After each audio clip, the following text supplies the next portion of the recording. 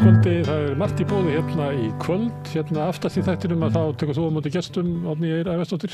Já, það mjög svona praktískt og líka kannski pólitískt spjall orðabækurnar sem við eigum á netinu, aðal íslensku orðabækurnar og hvernig þær geta eiginlega svona stuðlað framtíð tungumálsins og það spurningamerki hvort það framtíð tungumálsins. Það liggur í orðabókunum, maður flettir upp. Já, það þetta svo spennandi, þú verður að komast þú verður að hlusta til að... Hérna áður en að því kemur að þá verðum við líka að tala tungumálið og ritmálið, Hallgrímur Helgason, hann með sýningu í Borgarleikhúsinu, sem heitir 60 kíló, fjallar bækurnar 3 sem hann hefur skrifað Siglufjörð, sem heitir nú eitthvað annað í bókunum. En sýningi fjallar náttúrulega svolítið hann að skrifa bókina svolítið í félagi með þjóðinni og ég ætla að spjalla við hann þetta, svona rithöfundinn sem kemur fram og mælir fram sögur og frásagnir. Svona stundum kemur það hérna, hvort að við séum eitthvað svona tímamótum að svona ritmálið hafi ekki alveg sama sess og áður. Ég meina, þú kannast við það að það vera kvart yfir að fólk lesi ekki nóg mikið af bókum, en fólk að lesa alls konar hluti, en síðan það líka að talmál náttúrulega miklu ríkara. Og þetta verður líka til umfjöllunar í spjallinu við þær, sem sagt, ég gleymdi að nefna, það Halldóra Jónsdóttir og Þórdís Úlfarsdóttir sem eru ritstjórar Orðabóka Árnastofnunar. Líka þú þekkir það að tónlistarfólk vegna þess að svona vörusalan, plötusalan, hún fallin og það eru streymisveiturnar sem að dreifa tónlistinni og skila listamönnunum sáralitlu, sópa þessu bara til sín. Og ég ætla að spyrja Hallgrím hvort að höfundasögu kannski að lenda í þessu. Þú höfundur kannski, þarf þú að fara... Já, ég bara komin út í blaðamennskuna, hef verið í beinni útsendingu, það kannski segið sína sögu. Já, og höfundur hafa svo sem oft verið í svona, til dæmis svona salontíma sem hefur oft verið mikil menningadegla, þá skiptir máli að ræða hluti. Ræðamálin, en ég hef nú aldrei trúið því að bókmálið bara dett úr sögunni, ég bara trúið því bara ekki. Eins og var það ekki til. Já, en ég einhvern veginn bara vil ekki trúið því. Sem sagt, þótt að samræðan aukist og þið talaða mál og jafnvægi þarna milli og tengslin breytist, sem greinilega eru að breytast mjög mikið núna, þessi tengsl. En ég hef enga trúið því þessi algjörlega kostnað hér skrifaða máls. Það margt að breytast í heiminum, meðal annars breytingar sem má rekja til Donald Trump í Bandaríkjunum. Það svona öðruvísi hugmyndur lýðræðið, hvernig það virkar, hvort að það sé lýðræði að sá sem kosið sem forseti kemur með tilskipanir og þvert á kannski svona reglukerfi samfélagsins og sé jafnvel bara gott fyrir lýðræðið að kjörni maður sem að les þjóðarviljan leggi fram tilskipanir til þess að minnka völd regluveldisins streifða lýðræðiskerfis sem að kannski orðið fiskið og fúið og komið í hönduna á fáum, ég veit ekki. Óttastu lýðræðið Trump? Óttastu lýðræðið? Hvort ég óttast lýðræðið? Já, ég óttast lýðræðið. Og ekki bara undir Trump, heldur bara víðar. En það einmitt verið dálítið áhugavert að pæla í skrifaða máli og munnlegu geymdinni og samræðinni í tengslum við lýðræðið og fasismann, að því ég held að það sé, ég er með svona smá kenningu það, en kannski ekki alveg til að tala. Kannski heldur því áfram að ég held að við ættum að vera svolítið að fjalla þessar breytingar á næstu dögum og vikum. Það eru kosningar, mjög spennandi kosningar í Þýskalandi seinna í næsta mánuði, þar sem að má líklega reikna með töluvörðum jarðhræringum í pólitík eins og við séð í kosningum í Hollandi og Frakklandi og Ítalíu og víða Evrópu. Þannig að ég held að það sé þessu þráður sem við ætlum að halda. Það Björn Þorláks kemur hérna eftir og ætlar að tala við blaðamenn. Hann ætlar að fá Freyju Steingrímsdóttur sem framkvæmdastjóri í Blaðamannafélagsins og Jón Trausta Reynisson að rugla því feðgum saman einhvern veginn sem framkvæmdastjóri Heimildarinnar. Og hann ætlar að vera með vikulega umfjöllun svona næstu vikunar fjölmiðla, hann Björn, og það hluti af þessu. Það mikil degla, kannski ekki degla, það svona mikil hrörnun í svona hérna hefðbundna fjölmiðla umhverfi. Það mikil degla, annars vegar hrörnun hins vegar. Það annars vegar hefðbundna fjölmiðla umhverfi, en síðan degla eins og hér og víðar, þar sem að fólk að leita að einhverju leiðum til þess að vera með fjölmiðla umfjöllun eftir að dómkirkjurnar hrundu. Spennandi að fylgjast með þessu samtali Björns núna eftir og enn einu sinni sem að þetta tengist allt saman ef þú pælir í því að þá koma hingað Björg Eva Erlendsdóttir hérna bara eftir örstutt auglýsingahlé og Atli Þór Fandal og við ætlum að tala lögum stjórnmálaflokka og tilefnið náttúrulega þessi umfjöllun Morgunblaðsins að Flokkur fólksins hafi verið að fá styrki frá ríkissjóði á þess að uppfylla skilyrði laga að skrá sig sem stjórnmálasamtök. ætlum að ræða það. Ég held að þau séu ekki að hvetja til þess að taka styrkin af Flokki fólksins. En það sáralítill munur á því að vera félagasamtök, venjuleg, eða skráð stjórnmálasamtök. Það ekkert miklu meiri kvaðir sem liggja á stjórnmálasamtökunum.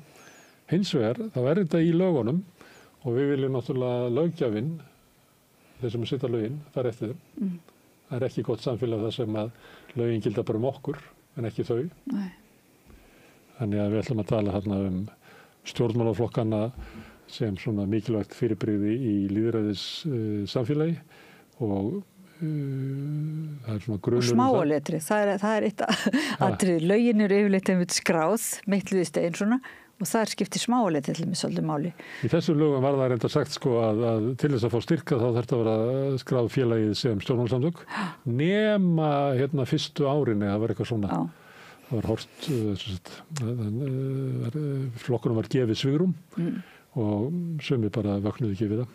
Við sjáum til hvernig það fer. Þetta svona ákveðin þráður í umræðin í kvöld en það má náttúrulega njóta hvers samtals fyrir sig. Ég ætla áður en að við skiptum yfir skilaboð frá einhverjum að þá ætla ég að minna á að samstöðin hefur verið byggð upp af áskrifendum. Það sá hluti áheyrenda og áhorfenda sem hafa gerst áskrifendur sem að keyrir allt saman áfram og allt sem við sjáum hér og heyrir í boði áskrifenda.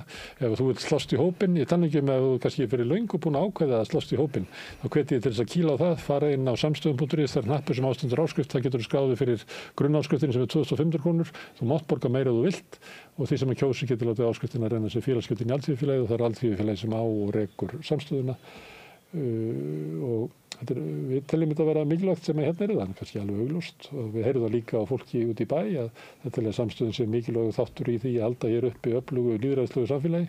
Ef að þú vilt leggja eitthvað til þess að halda því áfram, þá hvet ég til þess að íhuga það að gerast áskrifandi og fara inn á samstöðun.is. En framöndan hér örstutt auglýsingahlé og svo kem ég hérna aftur og ræði fjármál flokkana. Allt það besta ókeypis. Hrósaðu náunganum. Það betra. Samstöðin, þar sem manneskjurnar koma saman.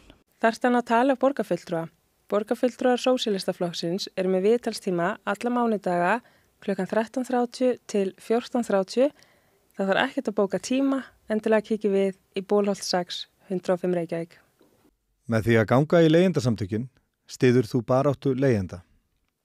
Leigjendasamtökin eru fyrir öll þau sem vilja vinna að réttlæti og öryggi á húsnæðismarkaði. Leigjendasamtökin.is. Allir þættir samstæðuverinnar eru á YouTube.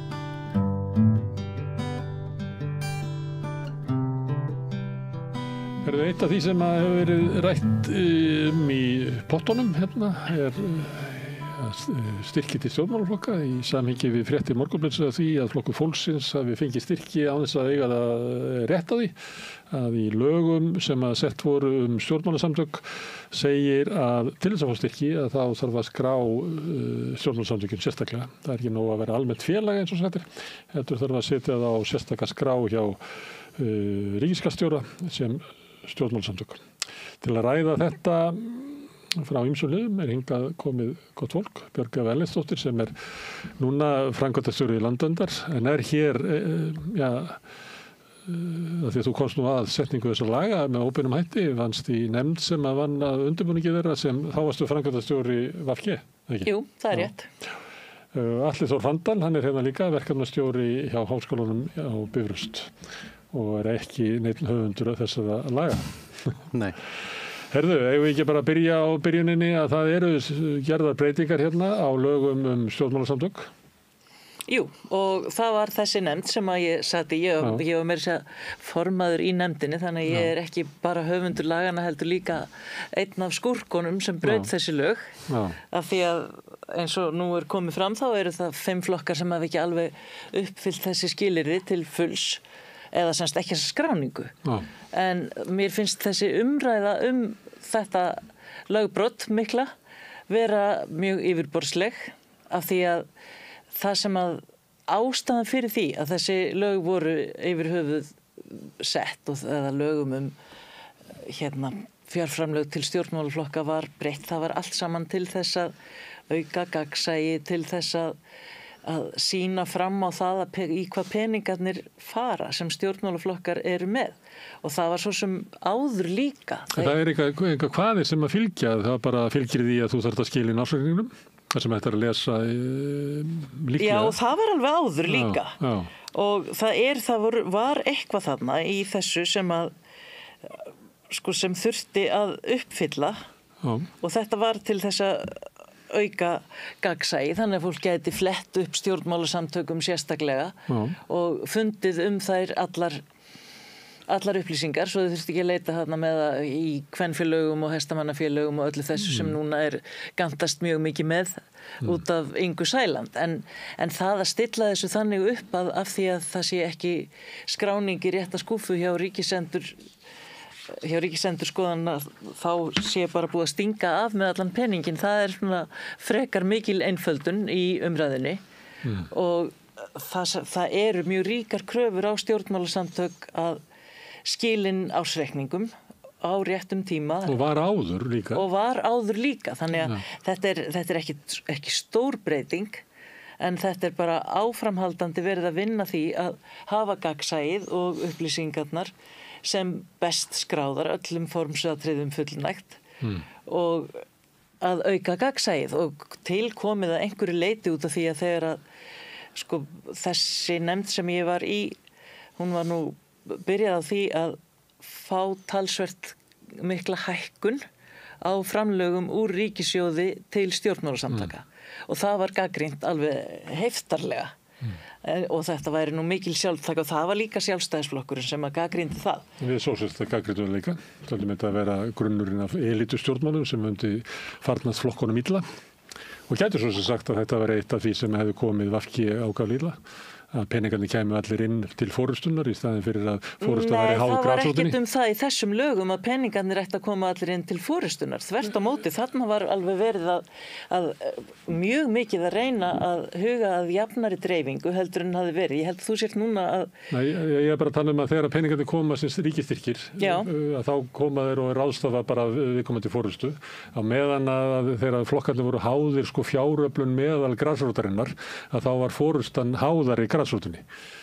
Það var gagnrýni okkar. Það var gagnrýni ykkar, en ég er hins vegar... Þið voru með happadrætti sem Birna Þórðar var með og eitthvað fleira sem voru alls konar aðferðir til þess að afla fjár. Já, en það sem ég er að tala er að þessi peningar, að því að þá voru framlögin úr ríkissjóði búin að lækka alveg ár frá ári í áraraðir og litlu flokkarnir sérstaklega, þeir voru alltaf bara staurblankir. En sjálfstæðisflokkurinn, hann hefur nú jafnan fengið nokkur ríflega styrki og inn í þessari nefnd var mest talað það hvort að það þyrfti að vera eitthvað lok á því hvað væri hægt að afla mikils fjár frá fyrirtækjum og ég hef alltaf verið frekar á því að það þyrfti að vera eitthvað þak á því og það var endar alveg áður en þessi nefnd þá var á því þak og síðan var semst spurningin að ákveða þetta þak, ákveða gagnsæið að það sem kæmi frá fyrirtækjum væri uppgefið og skýrt hvaðan það kæmi og að það væri sem sagt ákveða hámark.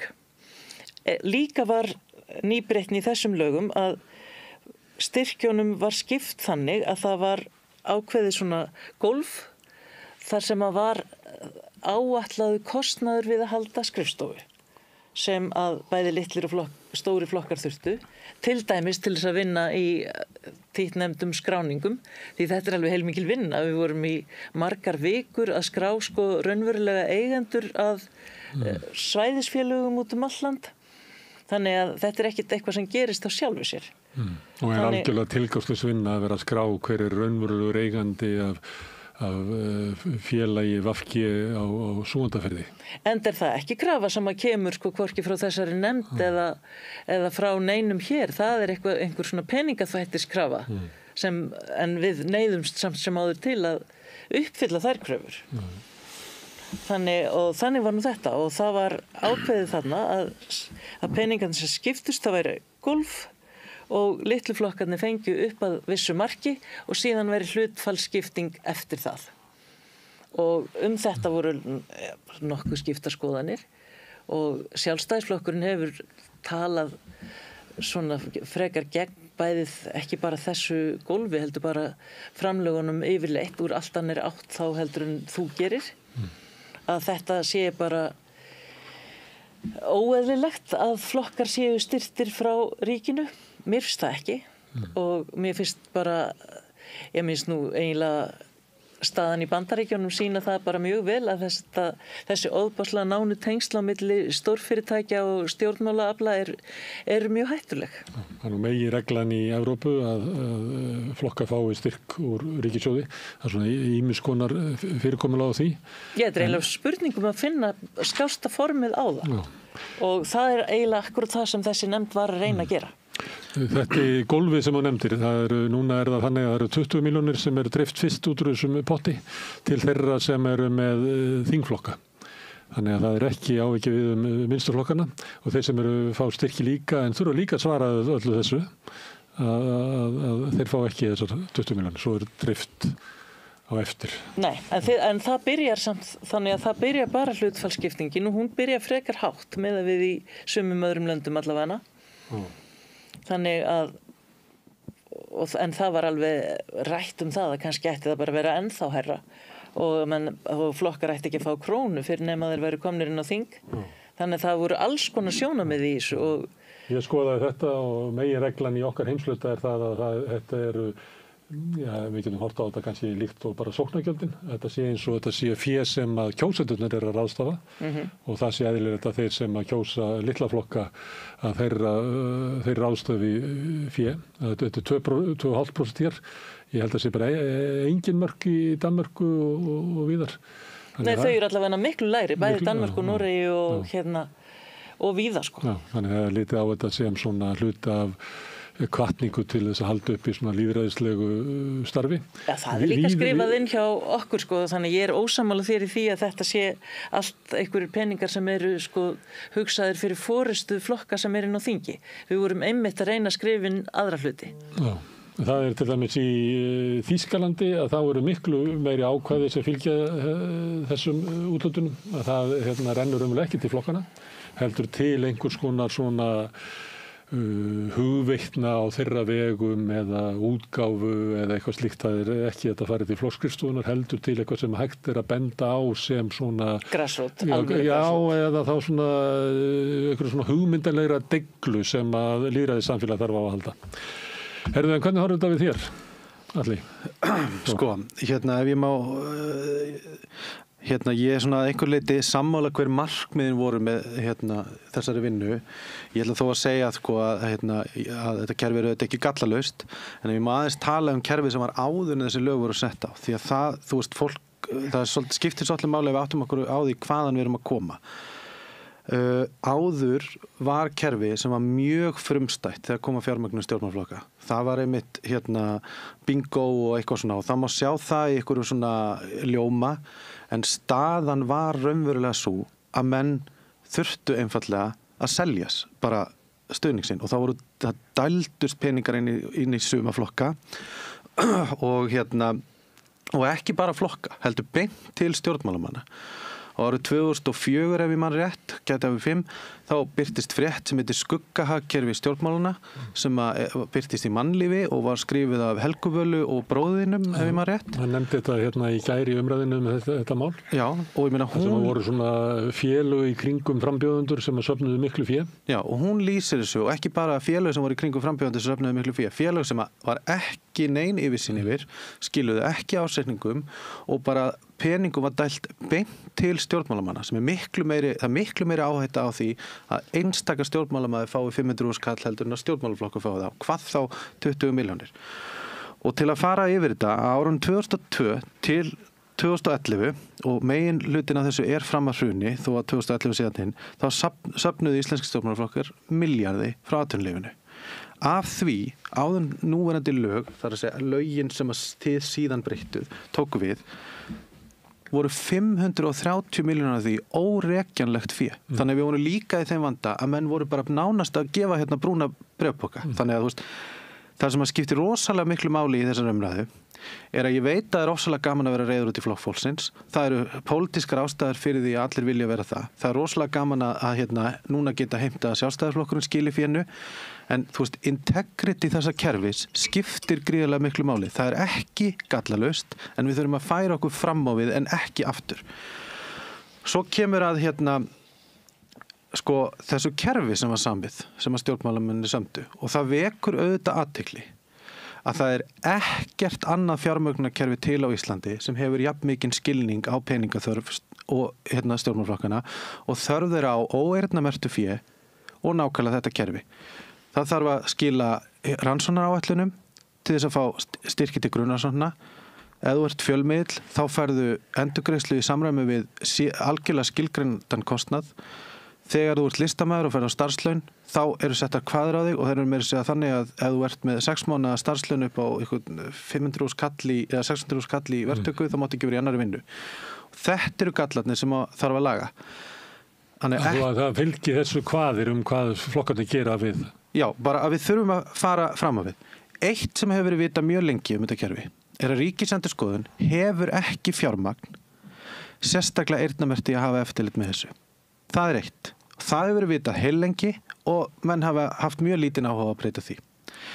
Þar má ég koma aðeins með smá innskot þarna vegna þess að það hefur staðið yfir mikið leit hjá hérna í ýmsum pósthólfum að þeim hvatningum frá Ríkisendurskoðun að flokkar skrái sig og ég held ekki að þeir hafi fundist. Já, en og ég veit alveg út af hverju það er. Já, nú er ég bara að benda á það. Þú veist, það er, þú veist, innbyggður galli í það hvernig þetta kerfi var innleitt það að eins og alltaf þegar kemur að ríkisstjórnum með sjálfstæðisflokkinn, þá er eitthvað tiltrú á því að þú getur fengið allt fyrir ekki neitt. Þannig að þetta til dæmis eitthvað sem núverandi ríkisstjórn gæti farið að skoða. Eftirlit með þessu kerfi. Það þarf eftirlit til þess að fylgja eftir reglum. Öll umræða það að þessi flokkar þurfa að endurgreiða þessa peninga bara rugl. Það er þannig að flokkarnir eiga rétt á þessum peningum samkvæmt lögum starfsemi stjórnmálaflokka og samkvæmt fjárlögum. Það er ekki marg ákvæði hvað þú þarft að uppfylla. En eitt af því að þú þarft að skrá félagið sem stjórnmálasamtök og Flokkur fólksins hefur ekki uppfylla. Algjörlega. Myndu þú veita að Flokki fólksins styrka þessu ári? Nei, og þau fá ekki styrk á þessu ári eða það verður frestun á þeirra styrk af því það er eitt sem þarf að hafa í huga. Það er ekki þannig að það sé hægt að sleppa því þú veist, þetta er í fjárlögum. Það er ekki þannig, það hefur komið margsinnis upp að flokkar uppfylla ekki ykkur skilyrði og það sem hefur gerst er frestun. Það er mjög mikið talað það núna að það eigi að skipta peningum sem ekki er úthlutað á milli hinnaflokkana. Þeirra sem uppfylla skilyrði. Það má alveg túlka lögin þannig. Það er bara búið að túlka lögin þannig núna og ég sá að Haukur Arnþórsson stjórnsýslufræðingur var meira sér búin að rekna út langt aftur í tíman hvaða flokkar skulduðu hvaða öðrum flokkum hvað. Já, en það er tvennt gott og þetta er endurgreiða. Núna erum við að tala það hvort að þið eru að tala eftirlit og nú komið fram að það einn flokkur sem uppfyllir ekki skilyrðin, á hann að fá útlutað eða á að taka peningin og geyma til hliðar þangað til hann uppfyllir það eða á bara að taka eins og deila því á alla flokka. Það mun að öllum líkindum vera niðurstaðan að þessi peningur eru geymdur til hliðar þar til að þessi flokkur uppfyllir skilyrðin. Enda líka eru þessi styrkir vegna þess að flokkar eiga að starfa í andalagana og ég ekki að gera lítið úr því að þau hafa ekki skráð sér rétt en höfum það í huga að það 2021 sem að þessum lögum breytt og þetta félagaform stjórnmálaflokkur verður til. Þetta voru félagasamtök. Ok, þannig að þú veist ég átta mig á því að núna vill fólk vera reitt yfir þessu og það bara mjög skilulegt vegna þess að það ekki eins og þetta sé ekki fyrsta skipti sem stjórnmálamennirnir okkar þú veist bregðist öllu grundvallatrausti. En þessi styrkir eru vegna þess að áður voru við með kerfi þar sem menn bara ráku hérna neðanjarða hagkerfi. Og það ætla núna að sjá eitthvað réttlæti í því að þú veist að flokkur fólksins verði sko krafin nánast í þrot eða hafi ekki fé til að reka starfsemi sem að raunverulega greitt vegna þess að við viðurkennum ákveðið hlutur stjórnmálaflokka. Fólk má alveg spyrja sig hvort að það sé endilega það sem við viljum. Við hljótum að vilja að kerfið sé betra og ég bara þekki þetta úr allri spillingarumræði. Það alltaf lögð svo mikil áhersla á það að vera reiður en það verður að vera eitthvað rými til að laga hluti. Ég verður ekki einn eitt sem rosalega reiður yfir þessu. En allir þá má samt koma með þessi rök og þú sérna, ég man einhvern tímann þá var ég að mér fannst Hafnartorg ekki falleg bygging og þá svaraði einhver og sendi mér mynd af bílaplannu sem hafi verið þarna og sagði hvað viltu hafa þetta í staðinn?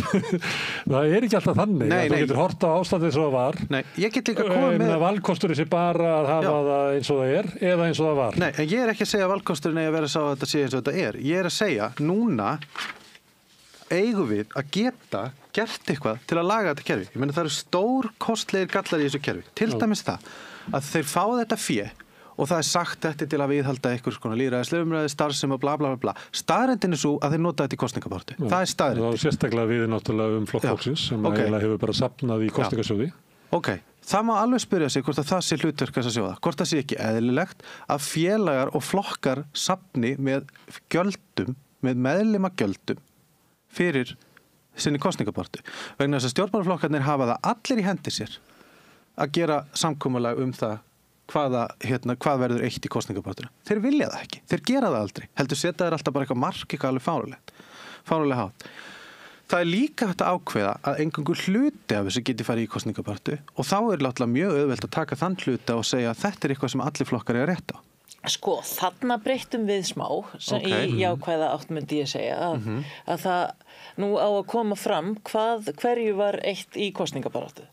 Þannig að þetta allavega að það liggur orðið fyrir hvað flokkarnir nota peningan í áður og meðan neðanhagkerfi var þá lág hvorki fyrir hvaðan peningarnir komu hvernig þeir verið notaðir. Ég meina Flokkur fólksins getur sagt að við eitthvað bröllu í kosningabaráttu og það ekki gert því. Það getur alveg sagt og það var, ég held að hafi verið alveg takmarkaður vilji hjá flokkunum sjálfum til þess að setja allar mjög þröngar skorður en gagnsæiskröfurnar þær komu og voru uppfylltar að einhverju leiti. Eftirlitið ekki og mér finnst, og ég verða að fá að klára það út af því að þetta með að Ríkisendurskoðun hefur ekki tökka og fylgjast neitt sérstaklega með þessu og hefur örugglega ekki fengið neitt til þess að gera það aukalega. Hún reyndar gerir miklar athugasemdir þegar hún fær reikningana og það töluverð vinna að koma reikningunum í gegnum Ríkisendurskoðun. Þau eru með það sem sá svona hálfu starfshlutfalli í eitthvað. Við vorum með svona þann síð að það eru svona fundir og svona þá gengur baukur og svo það uppgjör á því og það var endalaust eitthvað svona vangaveltur og það er náttúrulega fræðilegu möguleiki ekkur hafi komið inn og látið sko 1 milljón í baukinn. Nei, það gerðist nú ekki. Þetta var nú mest svona 100 gallar eitthvað svona.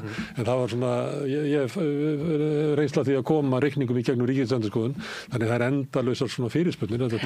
Það hitt og annað af fyrirspurnum en sem sagt eins og með þessar skráningar það þarf að vera eftirlit með þessu öllu saman og leiðbeiningaskylda væri góð líka fyrir fólk sem að standa í þessu og reyna að gera sitt besta. Ég ætla bara að fá að klára sko. Ég ekki hérna til að verja óbreytta stöðu. Ég ekki hérna til að segja að þetta sé fullkomið.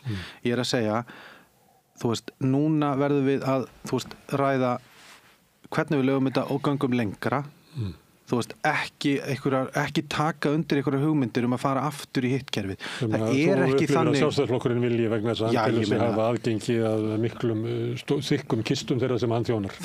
Þessi umræða, hún náttúrulega þjónar þeim tilgangi fyrst og fremst að gera það mjög tortryggilegt að skattfé sé notað í stjórnmálastarfsemi og að eðlilegra sé að menn gangi með bauk eða fái penning beint frá fyrirtækjum.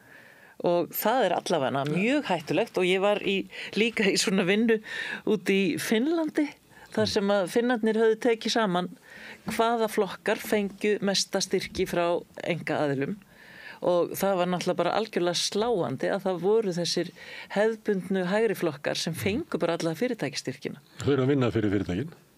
Já. En ég meina, en stjórnmálaflokkar allir eiga að vera vinna fyrir lýðræðið og ef að það eru þá bara þeir flokkar sem vinna fyrir lýðræði fyrirtækja sem fá pening, þá verður þetta nú pínuskakt. Sko,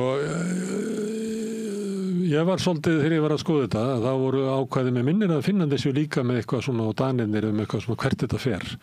En það er langt skýrast í Þýskalandi. Og ég var svolítið hrifinn af þessu að því að ég hef áhyggjur af veiku stjórnmálaumhverfi á Íslandi og að flokkarnir séu bara allt og veikir.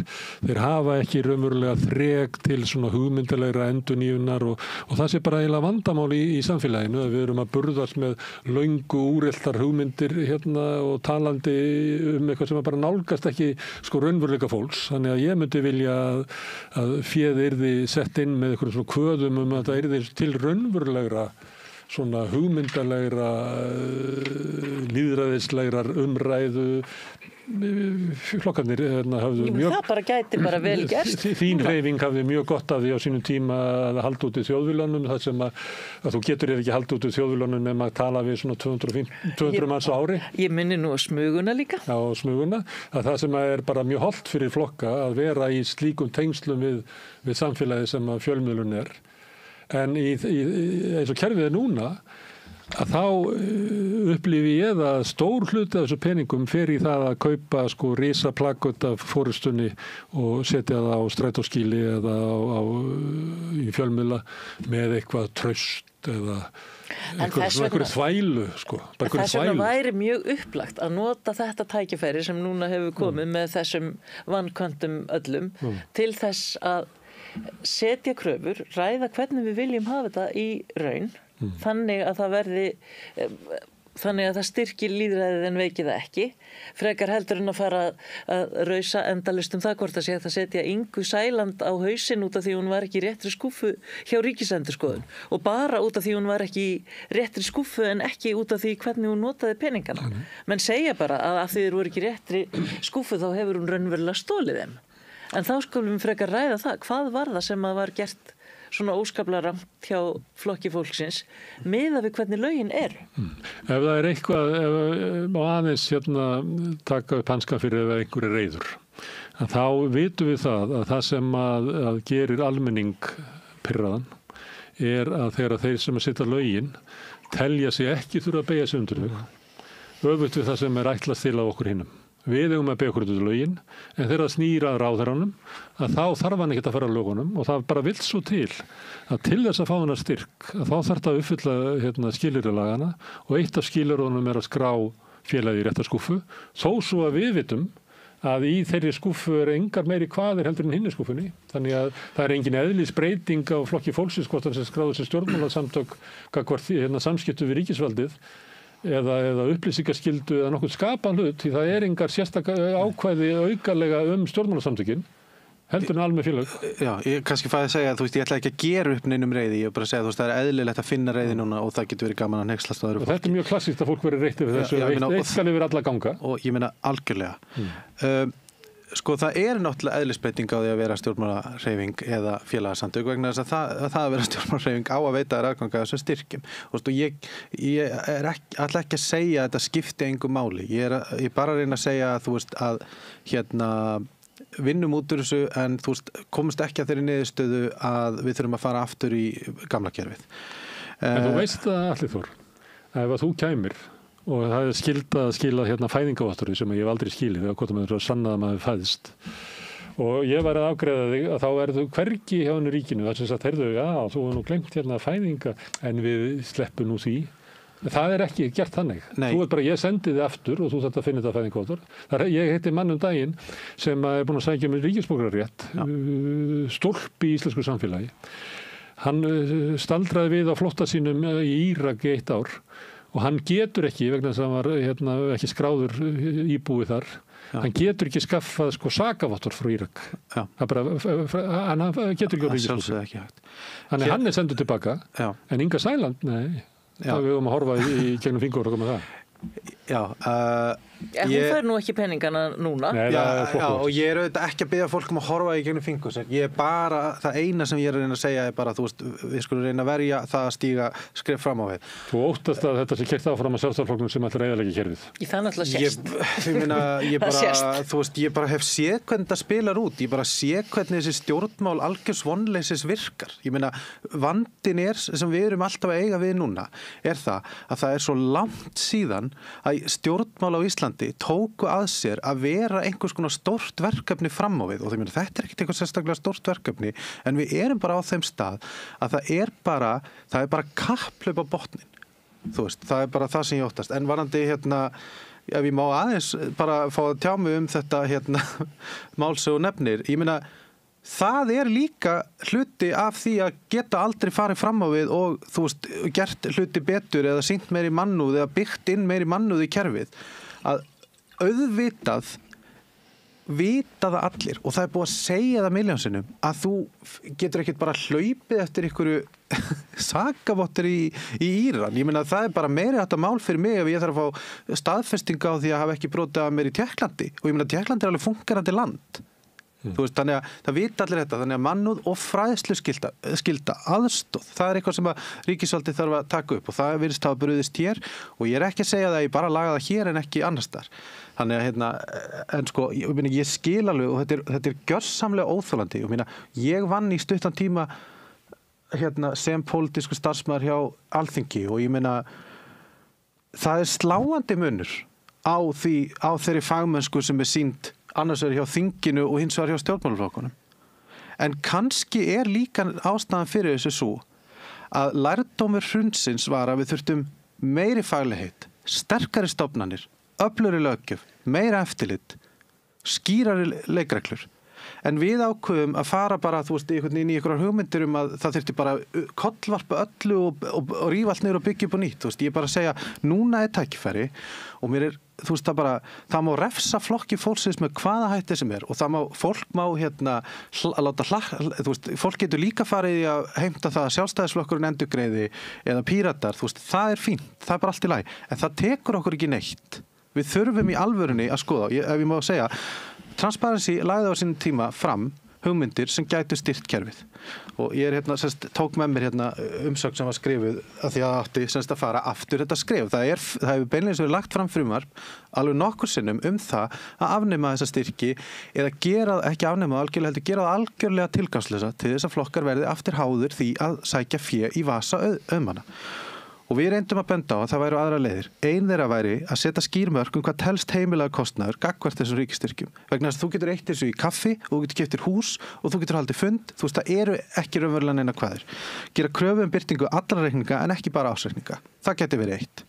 Setja lágmarkskvaðir starfsemi og þjónustu. Kvaðir, ekki tilmæli, ekki, þú veist, að til þess að fá þessi styrki þá verður að vera með þetta og þú ert að vera með ákveðna starfsemi og það ákveðin þekking sem þú þarft að ætlaðir að hafa. En þessar kvaðir hafa aukist alveg. Já. Hverjir eru þær? Hverjir eru kvaðirnar sem að fylgja? Sko kvaðirnar, allir segir þú getur keyptir hús, þú þarft ekki að sýna alla reikninga, en ársreikningurinn, það eru allir reikningar á bakvið, eru þar. En það er ekki kvaðir í hvað þú eyðir penningunum. Ég að tala bara einfallega að birta alla reikninga. Það getur verið eitt. Þú varst með meira það, þú varst með kvaðir það í hvað peningarnir. Já, það er að setja kvaðir. Meðal annars segja, þetta er ekki kosningasjóður. Þetta er sjóður fyrir ykkur til að reka ykkar lýðræðislega hlutverk sem ekki kosningar. Ég held raunar að það myndi koma flestum flokkum til góða, kannski ekki þeim allra ríkustu, að þessar kvaðir væru, að það væri ekki hægt að nota svona óheyrilega mikinn pening í kosningabaráttu. Og eins og ég segi, hægt og býtandi upp með því að hafa raun enga starfsemi en safna bara peningunum upp í kostningu. Eins og ég segi, þetta var ekki eitthvað sem við sögðum að ætti að vera. Við vorum að reyna að mæla gegn frumvarpið sem einmitt var að fara öfuga átt, þannig að við böndum á. Skrúa fyrir að ríkisstyrkir séu notaðir í kosningasjóði með því að aðgreina stjórnmálastarfsemi, þingmann og kosningar í aðskilda verkþætti. Þetta er kerfið sem ég vann undir þegar ég vann í breskum stjórnmálum. Það er algjör aðskilar, svo kom það einmitt í ljós, eins og alltaf í öllum stjórnmálum, að menn misnotuðu peningana. Og þá voru sett harkalegri lög, en það voru líka massívar afsagnir út af því máli. Öflug viðurlög og viðbragð við uppiðir grunum misnotkun. Vegna þess að það var komið upp mál á Íslandi þar sem að flokkar hafa fengið peningana og eftirlitslega hefur verið svo mikið að þeir hafa bara farið að fara á HM í Brasilíu, Þannig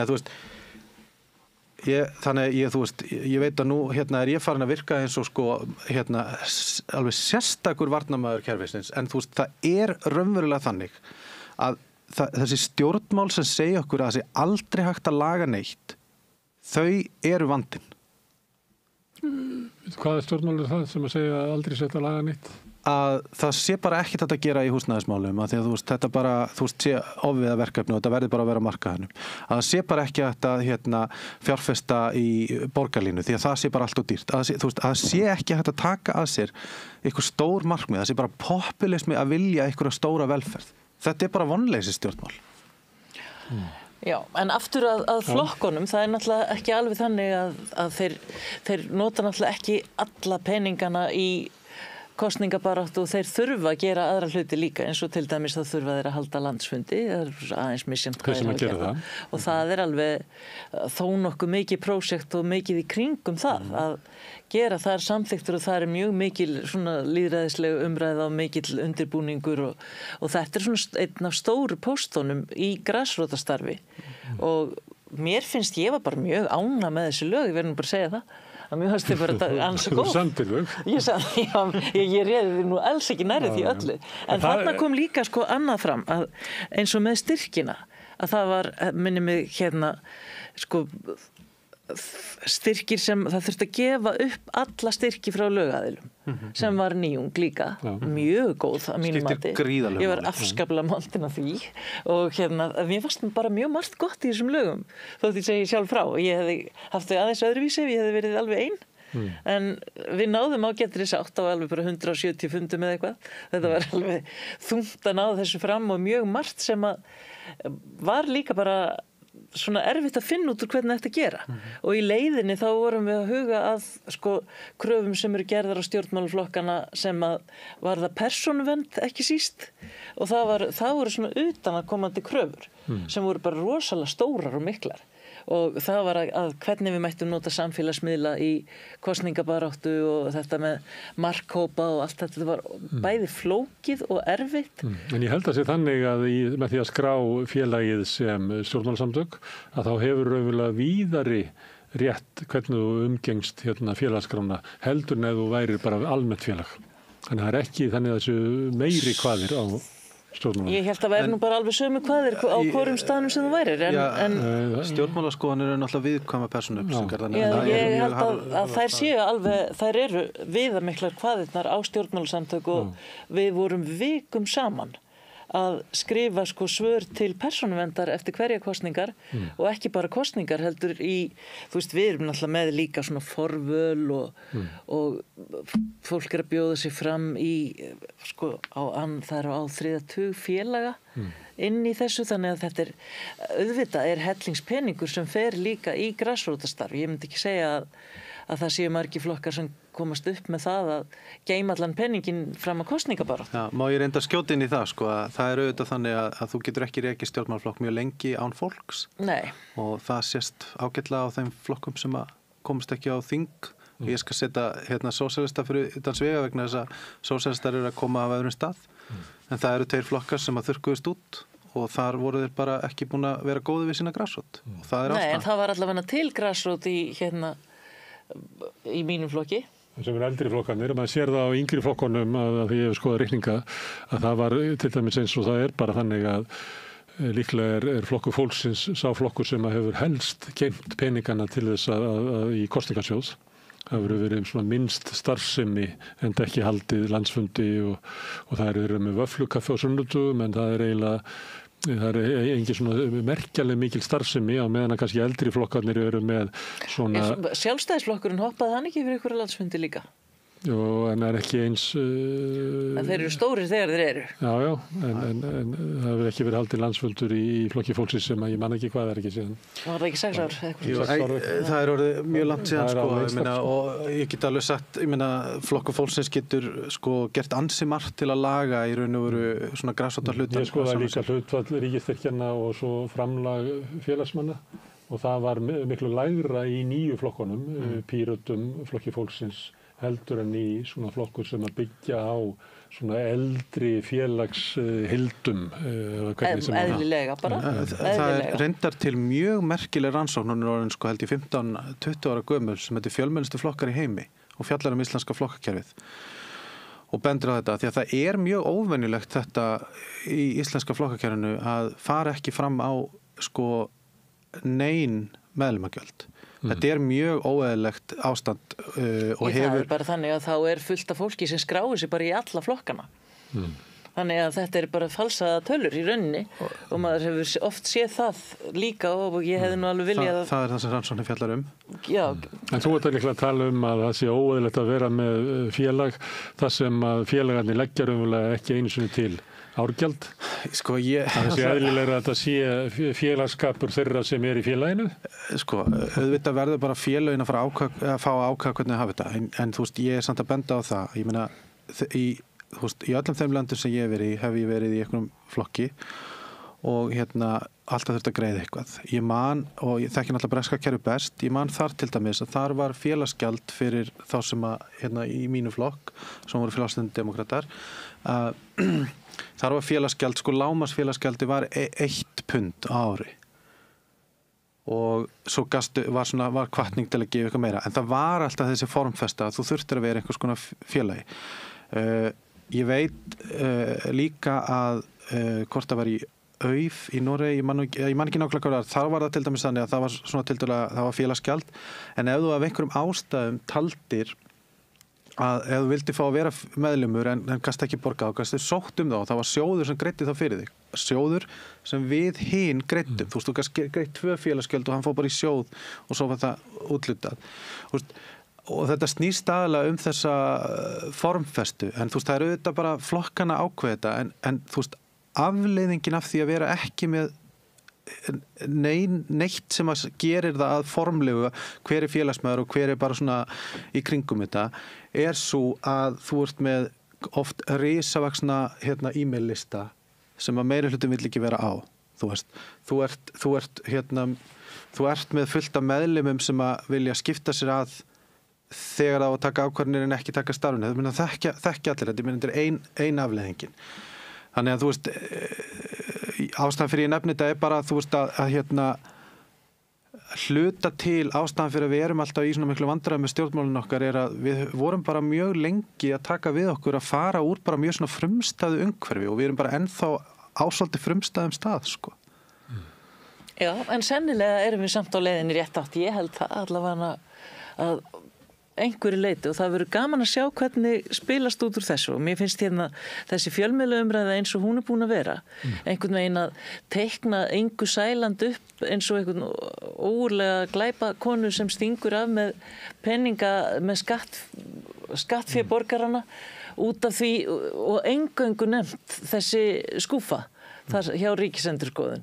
Það er sko 2-föld ófrægingarherferð, annars vegar gegn Ingu Sæland sem kannski mokkin lítur hugsanlega á sem veikasta hlekkin í þessari ríkisstjórn og getur bara djöflast á fyrir það og fyrir að svíkja öll kosningaloforðin og maður hugsa bara þvílíkt skaðræði er þessi kona þegar maður les þetta allt saman og svo hitt að þá er þetta líka ófrægingarherferð sem að er bara skattpenningar til stjórnmálasamtaka það er fé sem hendir á glæ og ætti bara alls ekki að vera. Það er andstæða við það og við heyrum það núna. Ég meina það er það sem þessi herferð er að segja. Þá ert þú og aðri framkvæmdastjórar á flokkarna bara settir inn í herbyrgi og þið eiginlega bara semja það hvernig þið ætla að hafa það.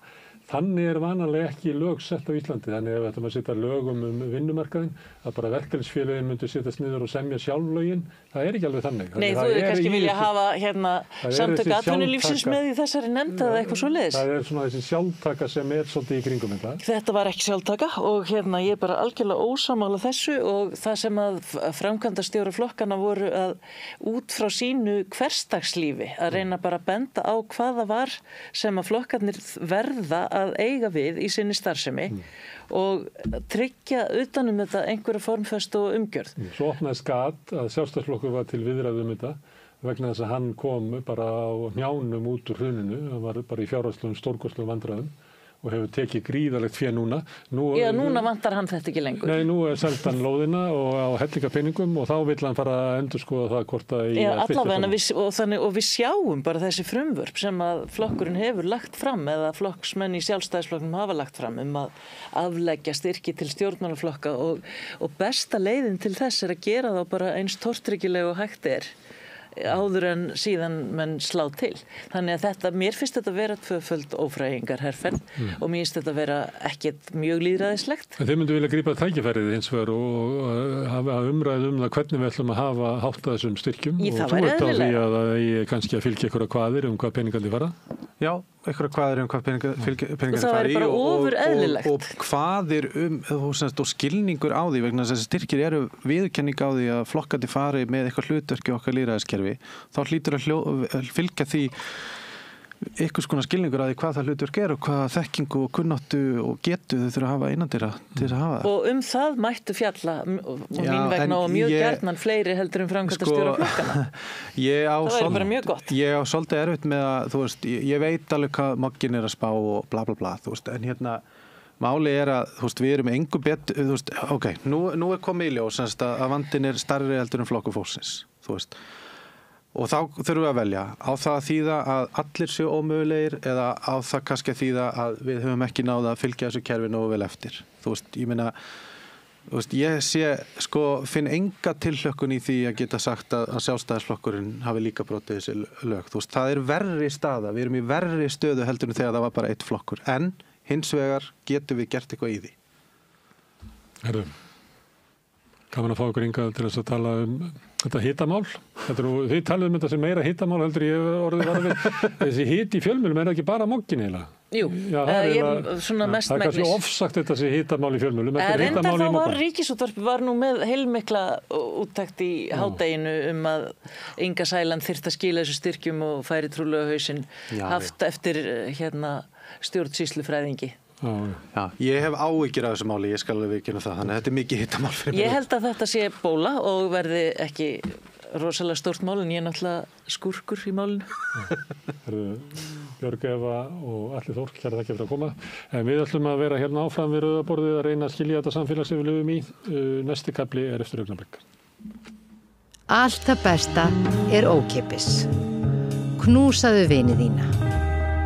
Samstöðin, þar sem manneskjurnar gerist áskrifendur á Samstöðinni og taki þátt í að byggja upp öfluga og róttæka samfélagsumræðu.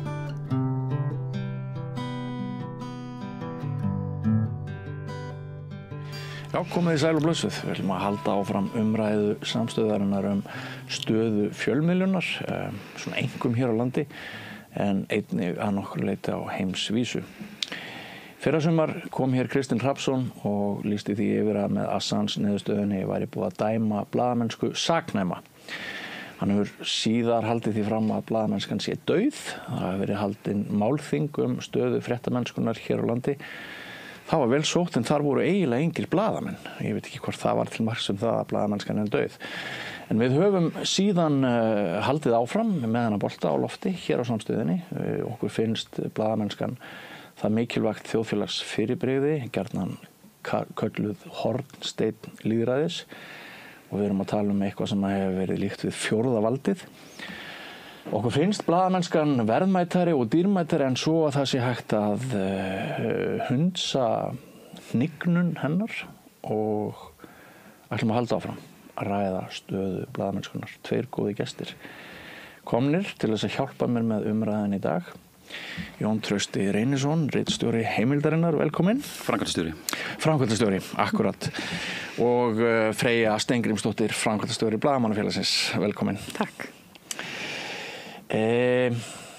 Freyja, ég var að reyna að fiska upp úr þér hérna fyrir þáttinn upplýsingar bara fjölda blaðamanna, bara stöðugildi miðað við það sem að margir svona rosknir blaðamenn eins og ég hafa verið að halda því fram að það hafi verið til eitthvað sem við höfum kallað gullöld og miklu fleiri og dýnamiskri fjölmiðlar heldur en í dag, stærri ritstjórnir. Veistu hvað blaðamönnum hefur fækkað mikið á Íslandi svona síðan þessi gullöld var, ef hún var þá einhvern tíma til?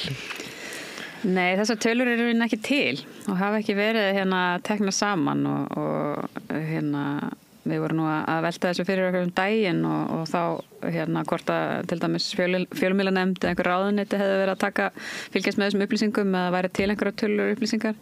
Það virðist ekki vera. Við vitum náttúrulega að það hafa komið skörð, því ég meina þegar torg fyrir á hausinn og fréttablaðið, þá kemur náttúrulega skarð þó að margir blaðamenn þar hafi vissulega fengið vinnu við blaðamennsku áfram, þá gerðu það sannarlega ekki allir. Margir þeirra fengu líka vinnu við almannatengsl. Já, einmitt. Og þannig að í rauninni eina sem er vita hvað eru sirka margir starfandi blaðamenn í dag. Já. Og það eru kannski rúmlega 500 á Íslandi, þá með blaðaljósmyndurum og sjálfstætt-starfandi. Það eru mjög fáir sjálfstætt-starfandi blaðamenn sem óvanalegt með hinn Norðurlöndin. Það er ekki auðvelt að vera sjálfstætt-starfandi blaðamaður á Íslandi og engin menning fyrir því í rauninni, eða lítil menning fyrir því á miðlunum að ráða sjálfstætt-starfandi blaðamenn nema þá í einhverju tilfallandi verkefni sko. Að mér skilst, kannski getur Jón Trausti upplýst betur það, en já, þessar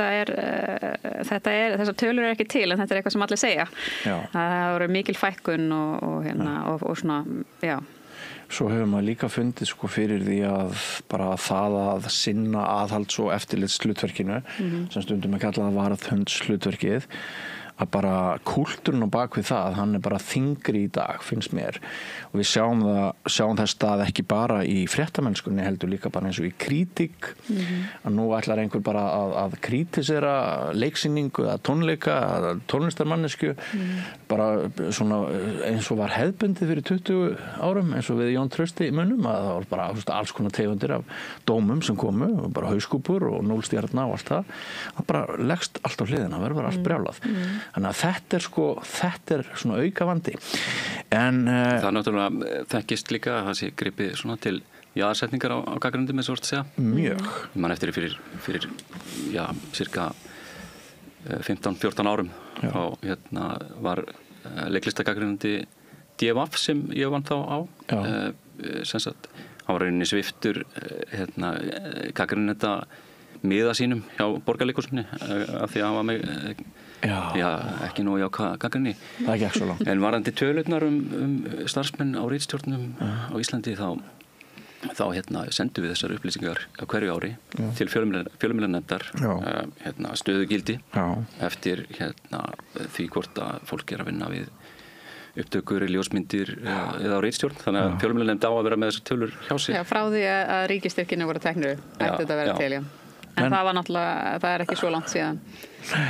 Nei, en samt, hún ætti að vera með þetta, við ættum að hafa þessi gögn en við erum ekki með þau. Já, og náttúrulega félagar í Blaðamannafélaginu eru líka upplýsingafulltrúar, þannig að já, ég reyndar, en það við getum flokkað eftir þannig skoða þessar tölur nú bara áðan sko. Svo er líka hægt að fylgja peningunum og eins og er gert í blaðamennsku og sjá hvernig tekjur fjölmiðla hafa þróast og þá er alveg áberandi að tekjur þessar blaðamennsku miðla, maður á að segja þannig, vikublöð, dagblöð hafa fallið mjög mikið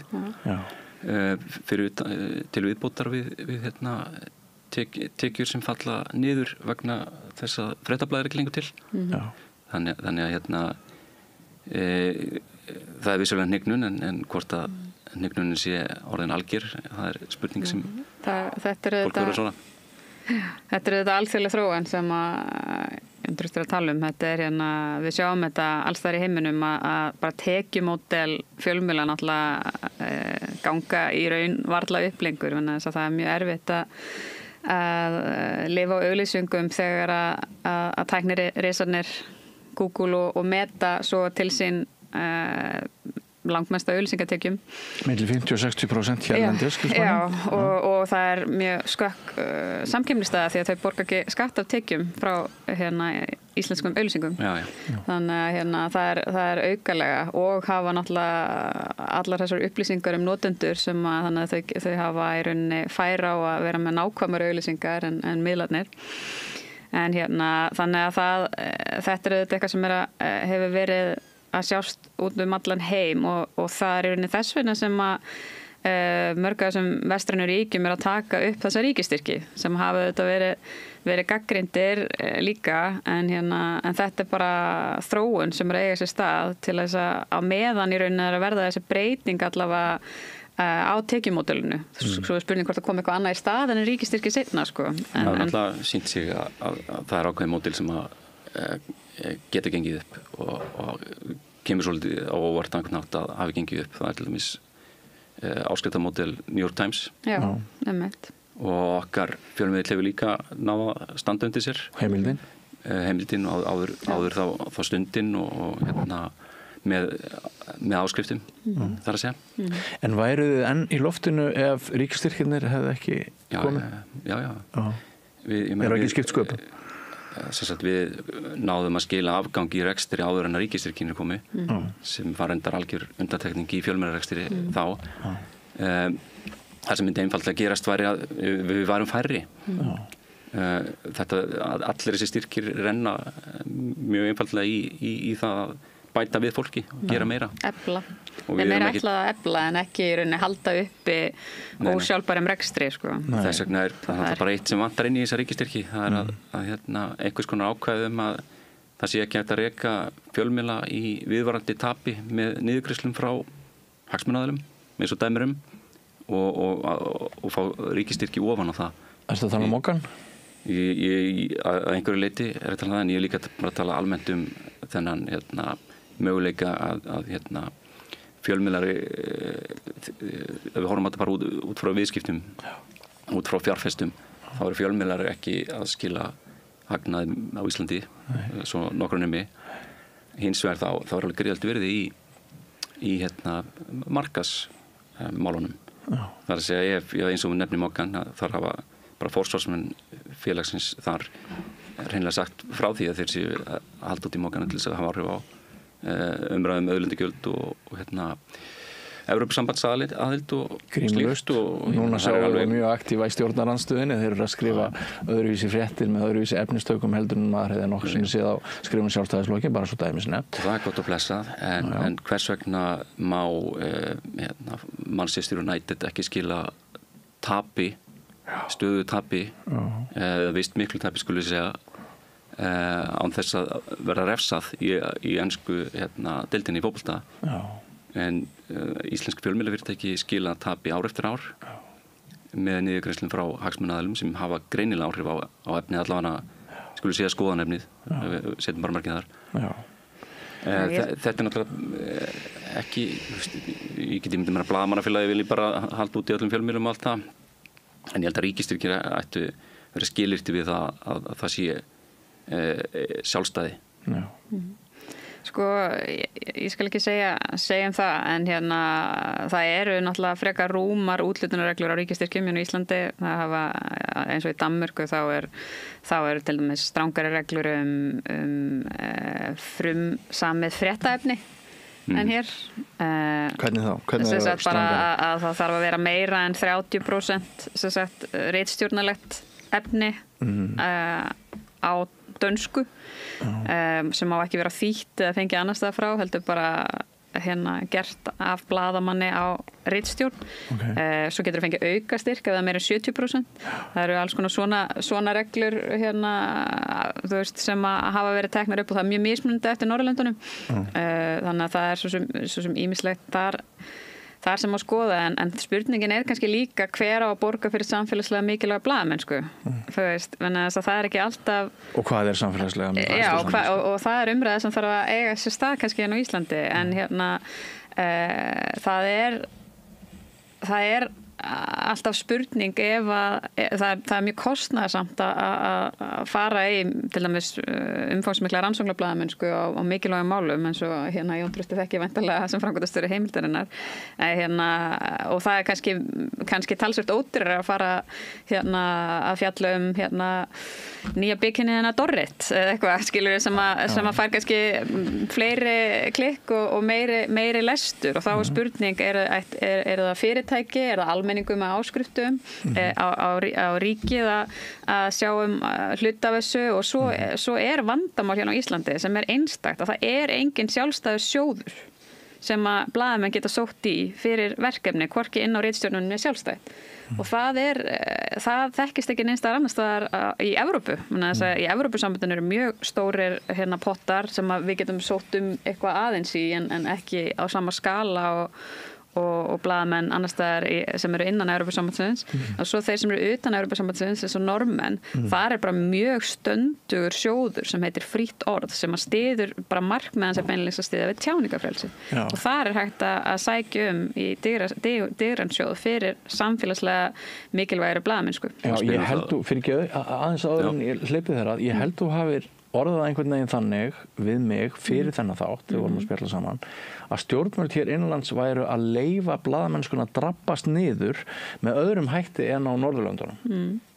Já, þetta er náttúrulega bara raunveruleikin sem við sem blasir við okkur. Það var einhver norskur rithöfundur í viðtali við BBC daginn og var að lýsa því hvað það væri svakalega erfitt að gefa út bækur í Noregi vegna þess að það væri bara, ef maður rétt, er ekki 5 milljónir íbúa. Við erum náttúrulega tæmlega 400.000 senast er gáði og þar á meðal stórhlut sem lesa ekki á íslensku. Þannig að þú getur rétt ímyndað hvernig þetta er á Íslandi.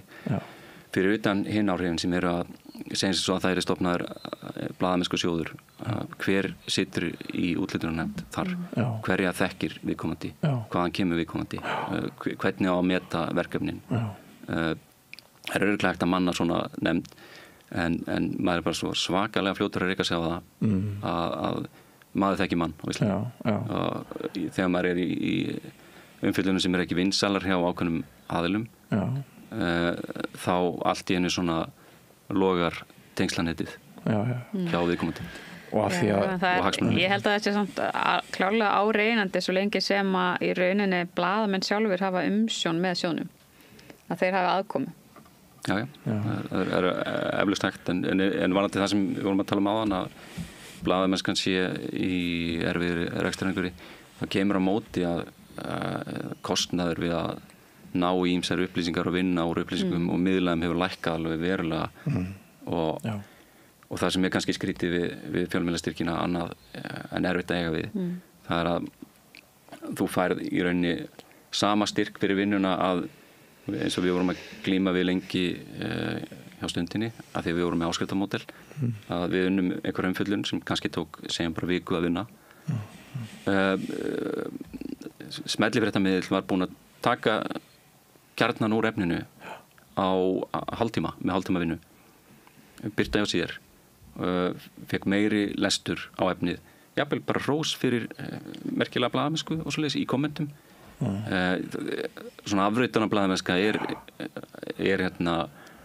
eðlilega orðin svolítið stór hluti af blaðamennskunni og það er ekki bara afritun af efni áskriftarmiðla augljóslega heldur er að fyrst og fremst að við sem blaðamenn erum að fá send efni tilbúið efni hérna og þaðan og stór hluti af blaðamennskunni sem væntanlega á eftir að verða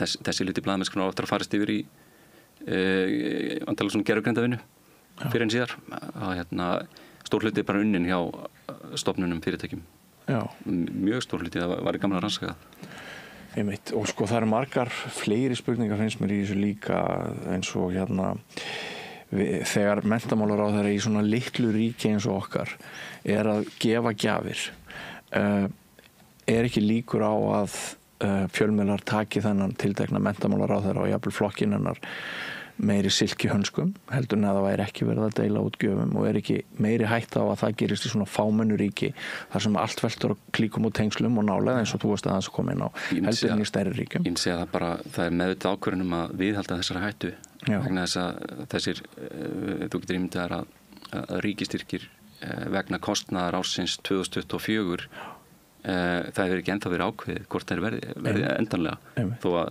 ráðherrann hafi lýst afstöðu sinni til 1 árs og það, ég reynilega átta mig ekki á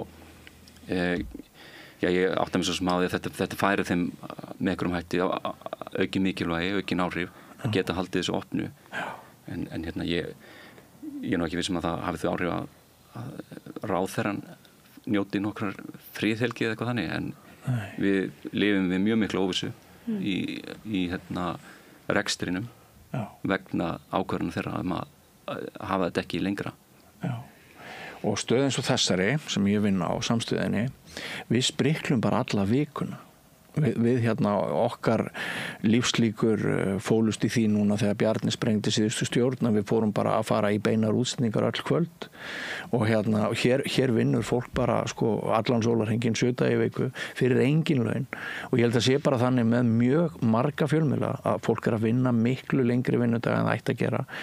Það hefur oft verið talað að hérna fjölmiðla umhverfi blaðamanna að umhverfi blaðamanna tekju umhverfi sé vont, vinnutíminn sé erfiður og launin séu lág en ég er búin að vera í þessum bransa næstu 40 ár eða ég er ekkert næstu 40 ár 41 ár í haust verið búin að vera í þessum bransa einmitt og hérna frá því að ég fór fyrst að fá tekjur sem frílans ljósmyndari norður á Akureyri fyrir nútíman, það ágæta blað sem þið kannski vitið nú ekki margt þá hefur einhvern veginn bara hægt og rólega finnst mér stuttasagan alltaf verið erfiðar og erfiðar að verða blaðamaður og þetta svolítið á tímum þar sem að sko áhersla á hið efnalega hefur aukist og maður til dæmis tekur eftir því þegar maður ræðir við ungt fólk að þau leita mjög eftir fjárhagsöryggi. Ég held að sé stærri ákvörðun ákveða að verða listamaður þegar þú ert 18 ára að útskrifast úr framhaldsskóla í dag út af því að 18 ára krakki hann lítur þannig á að tekjuumhverfið þetta sé ofstór sens að taka að verða listamaður með það þegar hérna mín kynslóð bara stökk út í hvaða sundlaug sem var og við trúðum því allt myndi blessast og einhvern veginn var það þannig að allt blessaðist en sko mér finnst bara allt og lítil umræða að vera þetta mér finnst eitt fjölmiðill hérna á landinu hafa það rosalega gott við fengum 6 milljónir í fjölmiðlastyrk og hann fekk held ég 6.000 milljónir 1000 sinnum meira og svo erum við að tala um eitthvað 2-3 milljarða auglýsingatekjur þar á undan. Þessi eini miðill sem hefur það dálítið gott á Íslandi heitir Ríkisútvarpið. Já, hann náttúrulega hérna fær mjög miklar tekjur bæði beinframlög og svo þetta af auglýsingamarkaði líka. Svo það sé sagt, þá er það nú samt svo að það sem sterkur ríkismiðill fjölmiðlaflóran yfirleitt sterk líka. Þannig að þetta þarf nú ekki að taka af neinum. En það alltaf þessi spurning hvort að RÚV þurfa að vera auglýsingamarkaði. Og við höfum séð það núna í HM í handbolta að þau hafa alltaf tíma til þess að skjóta inn orði í hálfleik af því það svo rosalega intens auglýsingasalan. Og þessar auglýsingar, þær birtast þá ekki hvorki hjá þér nýja mér. Það náttúrulega mjög vont þegar að líka hérna kannski fréttastofa RÚV hérna sem sagt háð því að það sé seldar nógar auglýsingar út af einhverju handboltamóti eða að það sé niðurskurður af því að það voru ekki seldar nógu margar auglýsingar í kringum Eurovision af því að það var ekki stemming fyrir því síðast skilu. Þannig að það líka bara ekki gott fyrir blaðamennsku hjá ríkismiðlunum held ég að vera háður þessum auglýsingatekjum. Ég hef ekki haft miklar ágjör af Ríkisútvarpinu þessu samhengi. Það hefur miklu meiri áhrif hjá okkur þegar verið að halda út í einkareknum miðlum með niðurgreiðslum frá auðmönnum í samkeppni við okkar fjölmiðil sem hefur litlar auglýsingatekjur með útbreiðslu. Við náttúrulega bara þekkjum það að það verið að undirbjóða verð á auglýsingum til dæmis. Við þekkjum það að það er fyrirtæki sem nýtur niðurgreiðslu útgerðar manna sem rekur einu dagblaða prentmiðil landsins, einu dagblaða dreifinguna og ég er að gefa út fríblað með verð á auglýsingum sem ég get ekki reiknað að standa undir sér og þetta er rauninni bara svona svolítið samkeppnismál. Varðandi Ríkisútvarpið þá hefur það náð að halda á úti öflugri fjölmiðlun. Ég held að áhrifin af RÚV væri meiri þegar í svona ástandi eins og var reyndar að miklu leyti fyrir hrun. Þegar áherslan er fyrst og fremst á að hvað maður að segja einnar heimilda blaðmennsku eða tveggja, það sem einn segir eitt, hinn segir hitt, það sem allt verður mjög grunnt og sjáum til dæmis bara með þegar það kemur einhver umfjöllun sem tekur einmitt sem bara viku, 2 vikur, 3, 4 vikur jafnvel, eða meira að vinna og er kannski óþægileg fyrir einhvern hagsmunaaðila sem er hugsanlega tiltölulega vinsæll í samfélaginu, bara eins og fyrir bankana á sinn tíma. Þá voru reyndar ekki mikla svona umfjöllunir vegna þess að eignarhald af fjölmiðlum bauð kannski ekki alveg upp á.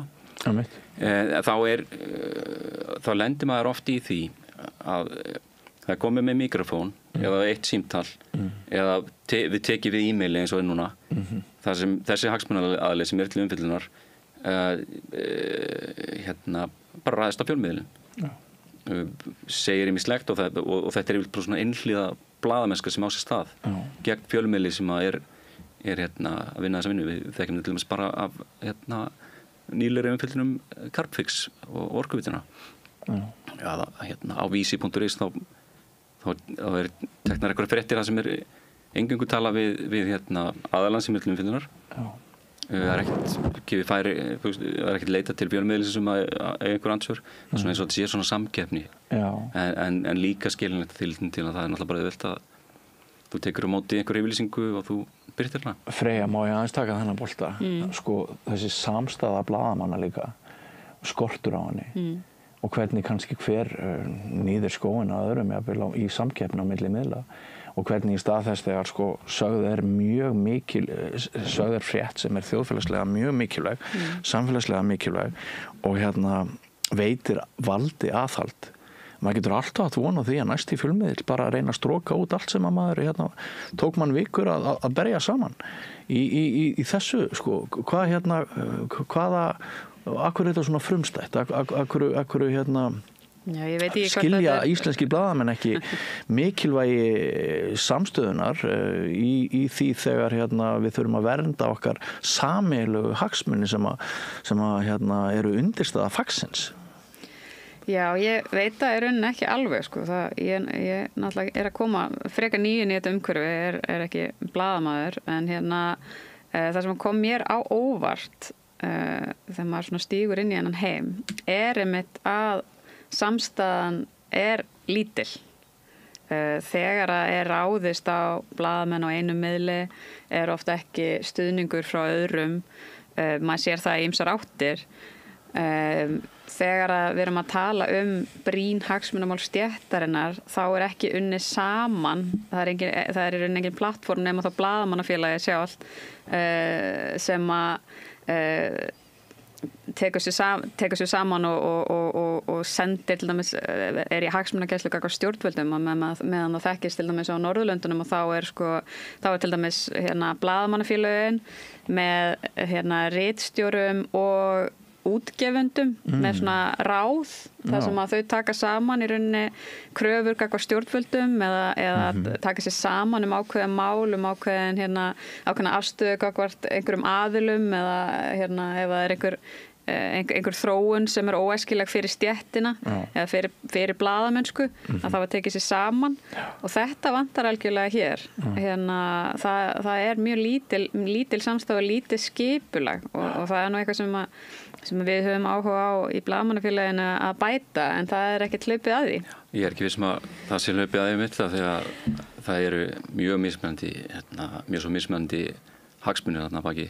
Segjum til dæmis með fjölmiðlastyrki að hálfpartinn hafa ákveðin fjölmiðlafyrirtæki svona slegið hendina á móti að þetta sé of lítið og samframvegis.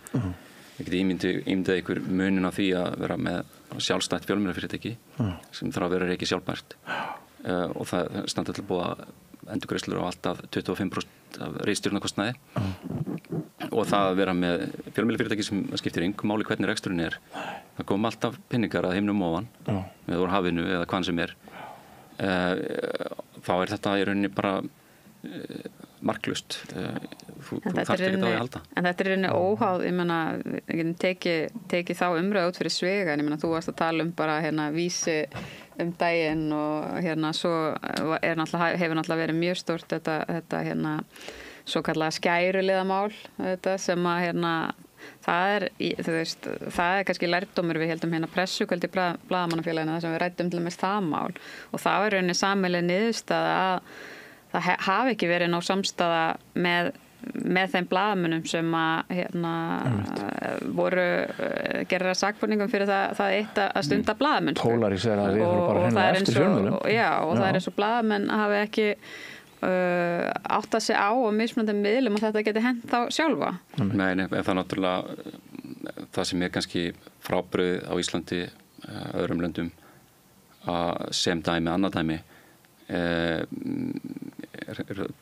að ritstjórnarinnar fyrirrandi mesti valdamaður í íslenskri pólitík sem stendur fyrir ákveðnar stefnur og tengsl og það eru ekki allir á Morgunblaðinu einhvern veginn undir áhrifum viðkomandi en þetta er fólki sem ræður inn á ritstjórnar og stýrir menningunni miklu leyti og svo held ég sé nú alveg eðlismunur á því á endanum með fjölmiðlum hverju sem stendur ekki undir sig sjálft og það er alltaf að koma einhverjir auðmenn og eitthvað jafnvel bara dæmum þar sem auðmenn eru bara að leika sér með yfirtökur og noti einhverju svona samkeppni sín á milli það nefnir ég til dæmis bara hvernig þetta fór með DFF og Birting og allt það á milli Róberts Vestmann og Björgólfs Thor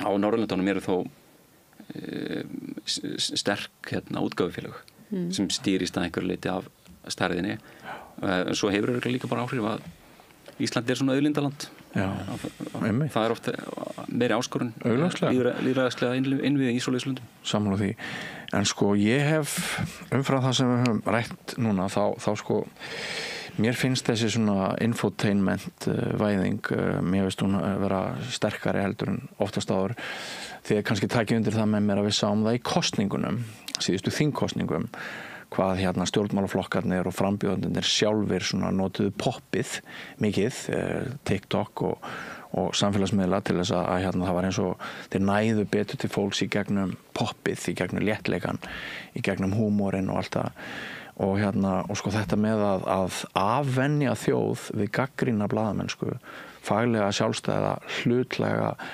góða, gagnrýna, erfiða blaðamennsku sem kemur við kaunin á fólki. Ég hef ágjör af þessu. Ég er ekki viss að podcastin leysi eða fylli þetta gat sem að mér hefur fundist, skapast að samstöðin er með vissum hætti að ég tel mjög mikilvægur miðill en við erum ekki að vinna í eins öguðum frétta vinnubrögðum frá móti kvölds eins og maður hefur gert áratugum saman þegar maður var að vinna á þannig ritstjórnum. Mér dettur í huga af því þú ert Jón Trausti hvað er ár síðan ég labbaði inn í höfuðstöðvar Heimildarinnar og var þá að ganga frá bók meðal annars blaðamennsku og blaðamennsku sem er ekki nógu góð að mínum mati. Besti vinur aðal. Já, og og í bókinni tala ég þessa jöfra þarna Inga, Helga og Þór Snæ og þeir eru allir farnir. Er það ekki frá þeir? Er ekki Helgi líka farinn? Jú, þeir eru allir hættir. Ingi er á Ríkisútvarpinu. Já, akkurat. Ingi fór náttúrulega í stjórnmál. Já, en kann að vera að umhverfið eins og við höfum svolítið verið að ræða með gagnrýnum hætti að þetta geti leitt til atgerfis flótta úr stéttinni og hver þín skoðun? Já, það var nú ekki tilfellið þarna. Það var ekki þessu tilviki. Þessum tilvikum. það við náðst að byggja upp sterkan fjölmiðil og sterkt fjölmiðlafyrirtæki í því sem heitir Sameinað útgáfufélagið eftir að Kjarninn og Stundin sameinuðust. Þannig að það vantaði ekkert upp á aðstæðu þar. Fólk náttúrulega bara með ýmsar ambisjónir í lífinu og sem getur byrst á ýmskonar hátt. Þér finnst ekki að sko bara þeir sem standa í svona útgáfu sé að gjalda fyrir einhverja svona samfélagstrendar samanber? Nei, við tökum bara aftur fylgjum peningunum þá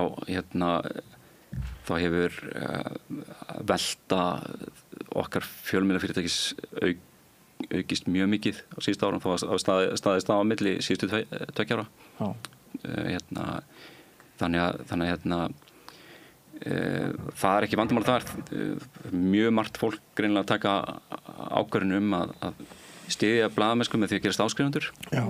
Og það þú veist að því að Freyja spurði áðan hver á að borga fyrir sjálfstæða eða óháða blaðamennsku. Það alltaf best að það sé bara almenningur sem gerir það með sínum ákvörðunum og með því að þá að votta að ekki að þau séu sammála öllum umfjöllunum, heldur bara að þau vilja það sé til sterkur vettvangur. Og það var alltaf markmið þegar við stofnuðum Stundina á sín tíma búið til rekstrarmódel sem væri ekki þannig að fólk væri hlaupandi eftir smellum eða eitthvað þannig. Heldur að það væri nægur tími í dýnamíkin náttúrulega allt önnur. Ef þú vinnur eftir því að þú býr til ákveðið trúnaðarsamband við lesendur með áskriftum. En í smellunum alveg svo í algoritmanum á samfélagsmiðlum til skamms tíma þá getur það náttúrulega leitt til þess að það sé verið allt einhver allt annað. Það sé verið að lokka fólk. Þó sé auðvitað hægt að gera það heiðarlega að vinna áhugaverða blaðamennsku. Það býra til svolítið erfiðar aðstæður bæði fyrir blaðamennina og einhverju liti lesendur. Og þetta auðvitað hluti af, sem ég var að tala um þessum alþjóðlega vanda að það til svo mikið fríuefni og ég meina Íslendingar tala mjög góða ensku þannig að það líka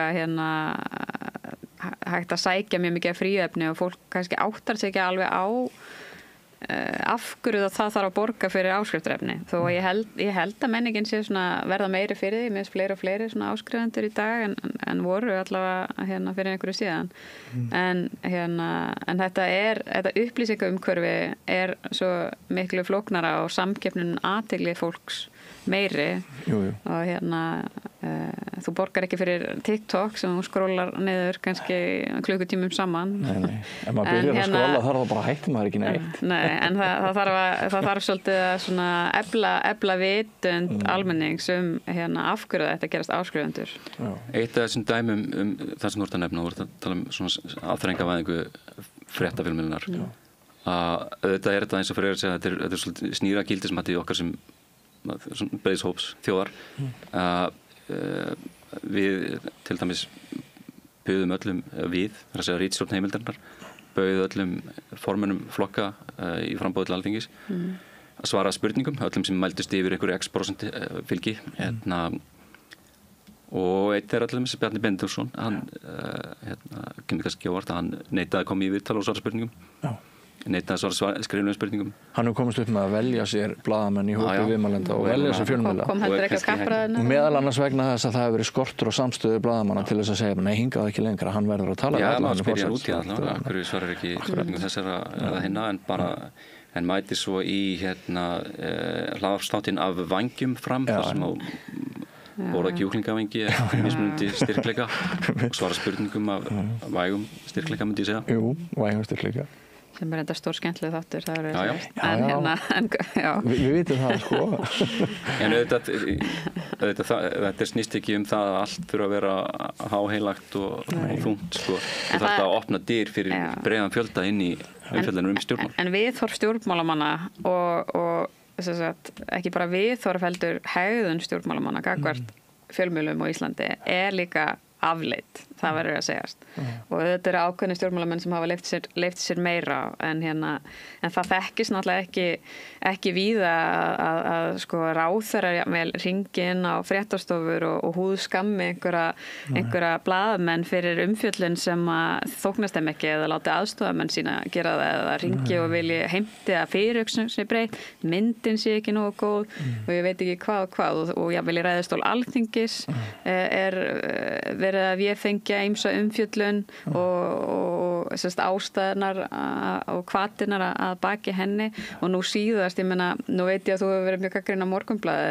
en Morgunblaðið hefur mjög góða umfjöllun fjárhag Flokks fólksins núna og þetta er auðvitað mjög fréttnæmt mál að stjórnmálaflokkur hafa verið að þiggja mörg 100 milljónir í styrki án þess að uppfylla reglur og þá sjáum við leiðtöfum ríkisstjórnarinn að hjóla í fréttamiðlinn og kalla hann falsfréttamiðil. Ég meina, maður getur haft alls konar skoðunar á eignarhaldi en það er náttúrulega gríðarlega alvarlegt mál að kalla Morgunblaðið falsfréttamiðil og vil nú taka upp hanskan fyrir þá í þessum máli. En þetta er samt bara eitt dæmi, það er kannski oftar í hináttina að við höfum séð gagnrýni á eins og heimildina og eitthvað slíkt, kannski sjaldnar að Morgunblaðið fá svona, en jú, ég held að Morgunblaðið fá það líka og samstöðin eflaust líka. Ég held að þetta reynir bara stóðum til að þau nefnir ekki skamma á okkur sko, það er bara óforbetranleg. Það er mikilvægt að sé tilstaða fjölmiðlar sem eru ekki flokkstengnir að það sé ekki hægt að afgreiða bara eða það sé ekki vænlegt að afgreiða heilu umfjallanir sem einhver svona hluta af einhverju hagsmunabaráttu eða því að við höfum séð þetta það er ákveðin halli í umfjöllunum Morgunblaðsins en það er líka bara allt í lagi fólk veit af því þetta er populismi sem þekkist náttúrulega bara að það er á uppleið í heiminum. Já, og við sjáum það náttúrulega mest í Bandaríkjunum og og var ekki Ingibjörg sem skrifaði mjög góðan leiðara þetta bara í síðasta blað. Jú. Mjög góður leiðara það sem er í gangi í Bandaríkjunum og hvernig hefur verið systematískt ráðist gegn fjölmiðlum og blaðamennsku þar og sú aðför mun halda áfram því miður vestanhafs og spurning hvað áhrif það mun hafa á restina af heiminum og þessi uppgangur auka hægri afla í Evrópu líka sko. En maður sér bara hvað stendur eftir þegar kemur að fjölmiðlum hvað þolir þennan vind það eru miðlar sem áskrifendur stíða við sínum áskriftum New York Times og fleiri miðlar á meðan miðl eins og Washington Post er farin að bogna undan valdinu í gegnum eigandan Jeff Bezos hefur stoppað einhverja grínmynd einhverja skopmynd og stoppa fleira í aðdraganda kosningana það sem hagsmunatengslin eru þessi og það sem valdasamþjöppunin er þessi og svo er það Norðurlöndin sem sama gaman finnst svona ríkistyrki almennt þá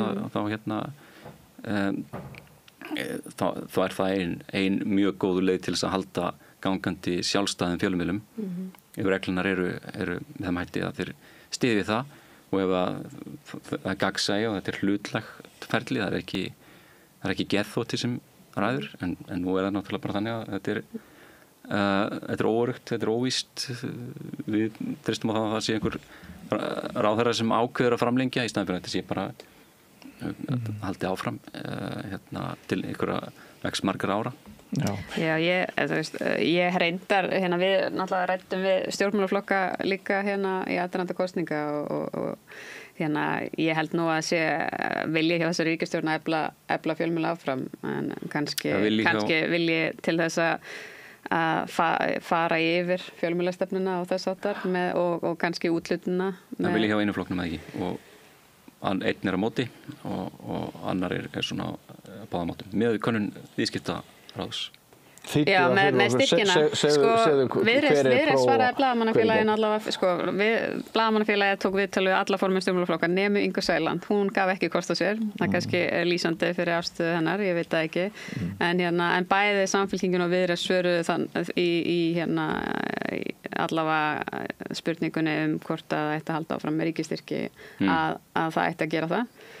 Já, viðskiptaráð var með eitthvað svona próf þarna á vefnum hjá sér og þar kom fram þetta að Flokkur fólksins var andvígur ríkisstyrkjum til fjölmiðla og mér myndi nú að Viðreisn hefði verið hlutlaus þar en það getur verið að stemmingin hafi verið aðeins meiri í viðtali við blaðamannafélagið en við viðskiptaráð heldur en þegar að svara til viðskiptaráðs.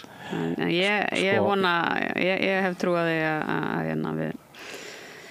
við náum að sannfæra þessa ríkisstjórn um að auka veg blaðamennsku í Íslandi.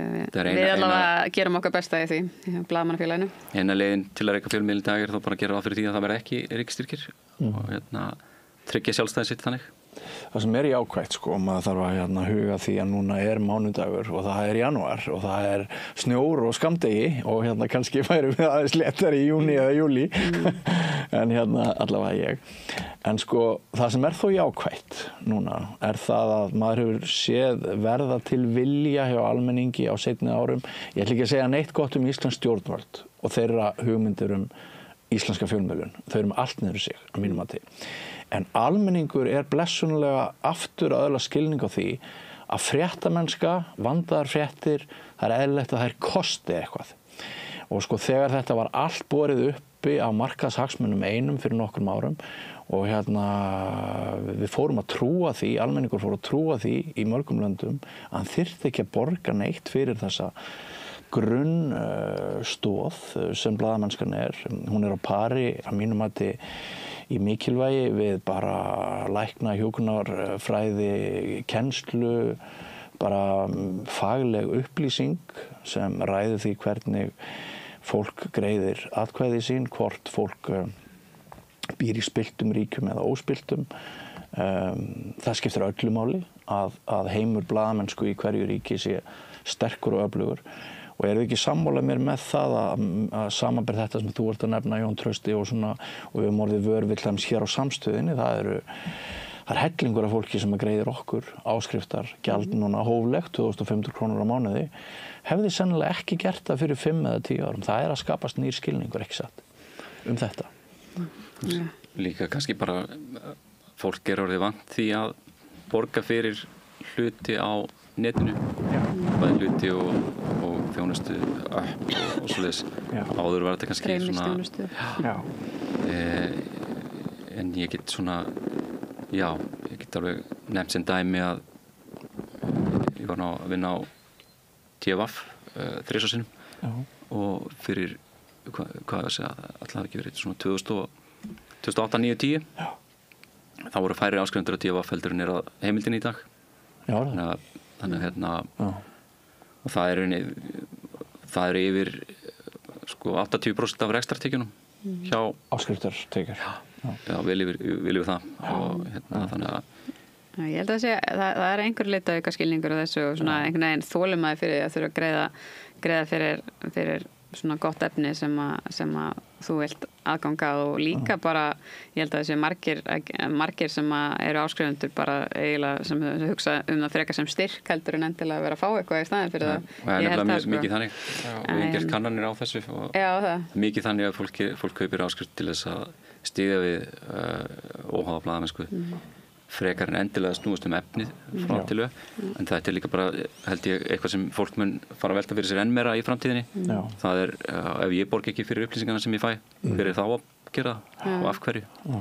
Og það alveg eitthvað sem kannski þarf að halda áfram að halda að fólki að það gerir þetta, það styðji við blaðamennsku með framlögum, með áskriftum. Mér finnst gagnrýnir blaðamenn oft fá meiri stuðning frá almenningi heldur en öðrum blaðamannum.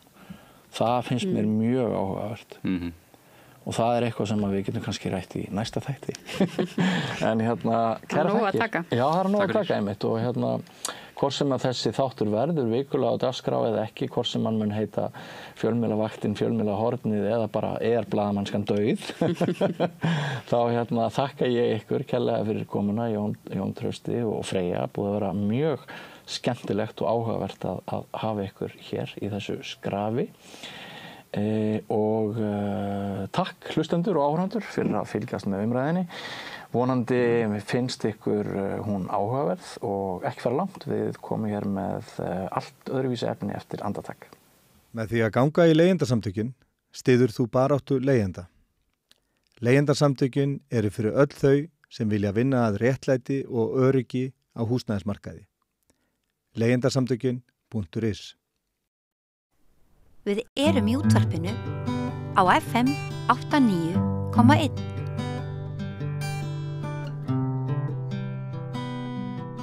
Já, nú komið að pólitíkinni, það náttúrulega sem er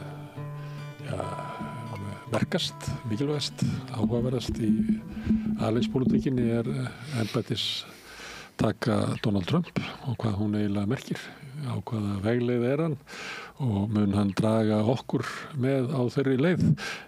Trump fasisti, spurðum við hérna í gær og við ætlum eiginlega að halda því bara áfram af það sem fyrstu spurningu til Eiríks Bergmanns, professor í stjórnmálafræði. Trump fasisti? Hann ekki hefbundin fasisti í það minnsta. Það hins vegar alveg rétt að það er farið að glitta í þann tíma að það þurfa að fara að draga fram þetta hugtak aftur. Það orðið það margt sem minnir á fasisma fyrir tíðar, þannig að ég ætla allavega að segja að spurningin alveg réttmætt á þessum tímapunkti. Þegar að Trump var seinast við völd, þá skorti nú ýmislegt upp á að væri hægt að kalla hann fasista og það kannski einhverjum sýrilagi það að hann var ekki sérlega einbeittur í að safna undir sig völdum. Hann stýrði, hann leik meira svona allt leik á reiði skjálfi fyrir höggar heldur en að hann væri að stýra með afgerandi hætti eða þagga niður í hópum eða fjölmiðlum eða þau stöðva frjálsa umræðu í háskólum eða eitthvað svoleiðis.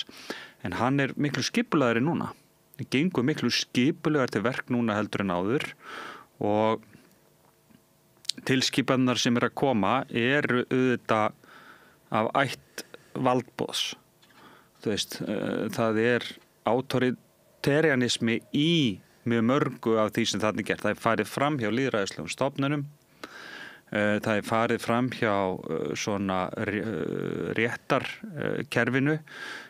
Það sem að við köllum regluveldi ekki í heiðri haft og það allt saman það sem að einkenndi fasisma fyrir tíðar. En nú myndi hann líklega segja en ég ekki tilbúin til þess að nota þennan stimpil bara klárt og kvitt. En nú myndi ykkur segja að hann kosin til þess einmitt að fara fram hjá regluveldinu vegna þess að regluveldið hefur haldið uppi ykkur í skipan sem að almenningur vill ekki. En fyrsta leiki við sem það sé satt. Ég held að ef að spurt væri hvort að fólk teldi réttarríkið vera réttmætt, þá myndi fólk fallast á það. Að við viljum búa í réttaríki, við viljum búa við regluveldi í merkingunni enska hugtaksins rule of law, að það sé stýrt samkvæmt lögum og reglum og það sé ekki farið fram hjá leikreglunum. En hann segir að réttarkerfinu hafi verið beitt í pólitísku tilgangi til að grafa undan sér til dæmis. Jú,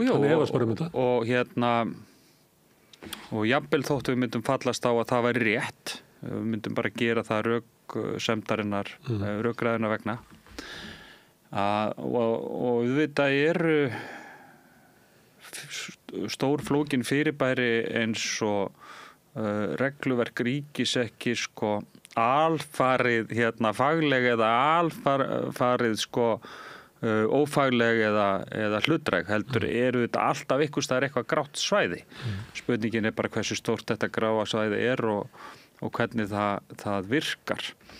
Þannig að jafnvel þó sem myndum fallast á það einhverju leiti að það væri farið harðar eftir honum út af einhverjum pólitískum ástæðum að þá myndi það held ég ekki breyta því að fólk teldi að forsetinn ætti eftir sem áður að fara lögum.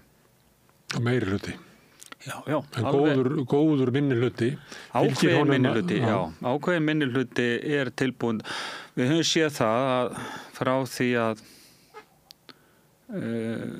frjálslynt lýðræðiskerfi nútímans festist í sessi, segjum eftir seinni heimsstyrjöld, segjum að þeir frjálslynda lýðræði hafi verið svo veikburða á fyrri tíð að það sé kannski ekki hægt að halda því fram að það kerfi hafi fest sig almennilega í sessi á Vesturlöndum, en við gefum okkur það frjálslynda lýðræðiskerfi sem hefur fest sig í sessi eftir seinni heimsstyrjöld, það naut almenns stuðnings vel flestra í vestrænum lýðræðissamfélögum, en á þessari öld þá höfum við séð minni stuðning og fleiri fann að efast réttmæti þessa kerfis. Og frjálslynd lýðræðiskerfi þá kerfi valdreifingar, bæði valddreifing á völdum ríkisins í þrískipting þess, en það líka þarf að hafa öfluga lýðræðislega umræðu í samfélaginu og opna fjölmiðla og fleira sem þarf að halda. Það þarf að vera réttur fólks til þess að heyja baráttu sína og vera með verkalýðsfélög og alls konar hagsmunasamtök og það svona opin degla og við gerum ráð fyrir því að stjórnvöld verði að vinna í einhver svona sátt við þetta kerfi. Já, og getur ekki gengið gegn réttindum fólks. Já, en það það sem að Trump að segja, að þetta bara tafir í þessu, þetta skilar ekki þeirri niðurstöðu sem að við viljum almenningur og ég kann að lesa það hvað almenningur vill og ég mæli fram og þess vegna get ég bara gengið þvert á þetta samfélag með tilskipanir. En nú hefur almenningur aldrei búið við eins almenna velsæld eins og Vesturlöndum seinustu 70 ár, 80 ár eða svo, og þess vegna náttúrulega full ástæða til þess að brjóta það kerfi. En við reynda að sjá í Bandaríkjunum sem við förum í eftirstríðsárin að þá voru svona mælikvarða sem voru notaði meðal annars lífslíkur. Að við sjáum að í Bandaríkjunum sjáum við þær falla tilbaka, þannig að við höfum séð á undanförnum árum og jáfnvel áratugum ákveðna hrörnun í þessu gullaldartíma eftirstríðsárana. Já, ég ætla að taka 2 þræði hérna úr því sem þú hefur nefnt. Fyrsta lagi þetta varandi frjálslynda lýðræðiskerfi. Þú ferð ágætlega yfir það hver frjálslyndi hlutur þess og ég held að sé ekki allir sem gerir sér grein fyrir því að lýðræðiskerfi okkar ekki bara lýðræðiskerfi merkingunni þess að meiri hlutin eigi að ráða för. Það annar kannski hlutin af hennu frjálslynda lýðræðiskerfi. Það svona að laða fram almannaviljan. Og við löðum almannaviljan fram yfirleitt með hugmyndinni einhvers konar meiri hluta ræði. En það bara annar parturinn af 2 réttháum. Frjálslyndi hluti eins frjálslynda lýðræði þetta sem þú nefnir. Það sem sagt réttindi einstaklingsins.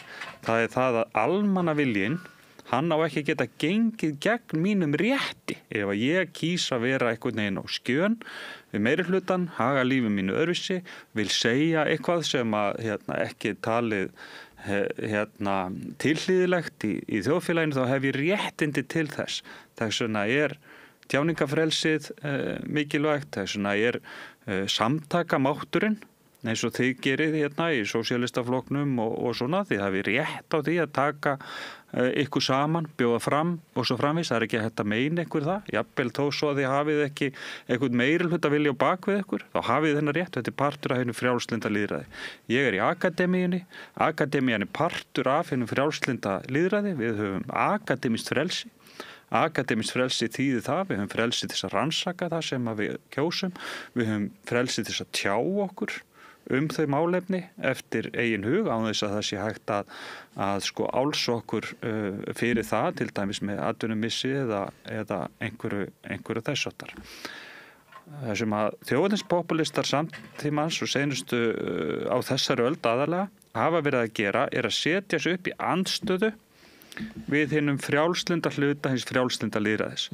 En þeir upphefja lýðræðishlutan í merkingunni meirihlutaræðis með þeim formerkjum að þeir sjálfir hafi einhvern veginn höndlað almannavilja. Þannig að þeirra túlkun á almannaviljanum sé það sem eigi að ráða og það það sem Trump að gera. Hann segir, ég hef fólki á bakvið mig og þess vegna þetta lýðræðislegt. Og þú í akademíunni hefur notað þitt frelsi til þess að grafa undan vilja þjóðarinnar eins og ég upplifan og skilan. og hérna og þess vegna sé réttmætt að sko takmarka mitt akademiska frelsi og svo í stjórnmálasviðinu að gæti vegna stuðnings sósíalista við frelsisbaráttu palestínumanna að þá séu þetta samverkamenn hryðjuverkamanna og þar höfum við rétt til þess að banna það og hitt sem að athyglisvert og sem að held ég skýri má ég skjóta neitt svona neðamáls ef að þetta skilgreining á þjóðernispopulisma af hverju varst þú og fleiri ekki bara einfallega að kalla þetta fasíska hreyfingu því að þetta náttúrulega einkenni á fasismannum sem að upphefur sko vilja meirihlutans og rétt hans til og hafnar sko við tvær ástæður fyrir því ein svo að stimpli eins og fasismi, nasismi fylgir bara svo mikil byrði sögunar að þú getur hreinlega sko ruglað umræðina með röngum merkimiðum ef þú ert of bráður á þér að kalla eitthvað nasisma eða fasisma þá rauninni falla þá geta röksemdið þínar sko fallið bara við það í sjálfu sér. Þannig að það mikilvægt að fara varlega með þessa merkimiða. Þeir fela svo mikla sko neikvæða sögu í sér að það ábyrgðarhluti að nota þá. Þannig að það endurtökast ekki aldrei alveg eins og þá getur sá sem sakarum að fasisti bent á en ég ekki eins og þetta og þannig ekki þótt að öllum ætti kannski vera ljóst að þetta náttúrulega bara þróun stjórnmálastefnu sem að endurfæðast á okkar tímum og bara fasísk í eðlýsingu. En svo hitt að ef við sjáum koma fram og raunverulegar fasískar hreyfingar þar sem að við sjáum svona herska og öfl fyrri tíðar vera að taka á sig mynd í dag þá mikilvægt að eiga inni þessi hugtök þess að geta þá notaði þegar það raunverulega orðið þannig og þess að sagði hér í upphafi þessa spjall sko að það ástæða til þess að fara að skoða það hvort það sé þá ekki eitt og annað núna sem að þessi hugtök eiga við en ég ætla bara að bjóða þær upp á annað hugtök sem ég held að nái betur utan það sem við stöndum frammi fyrir núna og það valdboðshugtakið. Þetta ákveðin svona autoritorianismi sko sem að við erum að horfa upp á. Ég get hins vegar alveg sagt að sko Vladimir Putin þetta fasísku stjórnmálaleiðtogi að ákveðnum hætti og þá það vegna þess að hann reynir ekki einu sinni lengur að halda því fram að það sé virt lýðræði í Rússlandi og það gengið það langt og heildarhyggjan þjóðina og að leiðtoginn hafi höndlað almannaviljan og að stefna hans sé í rauninni stefna þjóðarinnar. Þetta hinn fasíska inntak. En Donald Trump hefur aldrei verið þarna. Hann næstu því þarna. En hann komin inn, hann svona farin í humátt. Ég meina Grænland hans Úkraína? Já, ég meina þegar landvinningar eru komnir inn í spilið þá náttúrulega eru komnir nær þessu heldur en áður og það sem að gerast í ásælni hans bæði í Panama og Grænlandi og alvarlegra í Grænlandi allavega fyrir okkur að það orðið mjög alvarlegt hvaða nafni sem við köllum það þá ásælni hans í Grænland út yfir allt sem að getur rúmast inn í frjálslyndu lýðræðiskerfi samtímans. Hann með tillögur lausn á vanda Palestínu með því að flytja palestínumenn úr Palestínu. Já, en ekki til Bandaríkjanna heldur til annarra ríkja. En það svona svipað, þessar hugmyndir eru bara komnar til umræðu í alþjóðastjórnmálum. Það líka bara það sem að gerast í alþjóðakerfinu að hið marglaga kerfi ríkja samtaka að brotna upp og leiðtogar eins og Donald Trump, Vladimir Putin og aðrir eru að krefjast þess að alþjóðasamskipti fari núna fram milli ríkja og ástæðan svo að þeir fara fyrir fjölmennum voldugum ríkjum sem hafa yfirhöndina í slíkum samskiptum og fjölþjóða kerfin okkar eru svo veikburða að þau standa einhvern veginn ekki saman, eins og til dæmis Donald Trump hefur tekist að gera Grænlandsmálið að deilu milli Bandaríkjanna og Danmerkur. Og Evrópusambandið er eiginlega varla að borðinu og núna Mette Frederiksen að hitta utanríkisráðherra einhverja Norðurlandaríkja staðin fyrir ekki okkur samt en staðin fyrir þetta sé bara á miðlægu borðið í Brussel þar sem allt Evrópusambandið kæmi að málinu og til dæmis hótanir Donald Trump að beita viðskiptaþvingunum þær býtu þetta ekki ef að alþjóðasamfélagi tæki sig almennilega saman. Þeir hóta núna Kólumbíu 25% tolli. Segjum sér svo að ef öll Mercosur ríkin í Rómörsku Ameríku myndi taka sér saman og segja ok, gjörðu svo vel, þá færðu 50% toll á allar bandaríska vörur frá okkur. En kannski það ástæðan svo að þau gerir þetta ekki að því að þau telja sér ekki að haga því að blanda sér inn í þetta og horfa þá bara á hann kúa Kólumbíu. Já, en þá það verður svo næsti. Já, við vitum að það sé þannig í Evrópu að til dæmis Pólverjar eða svona austantalsþjóðirnar leggja miklu meira upp úr varnarbandalagi við Bandaríkin heldur en leggja eitthvað traust sitt á Vestur-Evrópuríkin og kannski hefur Mette bara metið að þannig að leiðin hennar til þess að búa til einhverja varnarstöðu í þessu væri að tala við Skandinavana en ekki við Evrópusambandið. Já, en þannig þú að útskýra ástæðuna fyrir þessum veikleika sem ég að nefna og að það að sé til staðar í rauninni vandamálið og ég hygg að alþjóðasamfélagi mun ekki ná tökum á þessum stjórnarháttum hótana og valdbóðs nema með samtakamættinum. Sem ekkert endilega gefið að hann finnist? Nei, Angela Merkel talaði mikið þetta þegar Donald Trump kom fyrst til valda og reyndi að koma á styrkari samræmingarferli Evrópuríkja gagnvart Bandaríkjunum en náði ekki mjög langt í gegn með þann málflutning. Og nú er Merkel ekki við völd og vilji til endurskoðunar á hennar framlagi og hennar orðspori fyrir heldur hnignandi en Trump mættur aftur í Hvíta húsið. Trump mættur aftur en hún hafði hins vegar alveg rétt fyrir sér mikilvægið alveg byrja hvað fólk finnst hennar störfi öðru leyti að þá hafði hún alveg rétt fyrir sér mikilvægt. Þannig að þetta samanbrot á hinu fjölþjóðlega kerfi og að tvíhliða samskipti verði meira ráðandi í veröldrinni gjörbreyting á hinu frjálslynda lýðræðiskerfi eftirstríðsárana þar sem ofan á þjóðríkið kom alþjóðlegur strúktúr bara hluta til lýðræðislegur til að hemja hinn sterka alveg eins og voru reglur og lög innan ríkjana til að hemja hinn sterka og það eitt ríki í veröldinni sem á meira undir þessu fjölþjóðlega kerfi heldur en kannski nokkuð annað sem að mun fara kannski vest út úr þessari breytingu ef að hún raungerðist og verður almenn og bjóður upp á að giska hvað ríki það sem háðast alþjóðalög séu virt.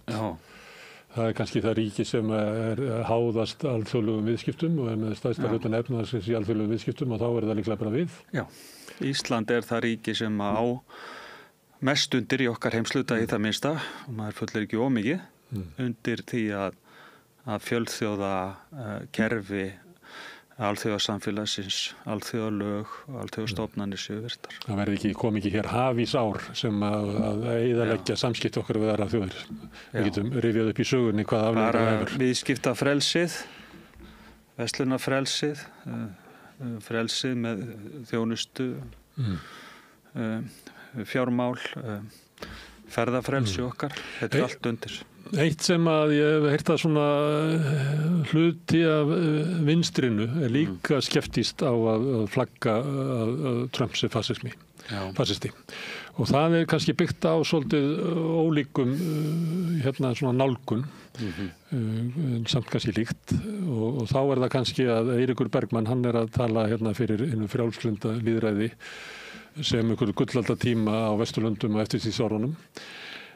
Og með því að taka gagnrýni og hvernig Trump öðruvísi heldur en það fyrir brýði, þá erum við eiginlega að láta líta svo út að þarna séu 2 valkostir og þar með verður tímabilið eftir síðsárunum og fram að tíma Trump svona eitthvað hið góða og þá eiginlega hvítþvofum við það.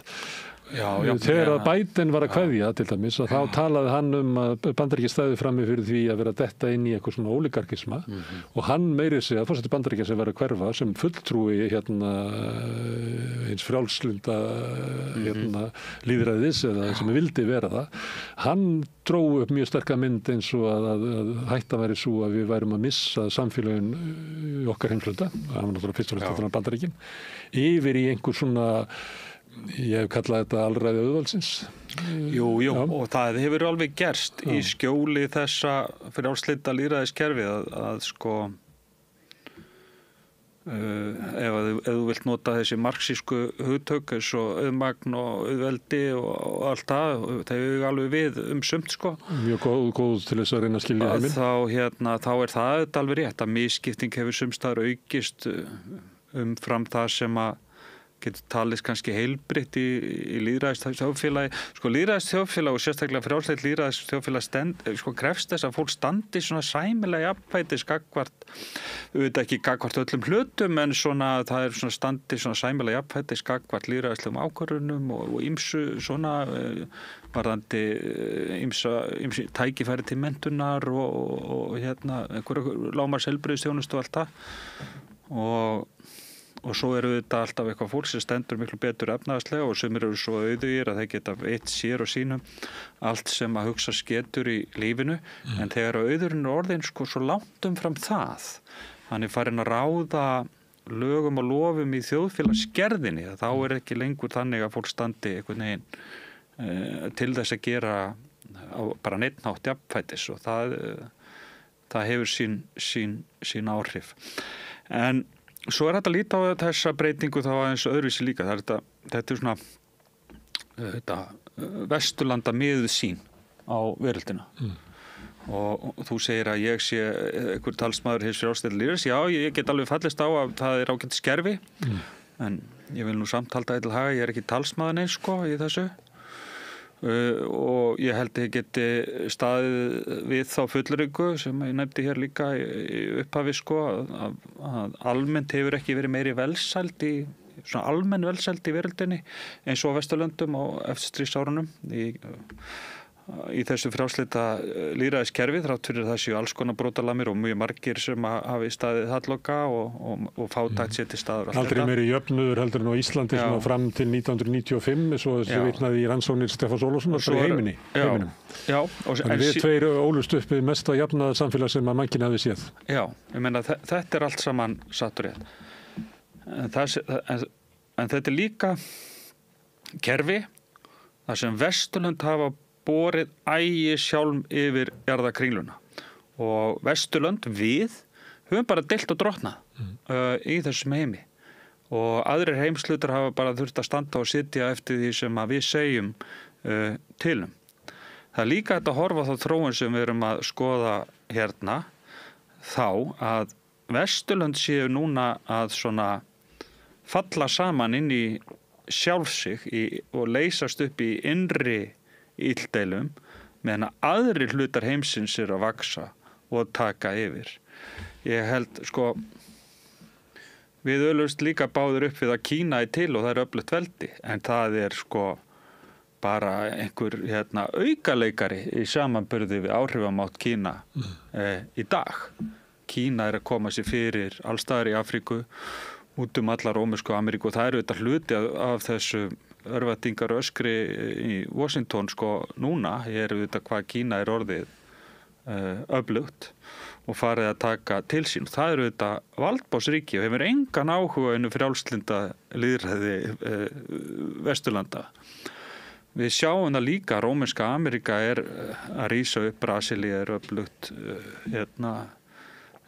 ríki, Indland að styrkjast verulega í Asíu og fleiri Asíuríki. Meira sé að í Afríku eru ríki að verða miklu öflugri heldur en voru áður. Suður Afríka farið að verða miklu sjálfsöruggara í sínum athöfnum. Alþjóðavettvangi sjáum við bara hvernig Suður Afríka hefur farið fram varðandi stríðsglæpadómstólinn og Ísrael, og við getum líka verið bara að horfa upp á umpólun á heimskerfinu þar sem að að meðan að við erum upptekin innri deilum og höldum að þær skipti öllu máli, og að það skipti öllu máli hvort að einhverja deilur á milli Donald Trump og Mette Frederiksen, þá eru bara aðrir taka við fórustunni í heiminum. En það ekki afleiðing að það sé svona ég segi ekki efnarsleg hníknum Vesturlanda, en maður gæti sagt það í samanburði við upprisu Suðaustur Asíu og eiginlega flest svæði heimsins að rísa upp á meðan að við höfum kannski ekki lifað svona bjartsýnistíma, þóttu sér að segja hafi aldrei verið betra, þá erum við ekki þetta ekki sama skriðið og var á fyrri hluta eftirstríðsárana. Það sem að virtist vera að sóknin skilaði svörum við öllu. En við höfum eiginlega verið bara eiginlega frá olíukreppunni verið í högti í okkar heimsluta í samanburði við önnur ríki. Já, það eiginlega hátindur þessarar vonar endalausa aukna almenna velsæld á 10. áratugnum. Þá einhvern veginn svona líka vonin að hnattvæðingin myndi færa heiminn nær hver öðrum og að velsældin myndi færast út til annara svæða. Það svona fyrirheita á einhver liti brestur, og það líka út af hvernig auðsöfnun hefur verið, og það alveg rétt. En það hins vegar bara oft hannig. Þarna er komin út fyrir stjórnmálafræðin og komin inn í einhverja sálfræði, það einhvern veginn oft hannig að þegar að maðurinn hefur það bara sem best, að þá verður hann ónæðastur einhvern veginn með aðstæður sína, og þetta hefur oft sést í samfélögum að það eru velmegandi samfélög sem hrynja inn í sjálf sig. Þannig hefur verið í gegnum alla söguna. Stærstu efnahagsveldi heims þau enda á því að hrynja. Það bara einhvern veginn eðli þeirra á einhvern hátt, hvort sem að það var Grikkland, Róm, Kína á sín tíma, og kannski bara komið af Vesturlöndum að einhvern veginn molna undan eigin þunga. Að Trump sé þá Trump bara sjúkdómseinkenni á þærri þróun frekar heldur en mann kannski flýtir fyrir því á einhvern nátt. En einhver leyti hann pólitískt hann svar við svona væntingar, draumar, samstaða hvert samfélagi var að fara, bara ekki til lengur. Það maður getur þuluð upp drauma eftirstríðsárana, en þá bara svara fólk og segir mér finnst þetta ekki eftir svona verð, þetta er ekki skilað neitt sérlega miklu. Og það grefur undan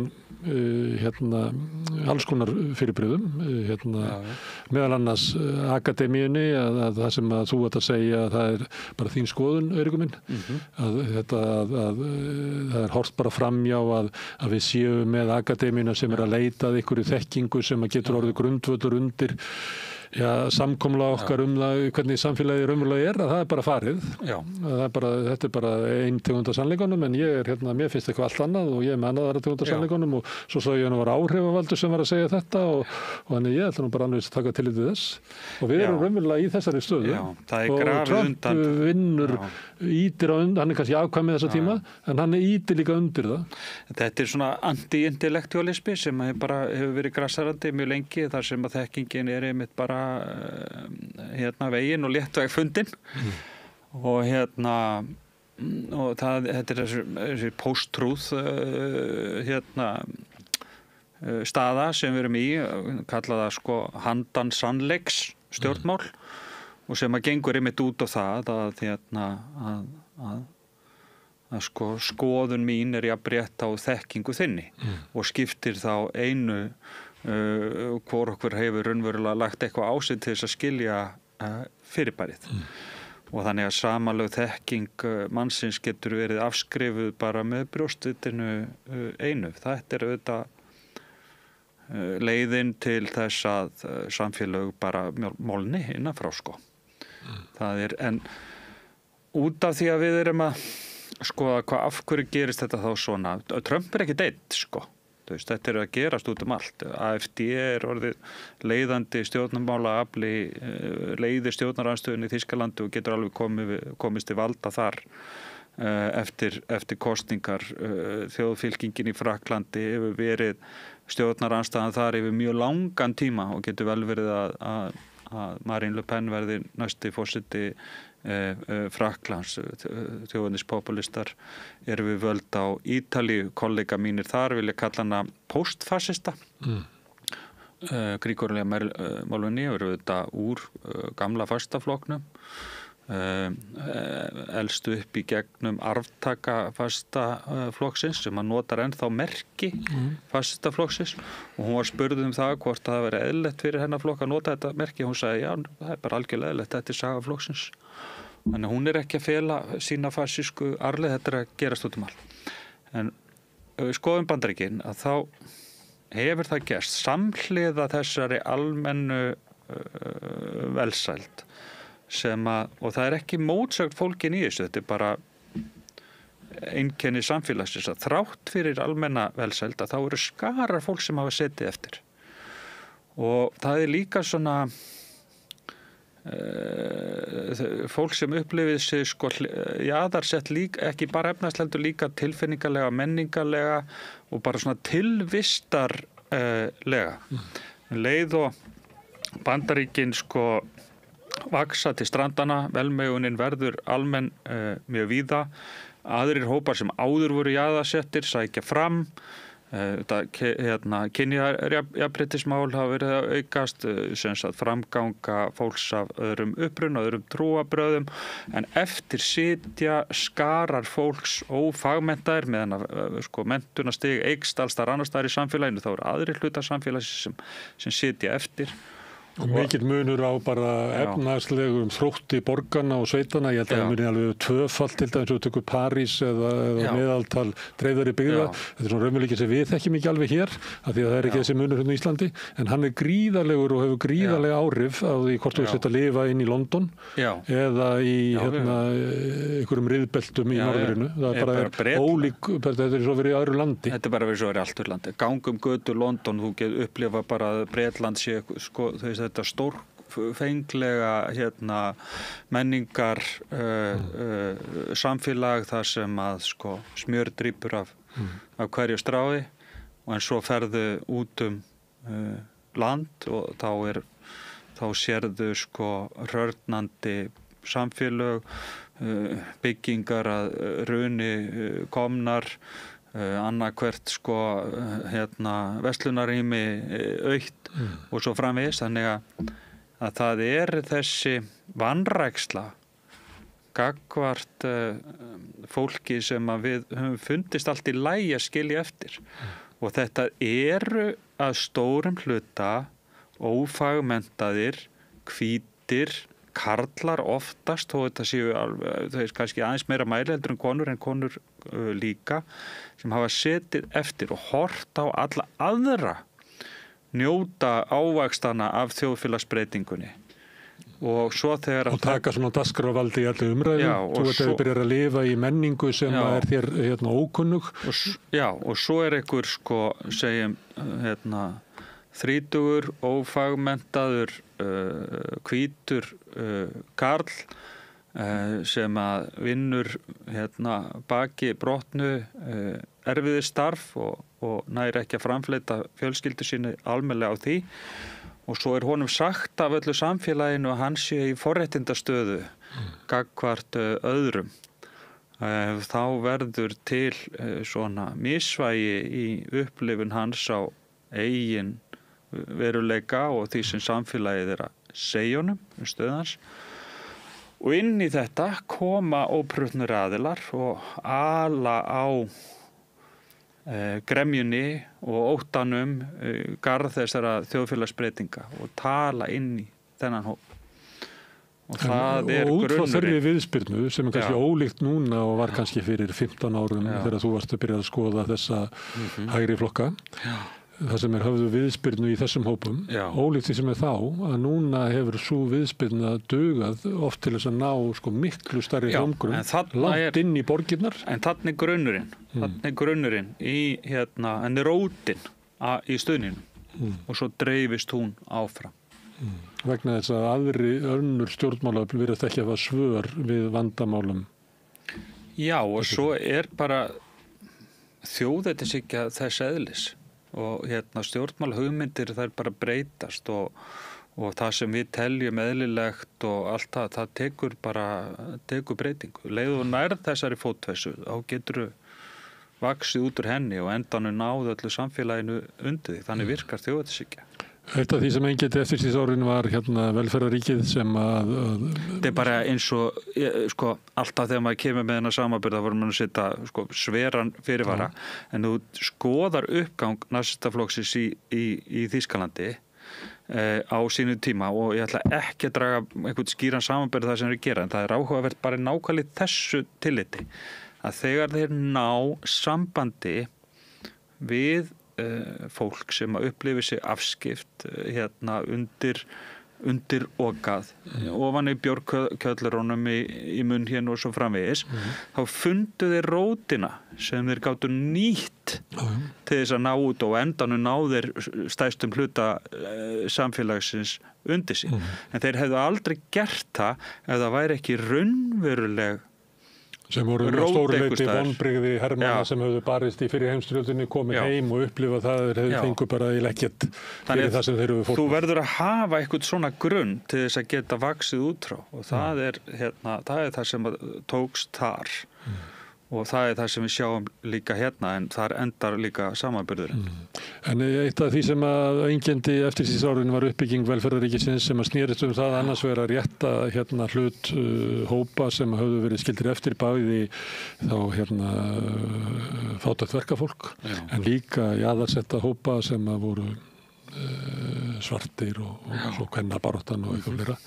En líka leiðrétting á milli kynslóða þar sem að skattkerfið var byggt upp þannig að svona hápunkti starfsæviðinnar að þá borgaru mikla skatta sem að þú kannski naust þegar þú varst í námi eða kom undir fótunum og varst með börn og fleira, þú barnabætur og svo eftirlaun þegar þú varst gömul. Þannig að svona leiðrétting þessu. En þegar þú ert að lýsa þessum umbreytingu sem að verða við uppbyggingu borganna og sterkra atvinnusvæða og meina önnur hörna, þá er eins og að í okkar heimsluta hafi verið hort á þennan ójöfnuð eins og hann væri náttúrulegur og eðlilegur. Þarna getum við vísa til okkar eigin sögu að þegar kvótinn fór frá Þingari, við segjum bara sem eitthvað dæmi að þá var svona auðvelt fyrir alla að segja fluttu það bara í bæinn, eins og þú ætti bara að beygja þig undir svona náttúrulega þannig að þessi svona umbreyting samfélagsins í svona atvinnuháttum var litið svo á að það væri ekki hlutverk ríkisins eða einhverja að bregðast við þessu með neinum hætti. Algjörlega. Og þar alveg erum við kannski sittið upp í súpunum með því. En kannski hefðu við aðeins átt að beita einhverja athygli á. Og náttúrulega flestir bara fluttu og löguðu sig að þessari breyttu mynd en aðrir sátu eftir. Já, en það eru reyndar ekki endilega flestir sem að flytja. Það er slatti sem að flytur. Þetta hefur verið rannsakað, hún sem að, hvað heitir hún, Dúróblú sem að fekk einn af þeim sem fekk Nóbelinn fyrir svona 5 árum. Að hún var að rannsaka svona hörmungarsvæði, það sem að voruð fyrir svona áfalli og hennar mat þegar eru koma svona náttúruhamfarir og einhverja svona slíkar hörmungar að þá er það ekki nema svona 15% sem að flytur, hínir sitt eftir og þeir sem að fara að þeim vegna betur í öllum tækjunum sem að við höfum til þess að meta það sem eru bara laun og stærð húsnæðisins, mentu barnanna og eitthvað fleira. Þetta eru bara tæki sem við höfum til þess að mæla og allir vita þetta, líka þessi 85% sem að sitja eftir, þau vita að þú myndir efnahagslega standa betur, en þau meta verðmæti samfélagsins sem eftir, sem þau kjósa fram yfir það að flytja og hafa efnahagslega betur, þau meta það einfallega meira, en við bara kunnum ekki að mæla það. Hvaða hverju eru verðmæti sem að fólk velur, þannig það var fólk sem var eftir á þingari, eftir að kvóti fór. En svo það meðvitundin í svona ákvörðunum sem kannski erfitt átta sig nákvæmlega á sko.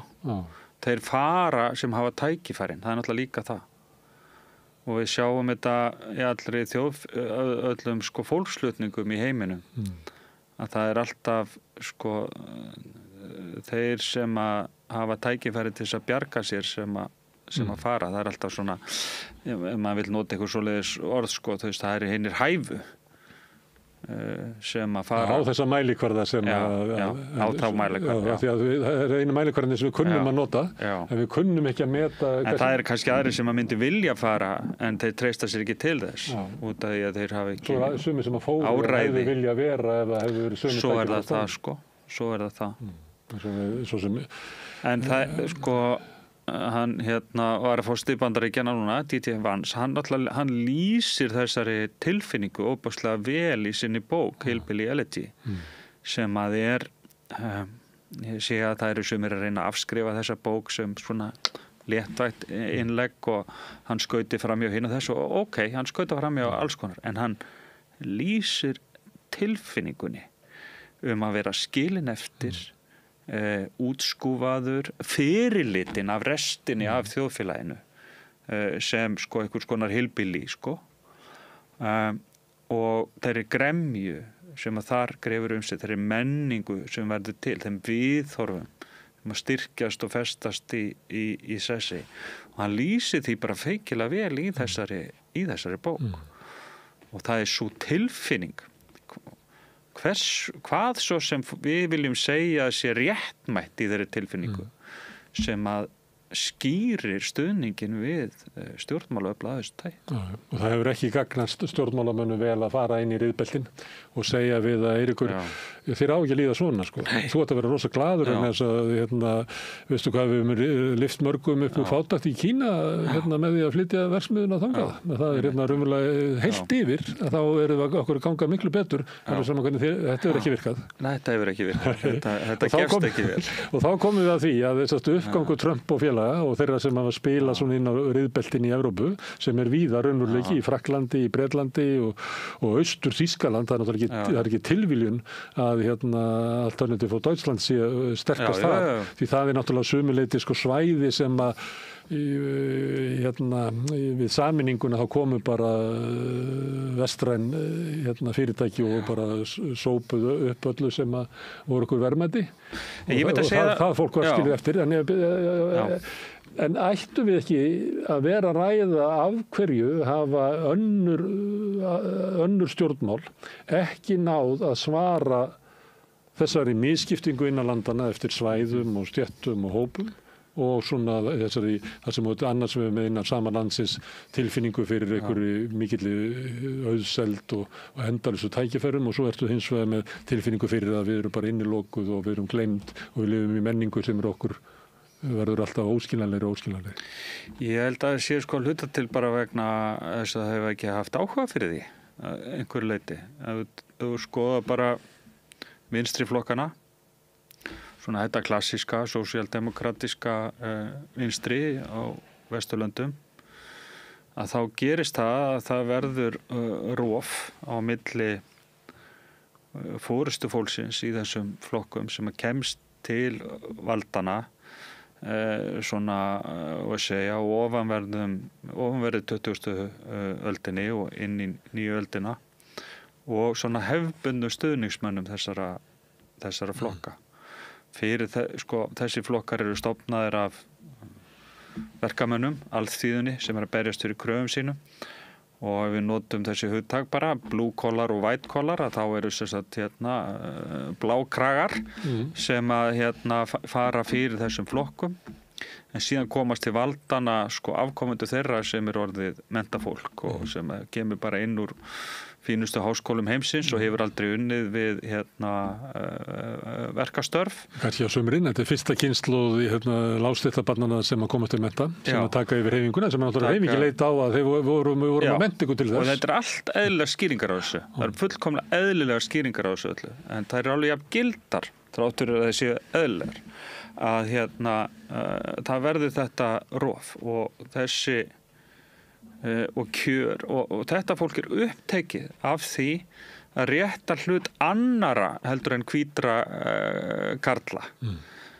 Það og eðlilega og sko það var nauðsynlegt að rétta af kynjahallan í atvinnulífinu og bara í samfélaginu öllu. Það var algjörlega bráðnauðsynlegt og líka nauðsynlegt að rétta af hlut fólks af öðrum uppruna sem að sko fylgdi sko neðsta lag samfélagsins sko allstaðar og svo framvegis, en þarna gleymdust bara ákveðnir hópar eftir sem að vinstri flokkarnir litu framhjá og ef þú litu til Bandaríkjanna að þá kannski svona seinasti forystumaður demokrata sem að talaði ennþá við þennan hóp var sko Bill Clinton.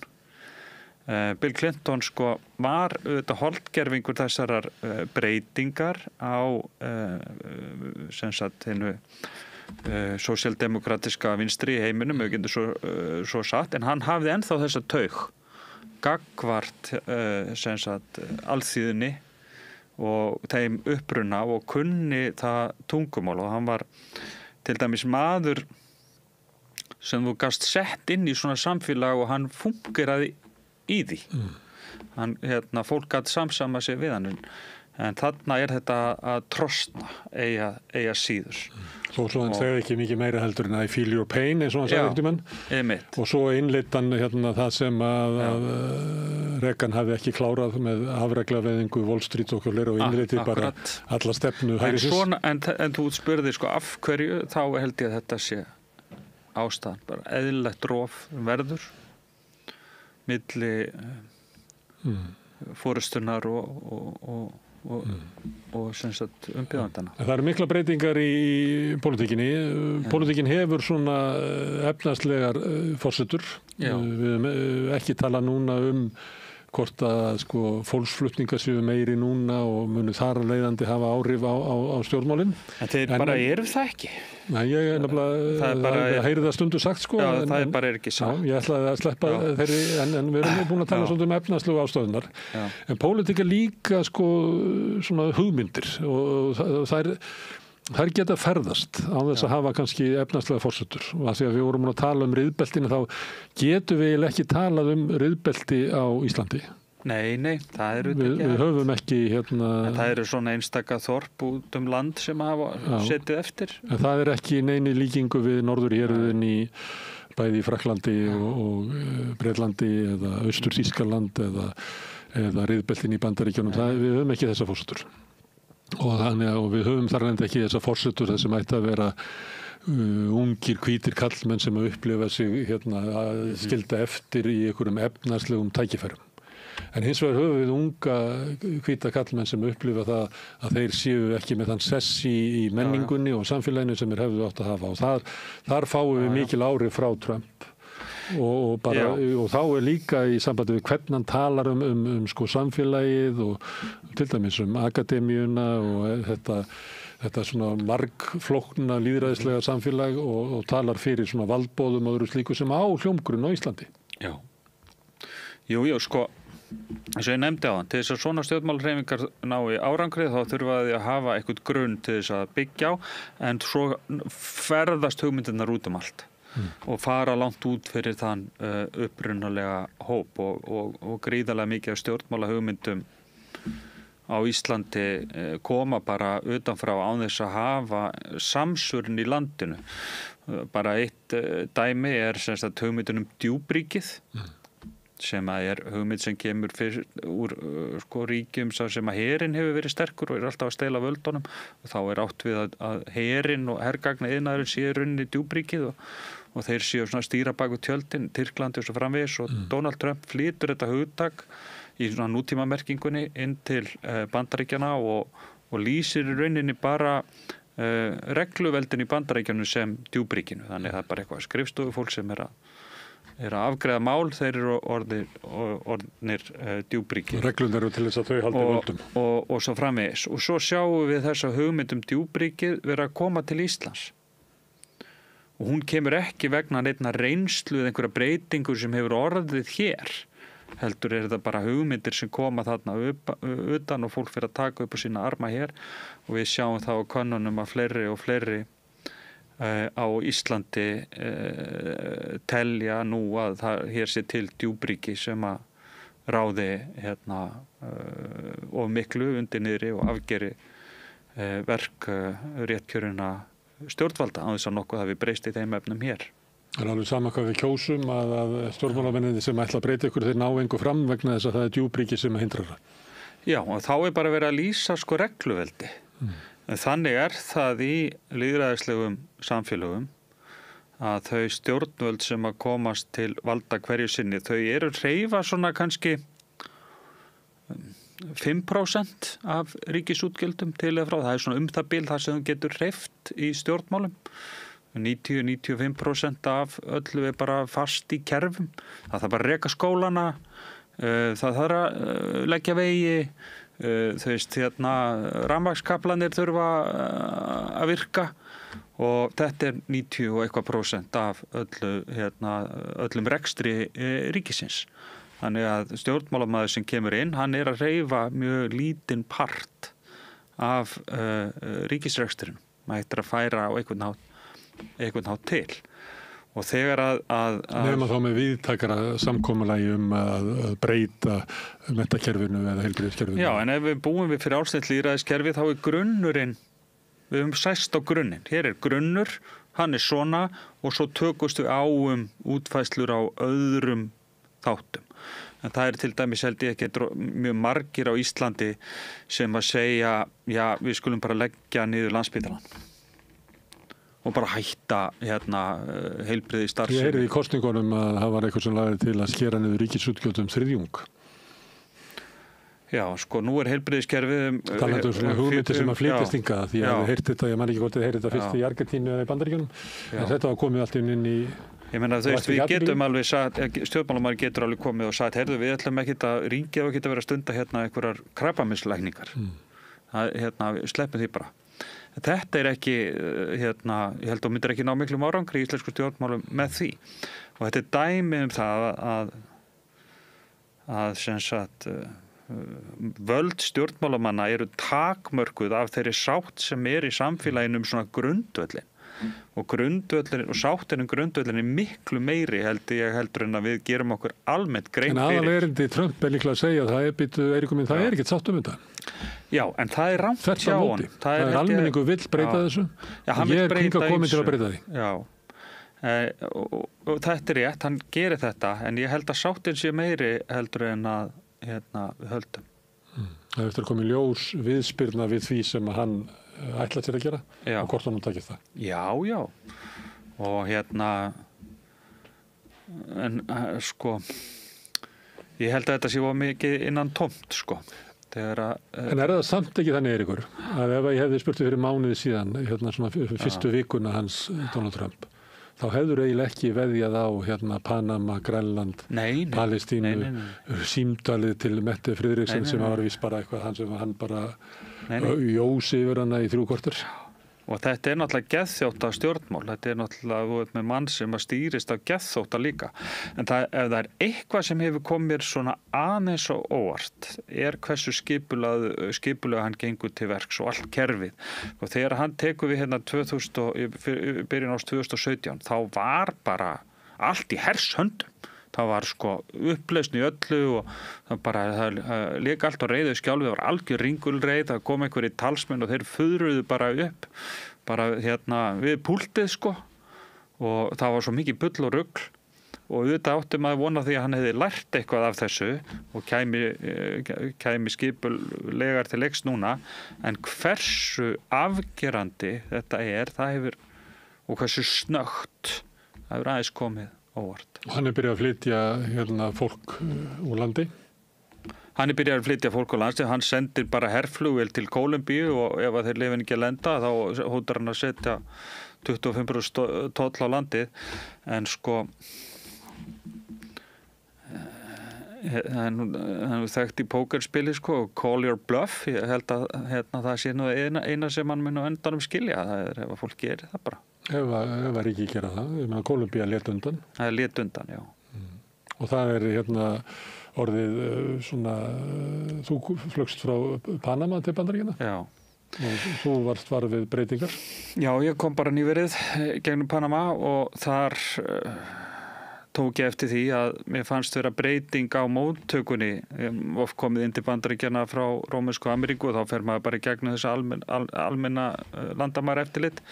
En í þessu tilviki þá öllum í vélinni allir settir inn í svona einhvers konar kláf eða bíl sem að fer með okkur á sér landamærastöð. Það sem bara farið gegnum þessa vél og það er alveg sumstaðar þannig. Í Bandaríkjunum þá bara hver vél afgreidd, en mér fannst þess að þetta væri kerfisbundið með þessa vél frá Panama og þar sem að öðrum en Bandaríkjamönnum og bara fólk á vestrænu vegabréfi eins og ég var meðhöndla með öðrum hætti.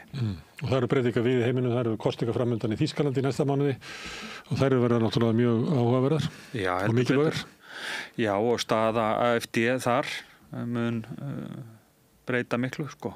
Ef að þeir komast í einhvers konar valdastöðu, þá það leikbreytir fyrir Evrópu. Já, og það er annars vegar að þau komast inn í ríkisstjórn, en síðan þau líka í breytingum í pólitíkinni að þegar flokkar ná það sterkri stöðu að aðrir flokkar upplifa að verða einhvern veginn að taka tilliti til stefnu þeirra og eitthvað fleira. Það hefur við séð slíka áhrif í Norðurlöndunum og miklu víðar í Evrópu. Já, bara alls þar, mér sé sjálfri í Svíþjóð. Já. Eiríkur, takk fyrir að koma hingað og ræða Trump og meintan uppgang fasismans í okkar heimsálda. En við ætlum að vera hérna áfram. Það er margt að ræða. Næsti kafli í rannsóknum okkar eftir augnablik. Allt það besta er ókeypis. Hrósaðu náunganum. Það betra. Samstöðin, þar sem manneskjurnar koma saman. Allir þættir samstæðvarinnar eru fáanlegir á öllum helstu hlaðvarpsveitum.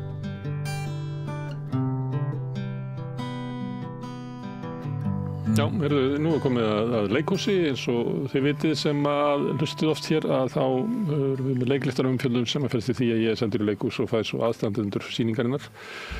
Nú reyndar svona þannig verk sem ég fór á sem 60 kíló Hallgríms Helgasonar. Hann ekki verið hérna bara einu aðstandandinn. Þú ert einu aðstandandinn. Já. Þú ert höfundur og flytjandi og einhver leiti umfjöllunarefni. Þetta þig. Þetta svona verkin þrjú og þríleik sko og það að hafa skrifað hann og einhvern veginn saga þess að skrifa hana og svo lesi upp úr bókunum inn á milli og reyna að tengja þetta saman í einhverja svona finna þráðin í þessu. Læt okkur fylgjast með svolítið gesti, svolítið hans persónulega lífi. Finna einhvern svona persónulega þráði gegnum þetta. Sem þú segir að í samsvörunni þér. Sumuleyti, já.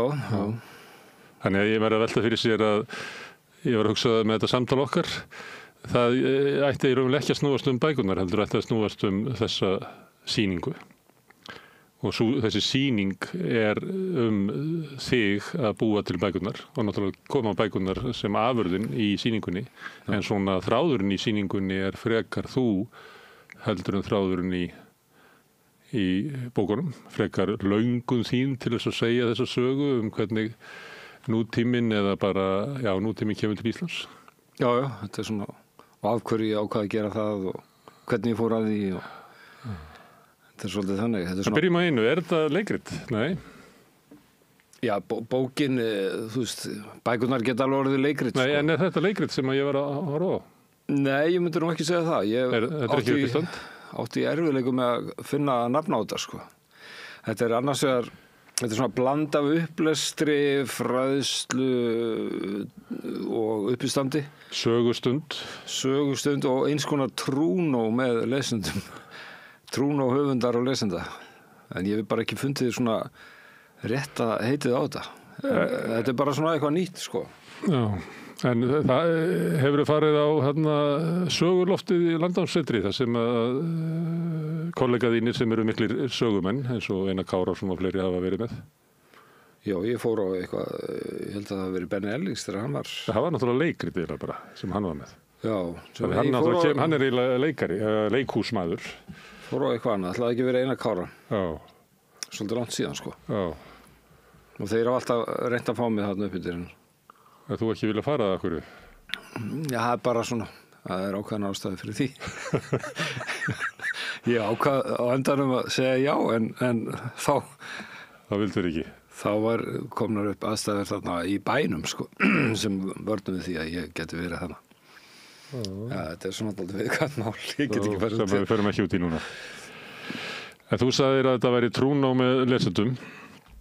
Er það ekki vegna þess að þú ert að hitta lesendur, og það svolítið svona þráður í þessu líka að hvernig lesendur hafa áhrif á það hvernig bækurnar eru skrifaðar? Er það þannig, eða er það þannig bara í frásögninni að því þú ert með líklega stóran hópa lesenda í salnum, að það áhersla á það, eða er það virkilega þannig að lesendur séu svona miklir áhrifavaldar á hvernig bækur þróast? Ekki yfirleitt hjá mér, og þetta svona fyrsta sinn sem ég að taka ráð frá lesendum og hef aldrei lent í því áður, þannig að þetta var svolítið svona fyndið að höfundur taki hugmyndum frá lesendum. Og vinni úr þeim, sko. Og það náttúrulega verið framhaldssaga til þess að það virki. Já. Það er ekki verið ein bók á Netflixin. Og getur lesendum ekki verið þátttakandi. Bara sína það að maður er í einhverjum svona sambandi við lesendur, og þetta er náttúrulega einstakt hér á Íslandi. Ég held að þetta sé meira hér en annars staðar. Þetta trúnaðarsambandi við lesendan hérna, að maður er nær þeim einhvern veginn, og stutta báðuleiði náttúrulega, fólk getur bara bankað upp á og haft samband við mann, maður hitti fólk og þannig að... Stoppaðu staur, það sem er verið hlaða bíl. Stoppaðu staur, já. Það er alls konar. Og þetta er bara svona skemmtilegt umhverfi í kringum það að skrifa bækur, því maður er nú alltaf einn, sko. Þannig að mér dróð þetta fram í sýningunni, svona. Hvernig lesendur hafa haft áhrif á framhald bókana, sko. Sem kom mér eiginlega mest á óvart sjálfum að ég skildi taka það í mál, að taka við hugmyndum utan að koma til frá. Kom þér það óvart, eða? Já, ég alltaf svona, ég hlusti ekki neitt, ég er bara kóngurinn hérna, ég er bara ræð öllu, sko. En svo auðvitað tekur maður við ábendingu frá ritstjórum og hefur alltaf gert. En svona, og það er óvenjulegt að maður hitti fólk út í bæ og það kom með hugmyndir, ábendingar eða óskir að þessi kafli gerist þarna, eða þessi persóna farið þangað. Þessi persóna lifni við. Já. En er þetta ekki bara eldast? Er þetta ekki ungsmannsrókin sem þykist allt vita og getur ekki tekið ráð frá neinum? Já, allir það ekki. Maður sé svona aðeins afslappari núna, sko. Og til í hvað sem er, sko. Þannig að þetta er bara fallegt, finnst mér. Bók geti orðið svona til. Maður hefur hugmyndum að Íslendingasögurnar hafi orðið svona til, sko. Kjaftasögur sem mótast í munni fólks og einhver heyrir eitthvað og svo fær áskorunum að skrifa þetta niður, og þetta er svona samvinnu verkefni, sko. Og svo er í þessu þráður þar sem að þú ert að leita að sögunni og sækir svona víða, sækir bara í góðar sögur.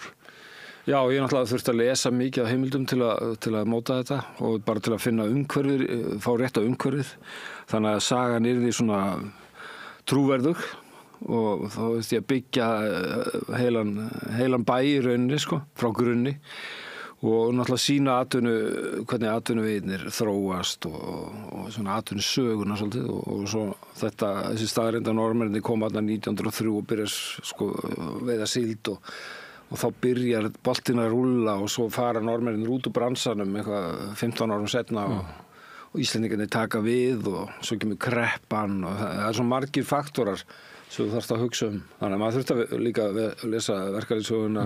En í sýningunni þá eiginlega kemur þetta fram í starfi höfundarins, kemur fram í þessum 100 blaðsíðum sem gerast í Vesturheimi, þar sem þú þarft að bæta við rannsókn á Vesturheim. það var svona auka álag hjá mér. Já, þar kemur fram þessi svona rannsóknarvinna sem að höfundur þarf að ganga í gegnum, sem utan hans. Já. En svo kemur líka fram í sýningunni að þú sækir í eigin reynslu, kemur nokkru sinni fyrir. Já. Oft sára og erfiða reynslu. Já, svona þessi persónulega áföll sem hafa svona, maður hefur lent í og ævintýri líka sko, en sem hafa svona mótandi áhrif á mann og maður er enn að kannski að vinna úr, til dæmis lenti 2 ári hjónaskilnaði, það hafi mikil áhrif, þetta er kannski að erfiðasta sem maður lent í. En svo skilnaðir séu bara erfiðar en dauðsföll sko. Og það náttúrulega skila sér einhverju tímapunkti inn í verkin sko. Þannig að já, ég svona verða. Þannig að persónulíf sem, þú ert annars svona stóru söguna sem er Íslandssaga, þú ert endurskrifa hana, kannski upplifur einhver leyti að frumskrifa hana því að það er einhver þráður sem að þú ert að elta sem að kannski hefur ekkert verið svo gaumgæfður, en svo eru persónuna sem eru að lifa sínu svona engalífi inn í þessu og þá ert þú ofta að sækja í eigin reynslu, það er mikið af sambandsslitum hana og erfiðleikum í samveru karla og kvenna. Já, og svona myndast smá saman þessi íslenska fjölskylda sem er samsett mörgum lögum og ólíka persónur búa saman undir sama þaki sem eru ekki blóðskyldar og alls konar svona sko. Og þetta náttúrulega bara er afleiðing af því hvernig líf aðalpersonar hefur verið. Hann náttúrulega missi föður sinn 2 ára og lendir hjá vandalausum og fer upp stétt, er kaupmannssonur til 12 ára aldurs, fer aftur í fátæktarlífið og eignast nýjan stjúpföður og bara til að sko sína, þá er ég að nota þetta. Hann er okkar aðalpersóna, leiðsögumaður í gegnum þessa miklu ferð Íslands úr fortíðinni inn í nútíðina og nútímann. Og þá fæ ég tækifæri til að láta hann kynnast ýmsum hliðum sko, og þar með gera þeir lesandi það líka, kynnast ýmsum hliðum mannlífsins sem var á þessum tíma sko. Já, lífslaup hans er mótað af þörfum þínum sem höfundar að fara á milli ýmissa deilda samfélagsins. Það má segja það sko. Vegna þess að sagan sem þú ert að segja er raunverulega saga hópsins, þóttu sett að nota einstakling. Hann er svona gætin okkar. Þannig að hann fer með okkur inn á kaupmannsheimilið og þá sjáum við þá veröld og svo fer hann aftur inn í torfbæinn og þá sjáum við þá veröld og svo ennþá verri torfbæ og svo kemur snjóflóð og þá flýst fólkið inn yfir á eyrina og yfir í þorpið sko, fær inn í einhverju gamalli þurrabúð og þar kynnist hann sko, þar er hann ástfanginn og einhverju hefðarmey og þú veist. Og þú ert að nota eina klassísku, episku skáldsögu 19. aldar. Já, til þess að segja þessu sögu. Það má segja það, þetta er svona form sem að maður tekur bara í arf sko, en þetta er náttúrulega bara klassískt sko, það er ekki svo mikla vendingar í bókmyndum eins og öðrum listum sko. Í grunninn er engin munur sko, við erum bara að skrifa svipað á Íslendingasögurnar sem voru skrifaðar upp úr einhverjum kjaftasögum sko. Þannig að það er ekkert stór munur á því sko. Það er samt svona einhver svona, það er svona meiri krafa á svona einhver svona dramatíska framvindu hjá þér heldur en þeir sem er skrifað Íslendingasögurnar. Já, ég veit það ekki. Það er alltaf drama þar sko.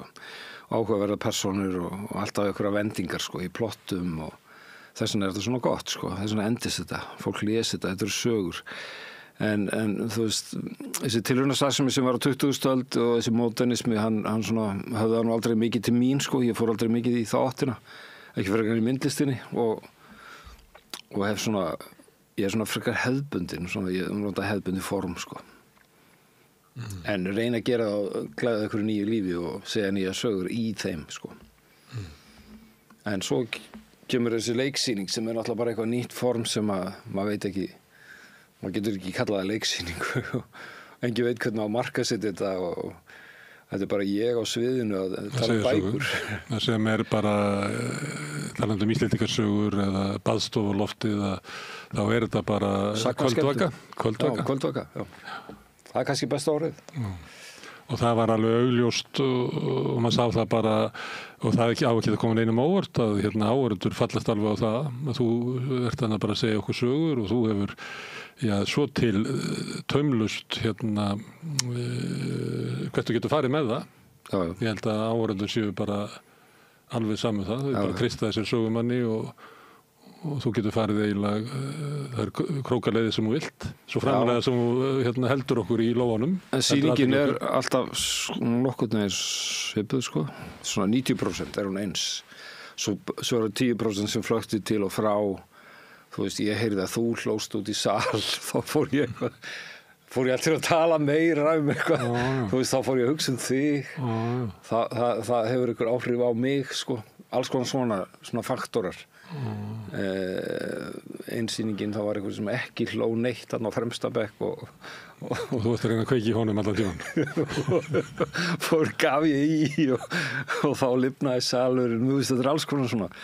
Stundum gleymi ég að segja þetta sem ég var búin að ákveða að segja.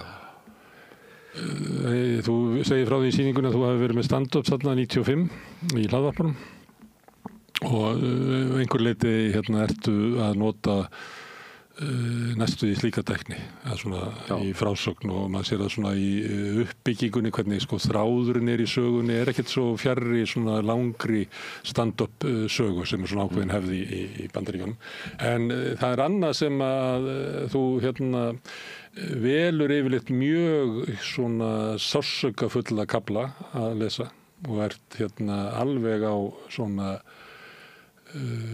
sársauka tilfinninga sviði í upplesturinn. Já, ég ákvað að blanda þessu svona húmor og sársauka sem svona mest juicy kaflarnir finnst mér vera þessi sársaukafullu og svo skemmtilegustu kaflarnir sem eru þessi fyndnu. Ég er kannski ekki mikið að lesa fyndna kafla. Því að þeir fyndnin fyrir ágætlega í endursögn. Já. En á meðan býst ég við að sársökafullu kaflanir að þá vil höfundurinn að sér lesi það sem að hvert orð hefur mikla vikt. Já, ég svona í seintíðum er gaman að lesa þá kafla. Það er fara svona, það er kannski meira svona, maður er komin á leiksvið líka og vill svolítið svona verða dramatískur og fara alveg inn í hennar sársauka, sko. Og svona veikustu punktarnir í sársaukafustu punktarnir í bókunum sko. Ég valdi þá svolítið inn í þessa sýningu bara til að gefa þessum meiri dýpt eða eitthvað. Og það er erfitt að standa undir þeim að vera að lesa það á sviði með leikrænu tilburðum. Ég er að segja að það sé erfitt, ég er ekki að segja að þú hefur ekki valdið því, ég er bara langt í frá, en ég var bara að velta fyrir mig hvort að vegna þess að þú hefur mikið lesið upp og þú hefur og lagt mikið í það að lesa upp og stundum velti maður fyrir sér býttu að lesi upp átt þegar hann er að skrifa af því að þetta er svo mikið svona hljómfall í þessu og fleira, ég veit ekki hvernig fólk gerir það en stundum er það þannig að það eru svona, kemur svona taktur inn í sem að og stundum þegar maður les textaðin þá heyrir maður röddina þína sko, sem er náttúrulega ekkert svo óalgengt, þú getur lesið Laxness og stundum heyrir maður röddina hans bara að því það er eitthvað svona hljómfall sem er í texta sem að maður glöggva sér betur á þegar höfundur les en ég er bara að velta fyrir mér sko þessi sársökafullu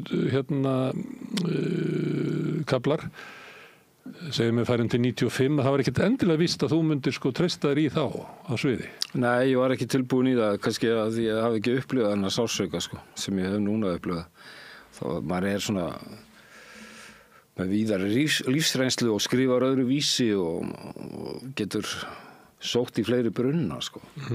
Það er munurinn á mér núna og 95 sko. Þá var maður eiginlega bara í fyndninni og það átti fullt í fangi með það sko. Og hýja fólk. Svolítið. Já. Og svo vex maður upp úr því að maður finnst það einhvern veginn þreytandi. Ég get ekki lesið þannig bækur lengur sko. Eða horta þannig bíómyndir sem er alltaf að hýja ykkur öðru fólki. Það þarf að koma ykkur svona, þú þarft að taka afstöðu með persónu. Investira í þeim sko. Þetta gæti verið sko bara þróun á ævinni af því að einhver leiti þegar ungt fólk kemur inn á sviðið þá er bara hellinga fólki þar fyrir og það þarf að ryðja sér svolítið braut og ein aðferðin er að hæðast að því sem að fyrir er og svona meðan að vera að reka olbónum eitthvað í það og maður er að íta þessu helvíti sliði í burtu til þess að fá pláss og það er eðlilegt og kannski losnum við aldrei við það en það er stundum verið sagt við svona okkar kynslóð að við séum svona kaldhæðna kynslóðin að þetta hafi sko eiginlega skrúfað svolítið upp á tímabili. Þannig það gæti líka verið að ógeð þitt gagnvart þessu núna sé kannski uppgjör við einhver svona kultúr sem að kom og fór. Ég veit ekki hvort að þú eitthvað pælt í þessu. Já, kaldhæðnin var náttúrulega allsráðandi þegar ég svona kringu 30, sko. Það er vonlausa kynslóðina því að það hafi verið á undan hipparnir og fleira sem ætluðu sér alls konar hluti og það var kynslóð sem þótti sjá í gegnum allt saman. Allt væri raunverulega svolítið innantómt. Þau voru kölluð fyndna kynslóðin, þannig að maður kemur svona á eftir því, sko. og þannig að kannski lærði maður eitthvað af þeim en svo leið var maður líka á mótið þeim, sko. Vildi gera eitthvað annað, gera öðruvísi. Þannig að þetta er miklar andstæður í þessu. En sko, í grunninn þá er ég kannski að svona nema, ég fer til Ameríku þarna 85 og er þar til 90 og er í rauninni bara svona í námi þar í að læra á húmor, horfa á stand-up, David Letterman var aðalgæinn þá og Woody Allen með sína myndir og þetta var allt svona ameríski húmorskóli, sko, sem að þeir eru náttúrulega mjög góðir í og hafa alltaf verið góðir í og svo kemur maður með þetta heim og reynir að þýða þetta inn í íslenska menningu og þetta uppistand mitt var fyrsta uppistand á Íslandi, sko, og þannig að þetta var allt svo nýtt og fólk einhvern veginn, ég kom mér óvart hvað þetta gekk vel að því fólk var bara alveg til í þetta, sko. Og þannig að ég er bara svona svolítið upptekinn af því að vera þessi húmoristi, sko, og síðan ákvað ég bara eftir að fara túr landið þá ég er ekki þessi skemmtikrafta típa, sko, fannst mér.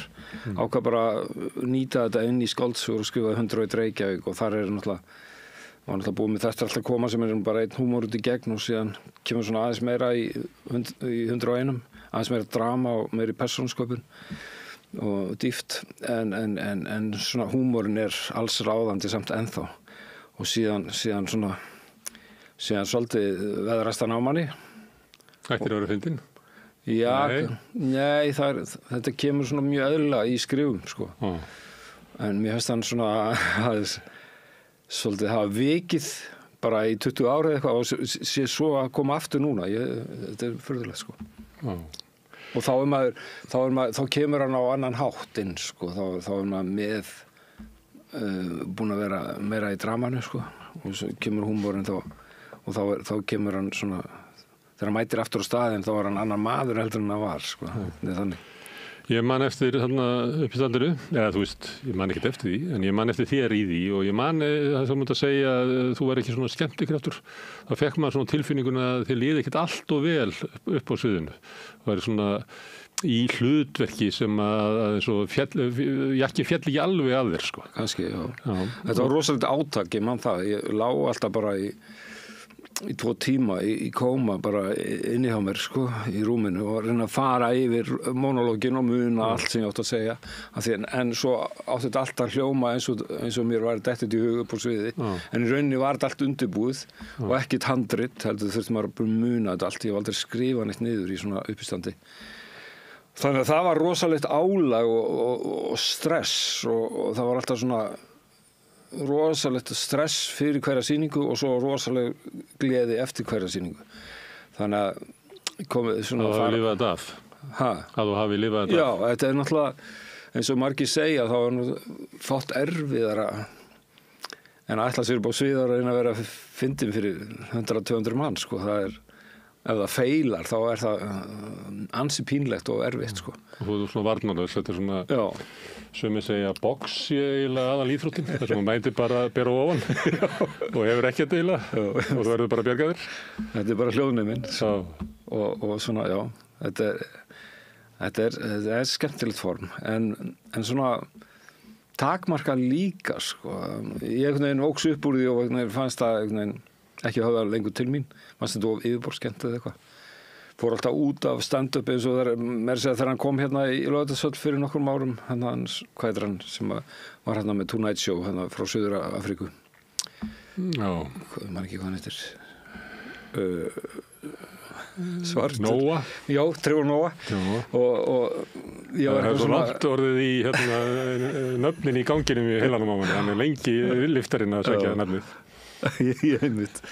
Lagar eins og stór líka það var að fara djúpt inn já, það var, hann er heimsfrægur og þetta, fólk er rosa ánægt en maður kom út bara og myndi ekki neitt sem hann hafa sagt, sko. Svolítið, þetta er svolítið þannig eins og kom hérna hinn Russell, hvað heitir það? Russell Brand. Já, maður bara, það var alveg glatað sko. Það var menn alltaf að tala kynlíf sitt líka og svona, þetta er bara dálítið þreytandi. Þetta náttúrulega menn sem eru að vinna í svona mjög stóru sviði og þar þarf að vera alls konar svona kompromiss. Það eru svo margir í salnum hjá þeim, þeir eru að þjóna milljónum.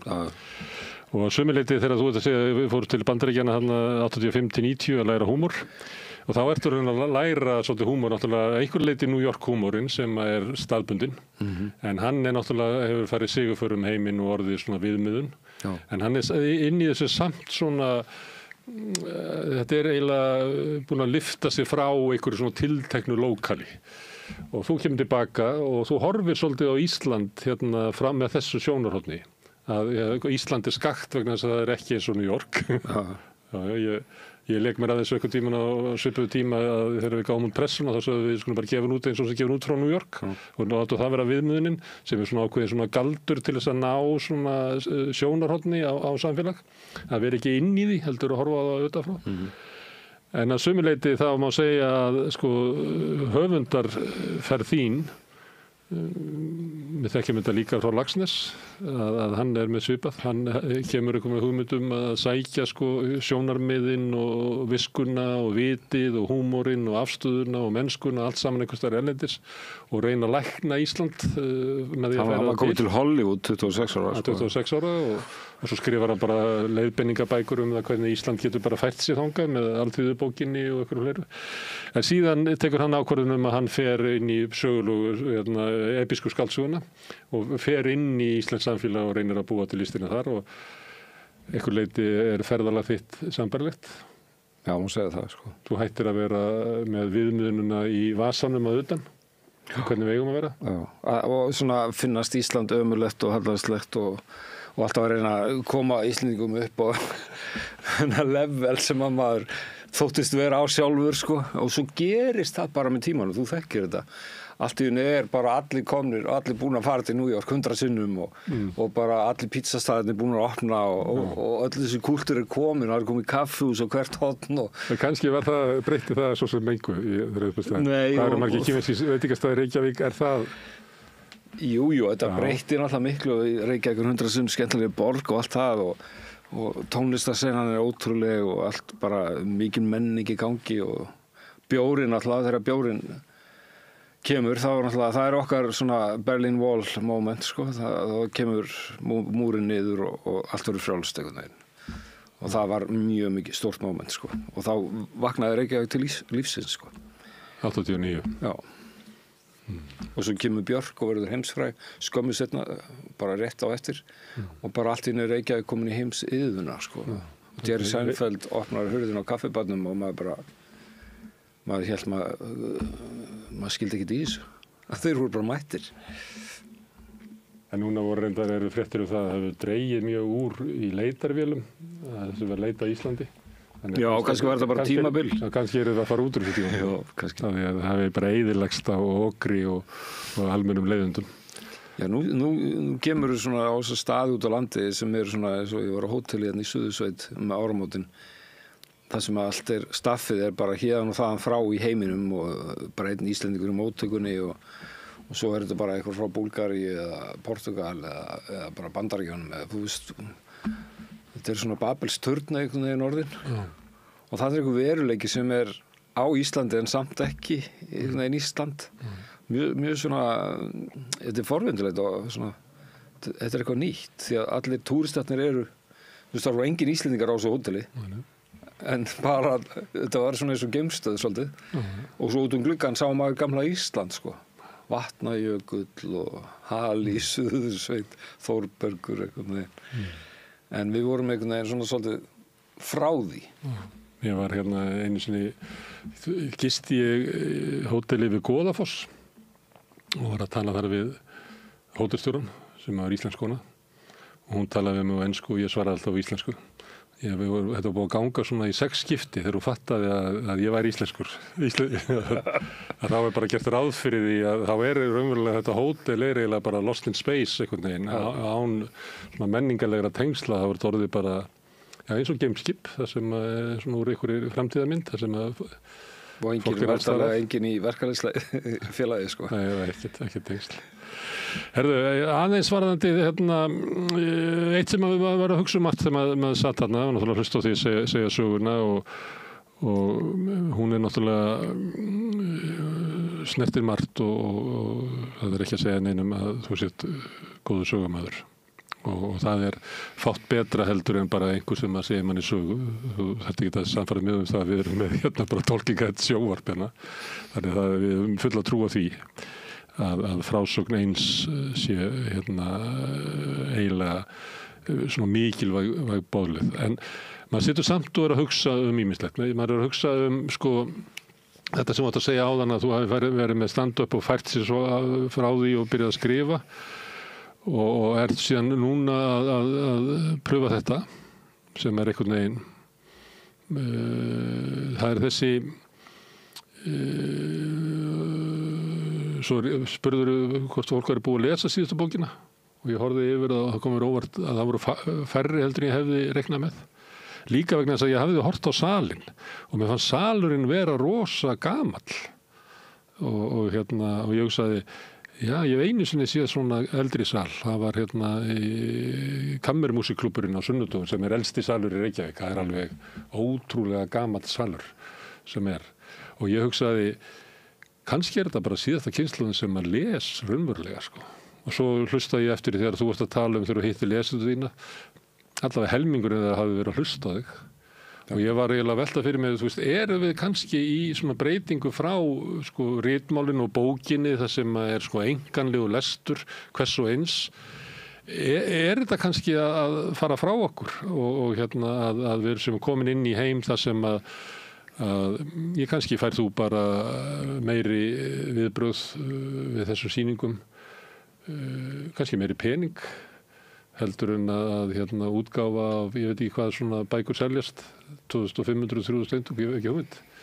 Já, svo 4000 sem að þetta eru stórvirki okkar aldar, bækurnar þínar. En þetta er ekki umtalsvert. Ég held að það séu örugglega 4000 mann sem að munu sjá þetta samtal okkar bara innan viku. Ok. Sko ég er svona í og með aðeins út af tekjuleysi frá bókaútgáfu, sko. Já. Sem er bara komið niður í svolítið kjallara, sko. Já. Og svo hljóðbókar veruleikinn sem er bara, við erum bara í einhverjum Spotify dæmi þar, sko. Já. Það sem við erum að fá allt og lítið fyrir lesturinn. Já. Og reiknimódelið sem að Storytel reiknar eftir launin okkar er óskiljanlegt og enginn skilur það, ekki einu sinni fólki sem vinnur þar og enginn veit hvernig þetta er reiknað. Og þetta eru bara einhverjum, þú veist, maður er kannski með kannski 1000 hlustanir og þú færið eitthvað 200 skall fyrir það, sko. Þú veist, þetta er bara ekki nóg, sko. Þannig að maður er svona að leita að fanga og þá heyrir maður að leikhúsið sé bara kannski sá miðill sem hægt er að afla einhverja peninga í. Maður sé þetta víða, sko, og sé þessi stráka eins og Berg Ebba til dæmis sem fór með sína bækur á svið í Borgarleikhúsinu. Andri Snær var alltaf með sína bækur á sviði líka, er enda bara í stóra salnum, kannski bara einu sinni. En þannig að þetta er svona þróun og ég held að við verðum bara átt okkur á því að þetta er leið fyrir okkur til að fá eitthvað fyrir okkar vinnu, sko. Við var eitthvað sem við ættum kannski að reyna að halda á svona jólatónleika, svona jólaupplestra eins og Bubbi og Baggalútur og þeir gera, sko, hafa gert í 100 ár. Listaskoti vondu í Áskolubíu. Já, bara einhvern veginn því fólk er einhvern veginn alltaf til í að borga fyrir upplifanir, fara út á kvöldin og borga 7 skall fyrir að fara uppistand eða bara upplifa eitthvað bara í leikhús. Íslendingar eru duglegir í því, sko. Þannig að jólatónleikar, jólagesti Björgvins. Já, kannski, og nú er hann að hætta að mynda skat í markaðinn. En sko, þú veist, þá þarf maður bara að gera þetta sjálfur. Maður getur ekkert treyst á eitthvað forlag, gera þetta fyrir mann eða Storytel, eða maður bara gangi í málið sjálfur og bara þá ert þú sjálfur með þína eigin sýningu færð þar leiðandi svona meirihlutann á tekjunum inn. Hluta til gæti þetta verið bara sama og tónlistafólk lendir í, að það bara búið að eyðileggja hérna vörusöluna sem voru plötusöluna með þessum streymisveitum, og það bara einhver forrit sem einhver forrit út í heimi sem bara blóðmjólka þetta og henda svo bara einhverjum smáurum í listafólkið og enda svo með því að þau fara bara að semja sjálf músíkina sko, til þess að sjá eftir smáurunum sem senda. Það þannig að höfundar, rithöfundar séu kannski, að því að sko tekjumóduli þeirra, að séu eitthvað leiti brostið, að með því að stór hluti hafi flust yfir í lestur þar sem að þú hefði fengið meira en 200 skall fyrir 1000 selda bækur, ekki? Já, jú. Þannig það er búið að geta tekjumóduli. 500 skall fyrir 1000 seldar bækur sko. Já, en einhver leiti er búið að skemma tekjumóduli, en einhver leiti er bara lestur að minnka, og það bara ræðst líka bara tækninni, eins og við getum tekið þetta samtal og við sendum út á Facebook og YouTube og í podcasti og útvarpi og sjónvarpi og hérna er bara einhverju nokkra græjur og við erum kannski að gera eitthvað sem að ríkisvaldið gat eitt gert 1970. Það þurfti svo mikla sko stofnanir og það voru hérna 18 manns kannski á bakvið þessa, hérna sittum við 2 og svo voru laufið hérna frammi. Og that's it. Þannig að það allt í einu opnast meiri möguleikar á, og þú sér bara hvernig YouTube og hvernig það opnast öll samfélagsumræða og dreifileiðir og eitthvað fleira. Þannig að svæðið sem er til lesturs hjá einstaklingnum, að lesa bók, að lesa fjártalið upp í koju á hérna í sveitinni, það er bara minna. En svo maður myndur á annars lagið að bókin lifir alltaf, þú veist. Gærkvöldi kom sonur okkar sem er rúmlega 20 verkfræðinemi í mat og hann hefur ekkert verið mikið að lesa bækur sko, en allt í einu sagði hann í gær, já ég kom með nýtt markmið sko, bara að lesa 52 bækur á ári. Og ég var sko leiður á þessum síma alltaf á kvöldin og bara fínt að lesa maður og bara meira svona einhvern veginn, hann líður betur eftir það. Já, þá er það eins og lífstíl. Já, það er samt sko, þetta er fyrsta skrefið og það er eitthvað trendi í Ameríku núna, hefur maður heyrt að það er Wi-Fi-laus kaffihús þar sem fólk situr inn og lesi bækur sem eru prentaðar sko.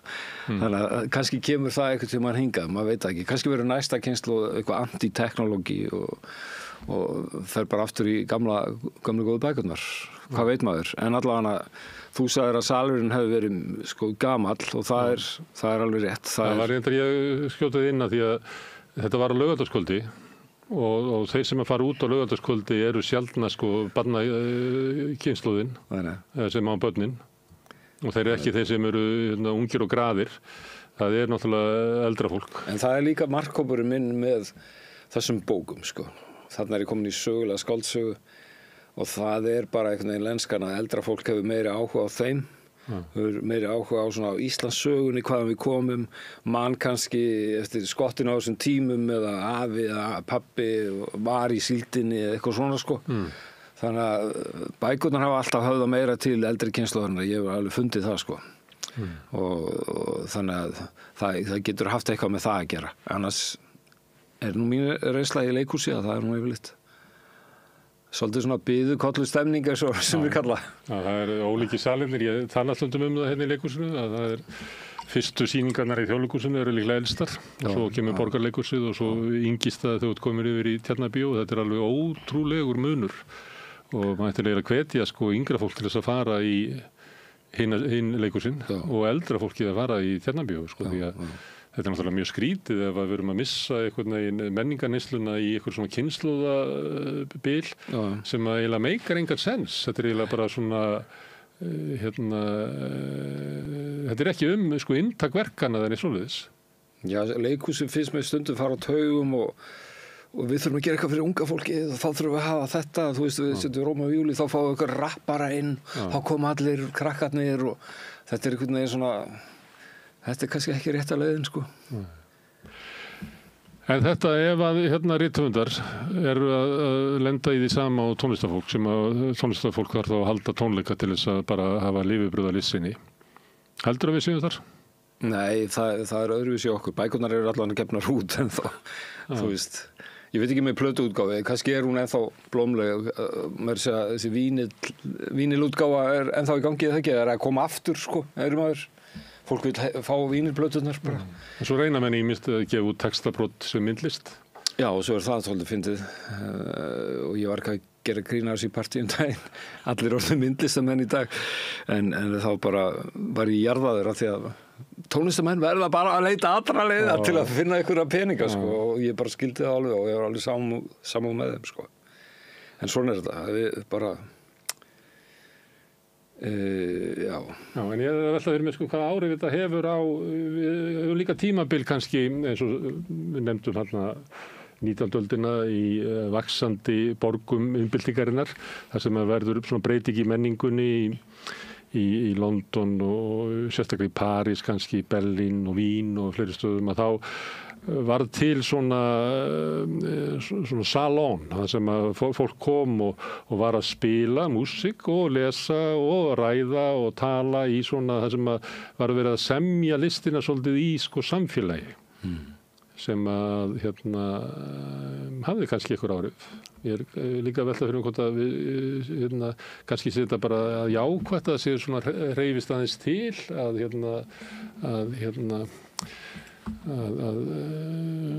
ljóðskáldið að það að fara með ljóðin sé stærra atriði.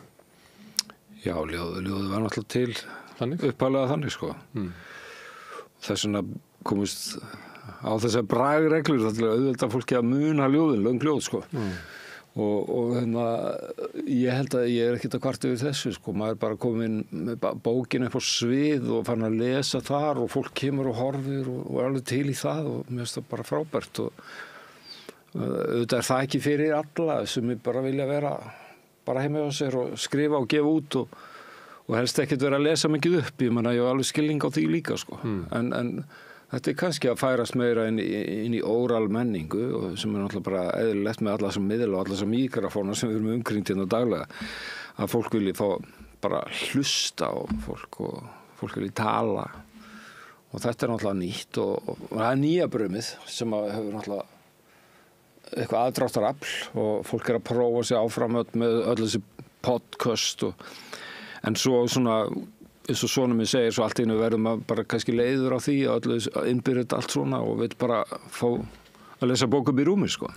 Það er önnur reynsla, það er einhvern veginn, ég finn þetta sjálfur að ég að lesa mjög skemmtilega bókrindar og hún tógar alveg í mig, en síminn er alltaf við hliðina á henni og maður les svona í hálftíma og svo tekur maður á símanum og svo heldur maður áfram að lesa og stundum gleymir maður sér símanum og hálftími líður á hann sem maður gerði neitt nema eitthvað að skrolla, sko.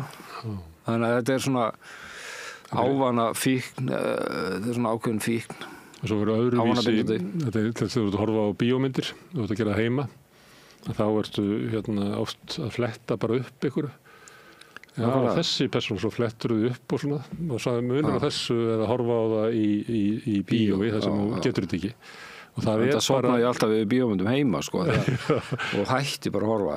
Það er svo haldir ekki aðteglinni heima, en þú heldur fullkomni aðteglinni í bíóinu. Já, því það er einhvern krafa að vera hana með öðru fólki og fara ekki að sofa í stólnum eða eitthvað.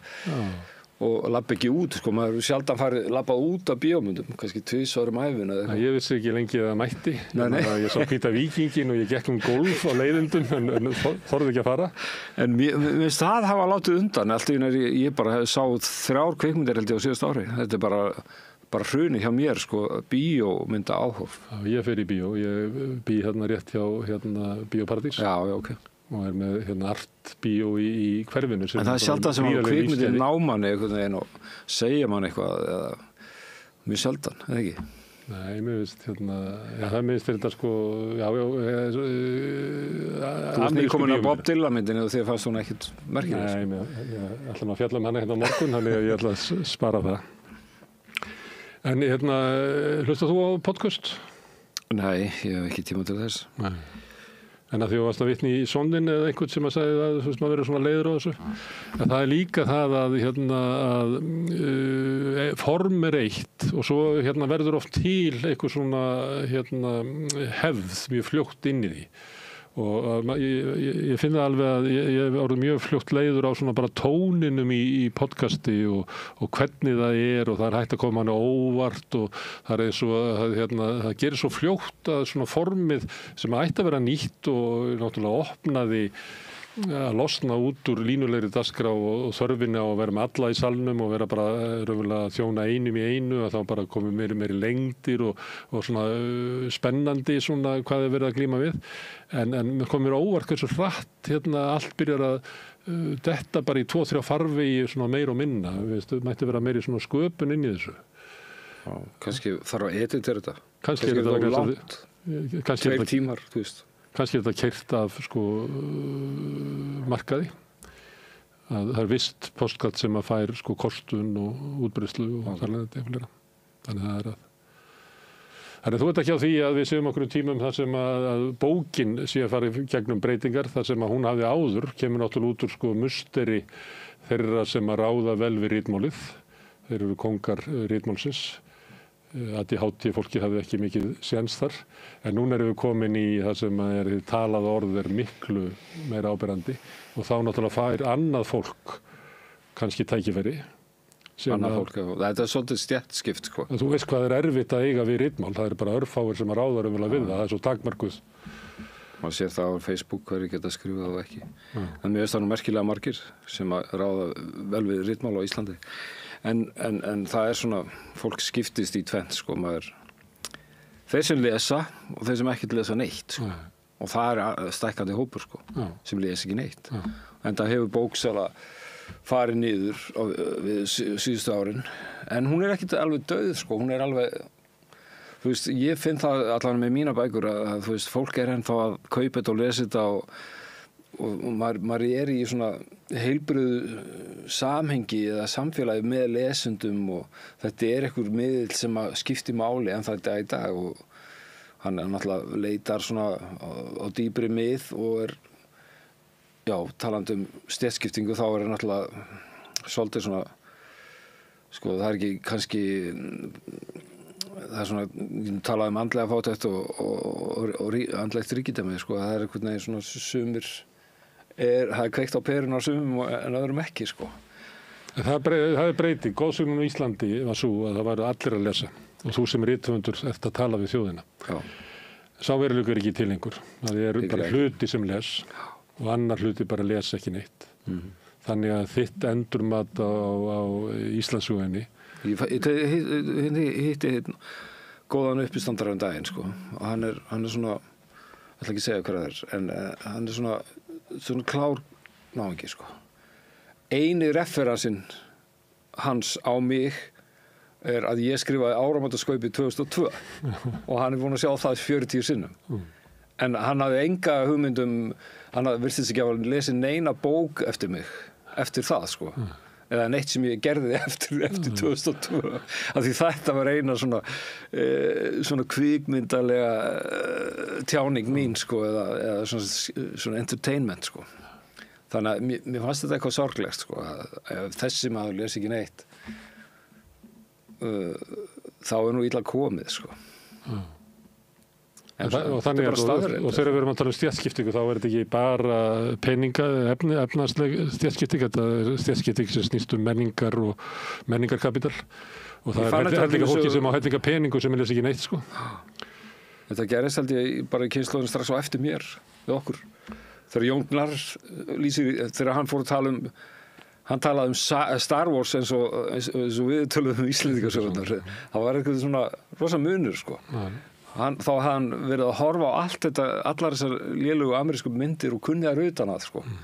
Og bara fyrir hans kynslóð var þetta bara referens í Sjálfstæðisflokkurinn er eins og þessi persóna í þessari kvikmynd eða eitthvað. Þetta er hans menningarheimur. Ég hef stundu sagt að ég upplýði að ég sé síðasta kynslóðinu mitt sem taldi sér þurfa að lesa Laxness og þá félagi alla saman og Íslendingabækurnar bara til þess að fá að taka þátt í samtalinu við kvöldverðarborðið. Þannig að þetta er bara að læra heima og læra þann menningarheim til þess að við getum haldið en síðan bara breytist þetta og koma kynslóði sem að líta einmitt á Star Wars og svona ameríska menningi. Ég var að hlusta á útvarpið Rás 1 var með það í gangi í morgun og þá einu sinni verið að juða á amerísku söngbókinni og ég var að hugsa að byrja, þetta í lagi með Ríkisútvarpið? Að við erum náttúrulega með íslenska sönglagi þarna og þessar þunnu íslensku svona söngbók, svona Hauk Mortens og félaga og svo bara amerísku bókina. Ég meina, maður ekki fá að heyra aðeins svona lög frá Evrópu eða smá ítalska tóna eða gríska eða smá frá Afríku eða Asíu eða eitthvað, þú veist, það endilega þannig að sko Ríkisútvarpið eigi að ýta okkur enn frekar inn í sko að lifa bara í amerískri menningu. Maður spyr sig á hverju ári þegar þessi gítarleikari deyr sem 83 ára sá sem spilaði sólóið í einhverjum gömlu hippalagi sem að þessi kynslóð hlustað á og enn við völd upp á RÚV sko, einhvern veginn það sem Bogi Ágústsson mann eftir þegar hann var ungur sko og já, stórmerkilegur gítarleikari sem nú látin en þú veist, fyrir öllum öðrum bara lokuð bók sko. Já, og þú líka bara missir sýnin af ótrúlegum tónlistararfi sko, sem bara við getum verið að svamla í sko endalaust. Það með allri virðingu fyrir amerísku söngbókinu þá bara, þú veist, það geti ekki verið sko 5 dagskrár gerða menn sem eru bara juða í henni á Rás 1 sko. En þetta annað, varðandi þetta með kynslóðskipti, þá kemur segjum þetta sem Jón og hans kynslóð sem talar Star Wars sem Íslendingasögurnar er svona menningarlegan arf. Og þetta skiptir náttúrulega máli af því að þú ert náttúrulega að yrkja inn í gamla arfinn. Þú ert að tala við lesendur og ætlast til að þeir séu einhver leyti að sér í þeim í bara íslenskum sögulegum fróðleik og Íslendingasögum. Ég reynir samt alltaf að skrifa þannig að þú veist hinn óreyndi lesandi bara sem veit ekki neitt sko. Ég reynir svona aðeins að matreiða þetta þannig að hann gæti hugsanlega skilja þetta. Ekki gera ráð fyrir of mikið fyrirfram þekkingu en að samt hann svona standi einhverjum fótum í þessari menningu. Ég verið að hugsa að undanfarið að við verum að tala þetta og þetta skiptir náttúrulega máli að þessi hugmyndin að við lifum öll í sömu menningu að hún er löngu fallin en að sömuleyti erum við ekki mikið að adressa það sko. Við verum ekki að tala það og það til þess að vera að tala bækur þá ennþá verið að reyna að halda því á lofti að við séum öll inn í þessum menningarheimi sem bara einhver leyti sjálfsblekking og verið gott fyrir okkur horfast í augu við að svo ekki. Að það önnur svona breyting sem að ég hef upplifað svona bara á síðustu árum með þetta þeirra leikrið sem heitir Jerma sem er í Þjóðleikhúsinu. Það er líka mynd eftir Lilju Ingólfsdóttur sem heitir Elsklik sem er í bíó, ég veit ekki hvort þú hefur séð hana. Og þá ertu komin með sögur sem að manni finnst ekki byggja á menningarsögunni heldur á einhverju svona sem við getum kallað svona sjálfshjálparbækur í svona góðri merkingu, ekki niðrandi merkingu. Heldur það sem að verður til mikill kultúr og mikla bókmyndir og mikil menning þar sem að fólk er að koma fram og gangast við áföllu sínum og sársauka og raunum og það er mikil umræðu þetta og hvernig við eigum eiga við þetta sem er skiljanlegt. Það var ekkert pláss fyrir þetta fólk áður, menningi snerist meira og minna bara svona betur sett fólk og svo kannski einhverja svona stereotypur af öðrum og jújú, það var náttúrulega sósíalrealismin og fleiri reyndi að draga lágstéttina upp líka en þarna sér maður allt svona menningaverk sem að byggja bara á allt öðrum svona menningargrunni sem að er bara fjölmiðlunin sjálfshjálparbækurnar sem eru ekki litteratúr eða þú veist ekki skáldskapur en er sannarlega litteratúr sko. Þannig að þetta er náttúrulega Jerma byggir á Jermu eftir Lorca það er bara nafni sko og það er með tengingi þar á milli afhjúpar það hversu lítil hversu svona grunnt í svona menningarlegu stöðu leikriti stendur sko. Því það er eiginlega bara enga sín persónuna sko. Þetta eru persónur sem eru bara afkvæmi nýfrálsíkjurnar, einstaklisíkjurnar og höfnuninnar á sko félagslegri höfnunin á sögu og öðru slíku alveg mjög sláandi að horfa á leikriti með þessu hugafæri.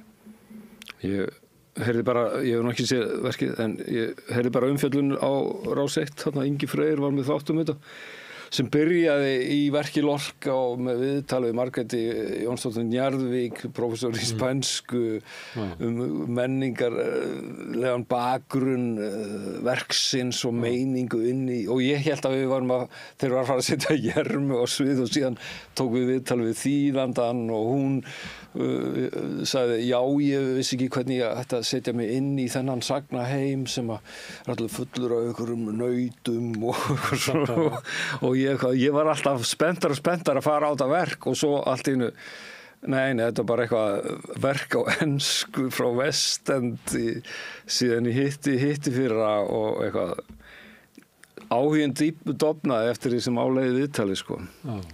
En þarna, þetta var svona eins og þú ert að lýsa svolítið svona ferðalag frá okkar kynslóð sem að vildi ná í hlutina bara í bara, þú veist, það sem þeir kviknuðu, bara hjá Lorca, bara fara beint í uppsprettuna og yfir í þennan veruleika sem í dag, það sem er alltaf einhvern veginn útvatnað og svolítið svona eins og labba IKEA, sko. En ef þetta er þannig að höfundarnir eru þó að skrifa inn í svona tiltölulega afmarkaðan hóp, hvaða hópur er þetta sem er íslenska bókmenntir? Já, sko, mjög svona unga fólki skrifa fyrir unga fólki og það er bara frábært og það er bara fínan hljómgrunn með sína sögur og þetta er spennandi bara. Og er að leita sínum hópi, það er svona áberandi með suma höfunda. Já, maður sér þetta á Goodreads, sko, unga höfundarnir fá strax miklu fleiri dómar, fleiri að lesa og svo eru við gamlu kallarnir hann á eftir, sko. Og já, að því að sú kynslóð sem er að lesa mína bækur er væntanlega ekki á Goodreads og þá sér maður minna af svona viðbröðum. En að því unga fólki kann á alla þessa miðla sem er skemmtilegir í bókmyndabransanum eins og Goodreads, þar sérðu dóma þínar eigin bækur og bara jafnóðum frá lesendum hvað þeim finnst og þeir eru ekkert að hugsa það að höfundur sé að lesa það er mjög svona lifandi, gott, sko. Þannig að það er margt í þessu tækniumhverfi sem er bara gott fyrir bókmyndirnar. En já, eins og ég segi, þá hefur maður svolítið svona þú lýstir í þannig að maður kemur þarna frá New York eitthvað svona ungur og með læti, sko, og púaði á allt í kringu sig og vildi koma sér áfram og þá var maður svona fann það að þjóðin var ekkert að kaupa þetta alveg strax, sko, það var bara svona fámennur hópur og síðan hefur maður svona breyst og líka lesendahópurinn hefur breyst. Hann hefur svona vanist í að lesa bækurnar að maður sé svona höfundur og einhvern veginn að sætt sig við mann sem höfund og svo kannski kem ég líka meira til móts við lesendur í þessum síðustu bókum, sko. Og þannig verður, mér finnst svona fyrsta sinn vera í takti við einhvern lesendahóp, kannski einhver svona nokkur þúsund manns bara út all land og maður finnur þetta, maður kemur í Sundlaugar eða hvað sem er bensinstöðar, þá er alltaf einn gammal kallega svona eldri kona út í horni sem er alveg frábæra þessar bækur þínar og það er svo mikið þakklæti og fólk hefur svo mikla þörf fyrir að heyra þetta og þetta er einhver hlýð á Íslandssögunni sem að fólk hafi ekki áttað sig á eða bara gleymt og aldrei verið fjallað í skáldsögu áður sem er náttúrulega ótrúlegt að þetta síldaræventýri hafi aldrei rættað í skáldsögu nema bara einn kafli í íslenskum aðeili eftir Þórberg og svo ein svona frekar lélega skáldsaga eftir Laxness sem er svona eftir á skáldsaga, sko, sem er svona minningabók og þannig að Ég veit skuðskjáðu að þurfa vond bók. Já, ég las hann aftur fyrir ári síðan og hún er náttúrulega bara mjög skrítin og já, ég veit ekki alveg hvað ég get sagt meira hana, sko. En þú ert að nota klassískt form, episku skáldsöguna, að fjalla þetta er náttúrulega, hún reis mjög hátt, episka skáldsöguna, einmitt í þessum tilgangi, að vera að endursegja þjóðarsögur í gegnum og sósíalrealismi notaði hana mikið á Norðurlöndum og reis mjög hátt á Norðurlöndum við að endurskrifa söguna og endurskrifa svona inn í þjóðarvitundina einhverja svona sjálfsmynd, þetta er tækið til þess og þeir finnst það að virka. Já, og þetta er bara fyrirbæri sem er út allan heim, þú veist, það er georgísk skáldsaga sem sló í gegn fyrir 3 árum sem heitir 8. lífið eftir Harita Svíli, kona þar sem skrifar, held ég á þýsku, ég man ekki.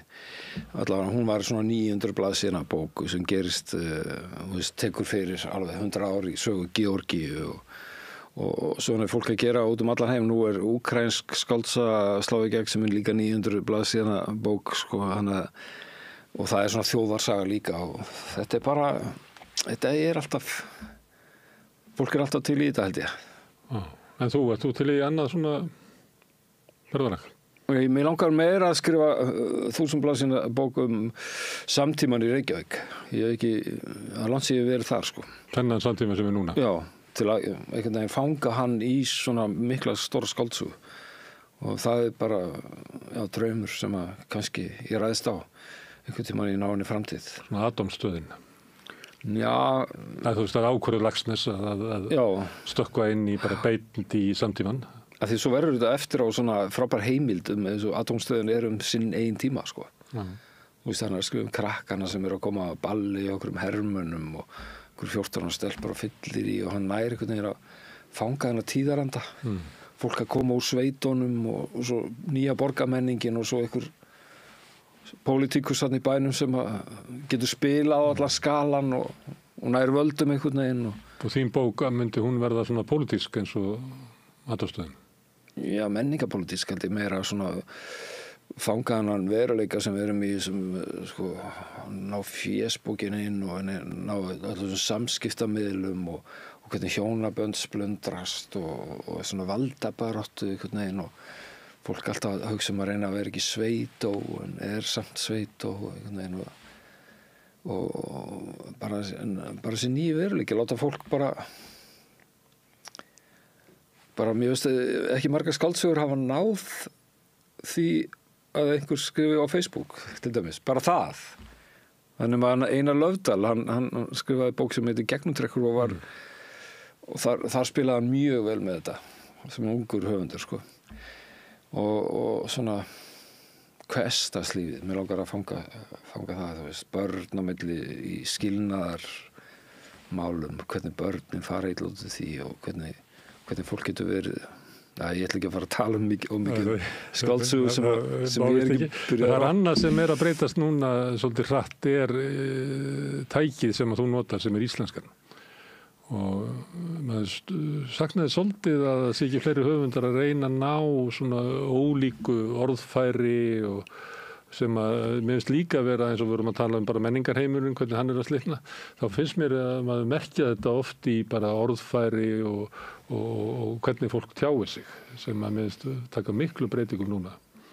Og við vorum að tala leikhús á þann og maður saknaði svolítið úr leikhúsinu að heyri ekki svona til dæmis að það er eins og fólk ráði ekki alveg við að láta sko stéttamun heyrast í tungutaki og eitthvað leira. Ég nefndi þetta við þig að því að þú ert náttúrulega með brageyra og ættir að vera opinn fyrir þessu. Já, og það þú veist, ég að skrifa mjög svona mikinn orðaforða og vera búið til orð og nota gömul orð og svona ríkulegt tungumál allan í þessum bókum sem ég verið að skrifa undanfarið og sumir fælast frá þeim út af því. Svona minn til dæmis getur ekki hann reynt að byrja á fyrstu bókinni og hann bara skilur ekki, hann bara fer tilbaka eins og krakkari sem eru að reyna að lesa Laxness þeir bara henda bókinni frá sér að því að það er svo skrítin stafsetningin í þeim. Finnst þetta bara skrítið og astvalegt. Ég las alltaf fyrir dóttur mína og þegar hún var held ég að verða 11 ára þá segi ég, nú komið að ég að lesa birting og ég byrjaði að lesa birting og þá var það áttaði mig á þessu sko. Þetta var ekki séns að hún næði bara sem blæbrigði. Nei, þetta var bara eitthvað starf hún náði þess ekki. Nei. Og svona megnið af litteratúr í dag ekkert í þessum pælingum en ég lesa núna bók sem fekk aðalverðlaunin í Bandaríkjunum daginn sko. James eftir Percival Everett og stórkostleg bók og stórkostleg hugmynd. Hann fær hugmyndina að skrifa skáldsögu upp úr Huckleberry Finn, Stikkisberja Finni, þar sem að Finnur flýr að heiman og leið einn þræll þarna sem flýr líka og þeir verða saman í útleiðinni og reyna að pluma sig fyrir utan samfélagið og eru tveir þarna á einum báti á Mississippi fljótinu og hann, Percival ákveður að skrifa sögu þrælsins og við fáum hana í hans bók þannig að við getum lesið Stykkisbergafinn aftur út frá þessari bók og það svo rosalega merkilegt og flott að þrællinn, hann talar svona frumstætt tungumál alltaf við hvítamannin og hann skrifar það út á mjög frumstæðan hætt og oft þú veist, orðið can, C-A-N skrifar hann K-E-N I can sure enough S-H-U sure og þú veist, þetta bara hann stafsetur þetta svona skringilega og þá nærir hann þessu tungumáli sem þrælarnir þeir gera lítið úr sjálfu sér viljandi til þess að vera ekki ógn við hvítamannin og tala þá frumstætt mál en svo þessi þræll, þessi James leið hann hittir aðra svarta þá talar hann fullkomna ensku og þetta svo flott stílbragð sko. Og maður bara vá, og svo gera hann stundum mistök í samtölu við hvíta eins og Stykkisbergafinn sjálfan til dæmis hann segir óvart hárrétt eitthvað mjög flókið orð og þá segir kvartar hann Stykkisbergafinnur og spyr á hverju talar hann svona skringilega núna allt í einu og þetta svo flott að þetta sýnir svo miklu þjáningu og hvernig þú fórst alltaf að vera á varðbergi að lítilækka sjálfa þig sem þræll. Þetta það sem að konur léku oft. Já, spila sig heimskar en þú ert. Já, vegna þess að hitt var svo mikil ágrunn við kallana og alltaf miklir áhrif. Og lentur bara í vesenni. Og þetta á við ótrúlega marga og ábyggilega við innflytjendurnar á Íslandi og fleiri sem að gera þetta. Herðu Hallgrímur, takk fyrir að koma hingað og spjalla svona út frá sýningunni þinni. Já, takk. Og ég skemmti mig vel, ég tók bróður minn með mér og við bræður skemmtum okkur mjög vel þarna og ég geti bara að þú varst náttúrulega á staðnum og það var vel tekið í salnum. Mikið þrek sem þú hefur að halda þessu úti. Maður fylgir svolítið með það. Maður sá að svona í lokin að þá varstu svona búin að tæma þig. Þannig að ég býst þetta sé þannig að þú bara tæmir þarna á sviðinu og sért svona... Þetta eins og að fara í Þú sofnar ekki næstu 3,5 tíman eftir að þetta búið. Nei, þetta eins og að fara í líkamsrækt í 3 tíma sko. Bara alveg búin eftir það. Já. Þannig að líka þetta að horfa á þetta þannig sem svona akrobatik sögumars. Kærar þakkir. Takk. Og við höldum hérna áfram með rauðaborðið að reyna að skilja samfélagið og heiminn og okkur sjálf. Næsti kafli eftir augnablik. Allt það besta ókeypis. Fáðu þér vatn að drekka. Samstöðin þar sem manneskjurnar koma saman. Ertu á leið heim úr vinnu? Stilltu á FM 89,1.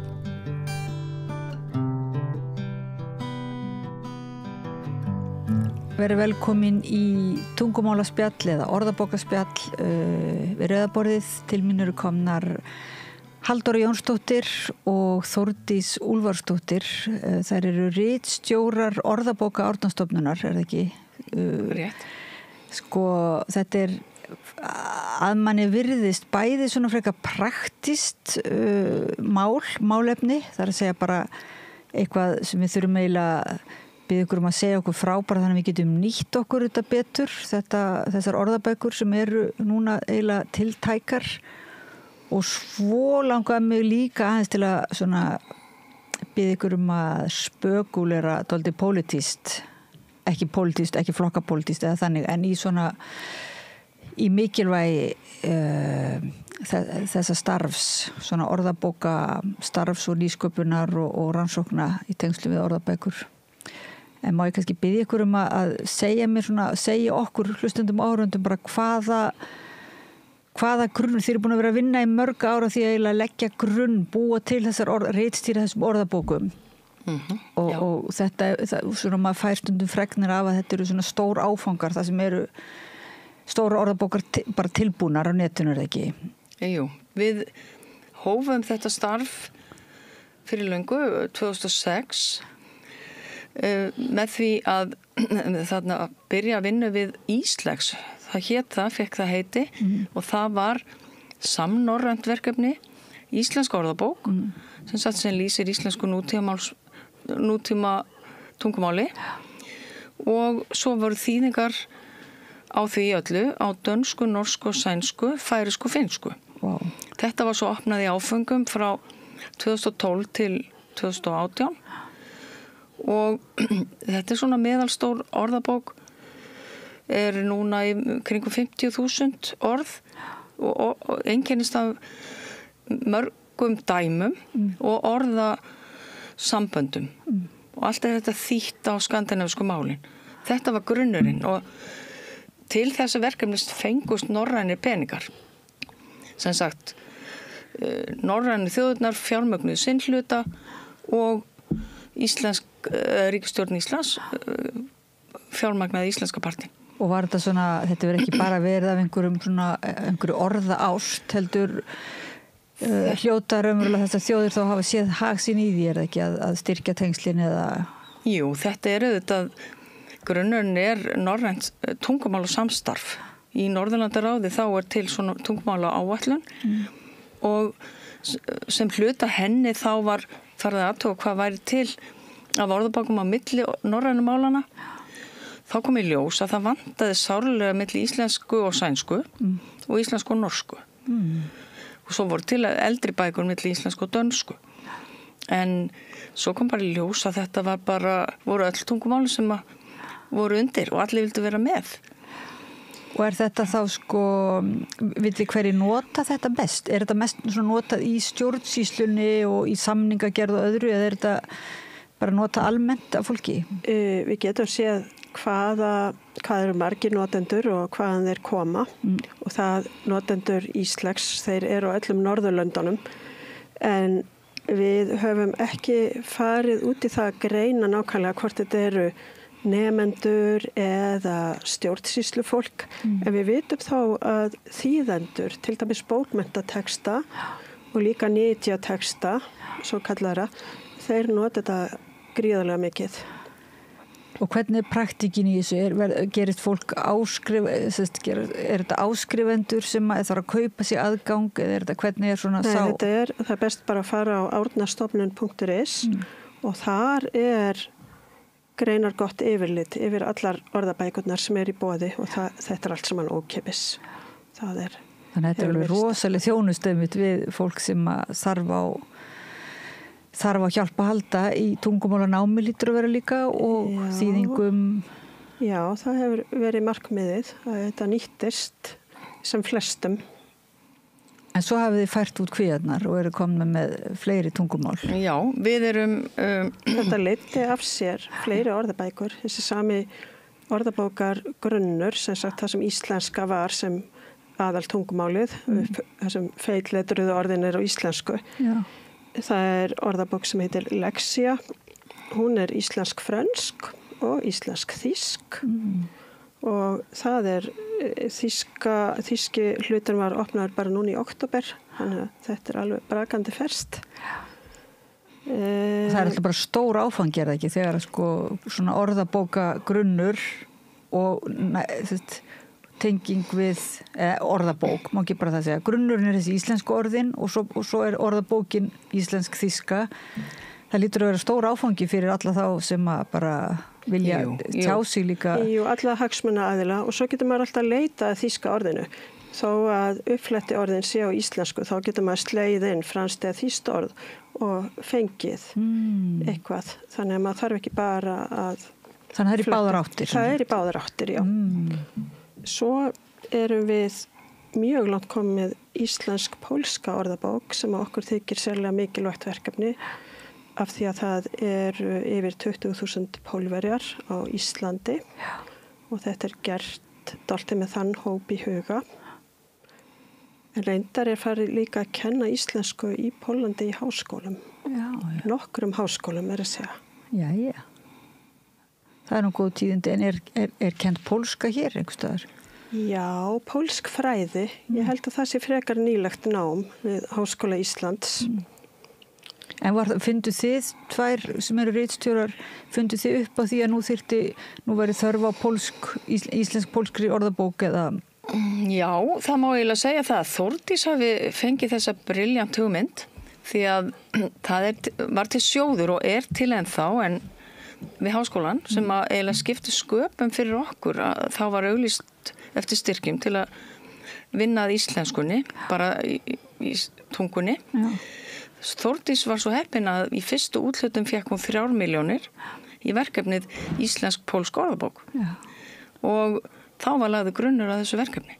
Þannig ef þú hefur ekki fengið þessu hugmynd Þórdís og sótt þennan styrk þá væri bara engin íslensk orðabók. Nei, jú, sko þetta var í samstarfi við Pólverja sem heitir Stanislav Bartoszek sem hefur búið á Íslandi í marga áratugi og hefur gefið út sína eigin orðabók milli málana en ekki stóra og við fórum í samstarf við hann að gera stóra orðabók og hann var til í þetta og þess vegna sótti ég styrkin. Og hafið í huga einhver sjáuð fyrirliggjandi þörf á öðrum orðabókum í svona framtíðinni? Menn hafa kallað mjög mikið eftir íslensk-enskri orðabók, auðvitað. Til dæmis allir innflytjendur á Íslandi sem eru nú margir eins og við vitum og svo þurfa eiginlega allir á svoleiðis verki að halda. Og hún bara ekki til? Jú, hún í vinnslu hjá okkur auðvitað. Já. Því að við tókum þetta verkefni áfram bara og fórum þetta var nú verið áhugamál hjá okkur lengi að íslenska-enska kemi inn því að fólk hefur yfirleitt spurt en hvenær kemur íslenska-enska? Já. Og það fór af stað fyrir nokkrum árum og byggir auðvitað á sama grunni og við unnum meira að segja að Þórdís veit meira það. Við unnum með sjálfverkum aðferðin svolítið til að flýta fyrir okkur. Gervigreindinni þá eða eitthvað svoleiðis? Nei, hún kom ekki nálægt þessu reyndar að því að við höfum nú kannski ekki mjög mikið álit á henni í þessu, í einhverju sem þarf að vera mjög... Ég veit að spyrja ykkur það. En við notum aðferðir máltækninar við að flýta fyrir okkur með íslenska-ensku orðabókina sem ekki sam og gervigreind. Íslensk máltækni? Já. Jú, þú voru nú alveg að segja okkur frá því, held ég, frá grunni. Og þannig gátum við byrjað á íslenska-ensku orðabókinni. Þar að segja við tókum orðalistan, íslenska orðalistan og það nú félagi okkar sem máltækni sérfræðingur á stofnuninni og hann paraði saman öll orðin við ensk orð í gegnum hinnar orðabækunar, notaði íslensk, danska, sænska, finnska og svo framvegis til að finna ensk orð á móti því íslenska og þetta gerði hann og það skilaði ágætis árangri og þurfti reyndar mikla eftirvinnslu en þar með vorum við komin með dálítið stóran orðaforða, enskan orðaforða á móti íslensku orðunum. Svo þegar það var komið, þetta var 2021, það stutt síðan þetta var, því að orðabókarvinna nú mjög hægfara ferli. Já. Þá réðum við til starfa 2 starfsmenn og þá sjá þeir að ganga frá orðunum og eins og það þarf alltaf að gera það. Það þýðir ekki að hafa orðin bara í einum bing. Það þarf að greina því sundur og skipta þeim í merkingarliði og svo framvegis. En hver munurinn á talandi þessa aðferð til dæmis tjáskipta sem þeirra hópa sem hér búa á Íslandi? Fyrir utan þýðingar og allt svoleiðis stjórnlistuna en sem bara þeir Íslendingar sem ekki tala íslensku að móðumáli. Já, fyrir munurinn að nota þessar orðabækur ykkar til dæmis og að nota bara Google Translate? Já, þetta náttúrulega stórmunur þar á því að orðabækurnar eru unnar af fólki. Hitt kannski svona tilvíðanlega hvað kemur út úr því og getur valdið miskilningi og við teljum að þetta sé alveg valdi bara byltingu í þessari fyrir fólk sem að fær þetta í síman og það má geta þess að við fengum fjárveitingu frá menningamálráðuneytinu fyrir nokkrum árum til þessa verks og vegna þess að þeir voru farnir að átta sig á þörfinni á svona orðabók og hafa reynda byrt þetta á símum og semst hafði frumkvæðað því þannig að það heitir m.is og vefur með efni frá okkur Þórdísi, íslensk nútímamálsorðabók sem við komum á eftir og íslensk ensk og íslensk pólsk og okkur fannst málstæðarinn það góður að við samþyktum að þetta færi inn á vinnslustigi. Þetta er ekki tilbúið en við bara opnuðum hérna geymsluna hjá okkur og hleyptum í þetta efni en síðan höfum við auðvitað okkur gengið mjög vel og við opnum pólskuna vonandi í mars og enskuna kannski mitt ár, eitthvað svoleiðis. En þú varst að spyrja okkur, getur fólk ekki nota Google bara og auðvitað gera með það, sjálfsögðu, það gera allir það. Og það er oft hægt að fá svörin þar, en við sjáum samt á fjölda notenda, allra þessara orðabóka sem við gefum út. Því við getum séð það hvaða það eru margir notendur á ári og þeir eru svo margir að þeir hljóta að hafa eitthvað að sækja í þennan efnivið. Til dæmis er íslensk nútímamálsorðabók, hún sem er bara eins máls orðabók, þar eru 450.000 notendur á ári með 1,6 milljónir flettinga og það er einhverju ástæða fyrir því að þeir sjá sér hagi því að nota þetta. Það hljóta þá líka vera bara nemendur sem eru að skrifa ritgerðir og þurfa á upplýsingum að halda ekki réttritun og annað. Jú, og ég teki eftir því og við að það er líka fólk sem er vinnur í stjórnsýslunni, bara alls konar fólk sem vinnur á skrifstofu sýslumanns, lögreglunar, landlæknis og alls konar svona aðilar sem hafa haft samband og spurt svona einstaka atriði. En þegar þeir eru komið með þennan grunn og sem er byggður á vísindalega, faglega byggður upp og ekki tilviljunarkenndur eins og þú ert að segja, tilviljunarkennt svolítið hvernig Google Translate fungerar. Er þá ekki samt annað stig að tengja það við að geta sett inn til dæmis heilar málsgreinar eða ekki bara einstök orð, eins og til dæmis hérna m.is, það er ekki heldur bara stafurinn m.is og þá skrifa ég íslenskt orð og ég tók pólsku. Þá ættur að fá pólskt samheiti. Já, ég þarf að skrifa hérna. Þetta er nú held ég mest hannað fyrir síma. Já. Jú, hérna kemur það. En ég get ekki skrifað sem sagt setningu. Jú, það er fítus í m.is sem er vélþýðingar. Jú, hér kemur það líka. Þannig að það á að vera hægt. Já. Og er það þá eiginlega svona vandar í vélþýðing, finnst ykkur heldur en Google Translate vélþýðingarnar? Ég er ekki viss. m.is er ekki alveg á okkar vegum, heldur var það ráðuneytið sem átti frumkvæða því. Það gerir alveg villur, en ég hugsa að sé alveg hægt að nota það sér til gags. Þannig að vélþýðingarnar sem eru þar. Ég get ekki lýsti hvaðan ákveðar byggjast nákvæmlega. Ég held að sé hugmynd að þróa þetta aðeins meira og gera þetta að meira svona máltækni tóli sem að geti þjónaði notendum betur og það er ýmsir möguleikar í þessu en það allt kostar þetta peninga. Ég held að þetta snúist nú bara það. Já, þannig að það þarf einhver að sjá sér hag í því eða sjá mikinn svona kannski lýðræðislegan eða menningarlegan og lýðræðislegan ávinning í því að þróa einhverja véltækni eða einhverja tækni á grunni þessa starf sem þið hafið eða þessara orðabókar. Já, ég held að til dæmis síðasti menningamálur á þeirra sá mikla möguleika í okkar starfi og óskaði eindrið eftir að koma þessum vef á lakinnar.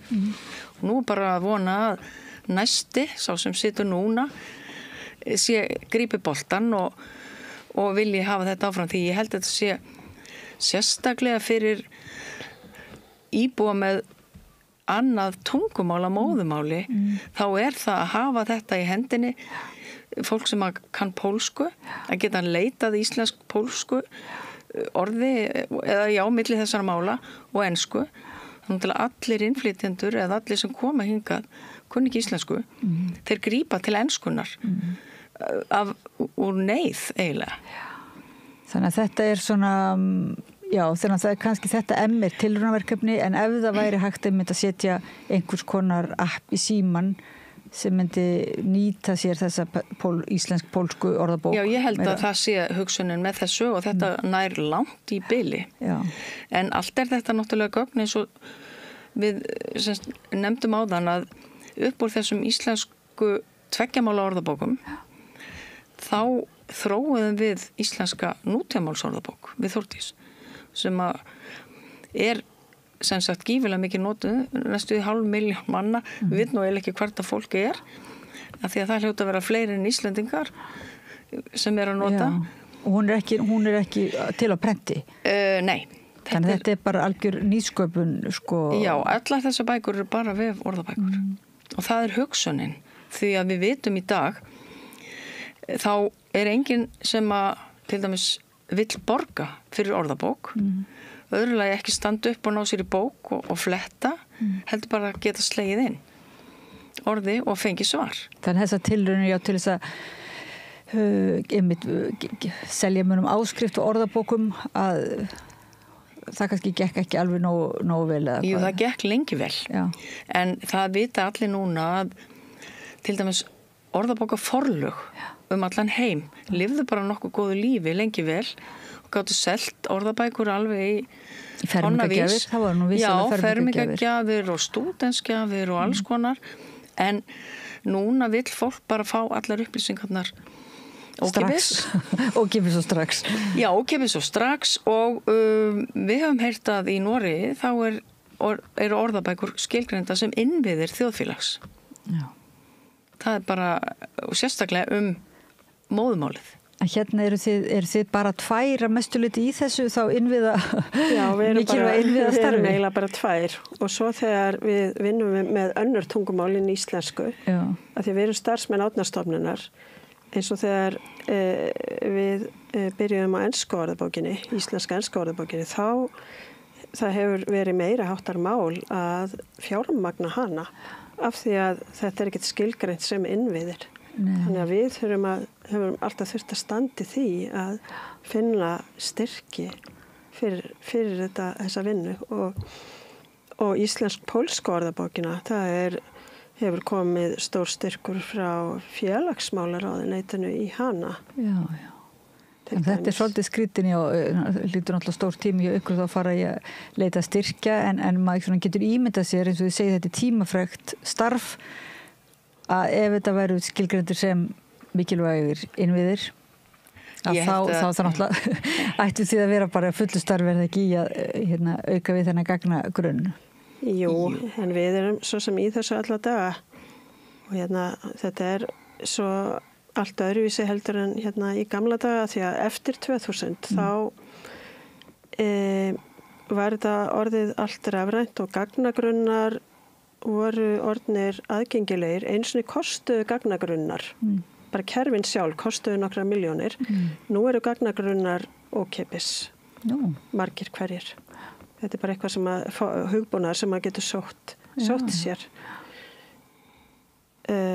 Þannig að það eftir 2000 var orðin grundvellur fyrir því að hafa þetta allt saman bara rafrænt og að sjálfsögðu með tilkomu internetsins þegar það var orðið svolítið þróað og veraldarvefurinn gerði þetta allt mögulegt. Þannig að það eiginlega er mjög sjaldgæft núna orðabækur séu prentaðar lengur.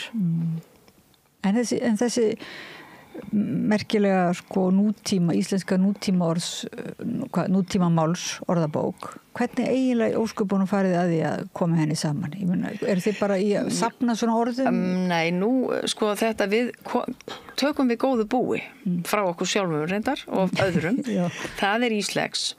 Þá var íslenskunni lýst, bara lýsing á íslensku eins og hún var þarna upp úr 2000 og kannski frá miðri síðustu öld og inn á orðabók Háskólan sem þá var sem varð svo hluti af Árnastofnun þá var mjög mikið að sérfræðingum auðvitað að vinna við orðfræði og það voru margir sem lögðu hönd á plóg og það var, við byggjum á gömlum gagnasöfnum eða gagnasöfnum sem að gefa upplýsingar, þannig að við vorum mörg sem unnum að þessu lengi vel til að búa til grunninn.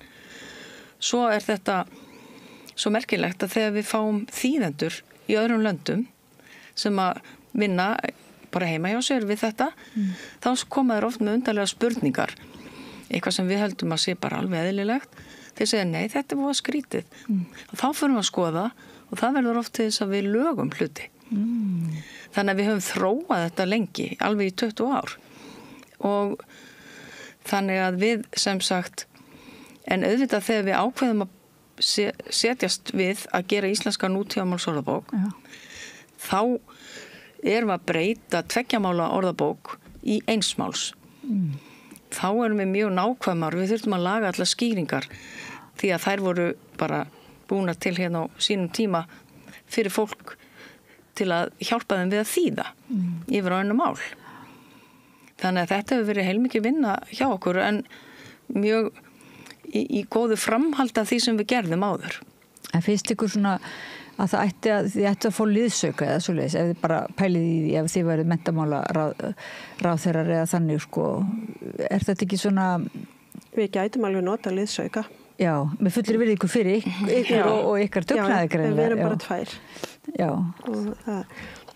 Það er náttúrulega stórkostlegt ef við getum búið til íslenska orðabók. Okkur hefur til dæmis langað til að gera stærri orðabók.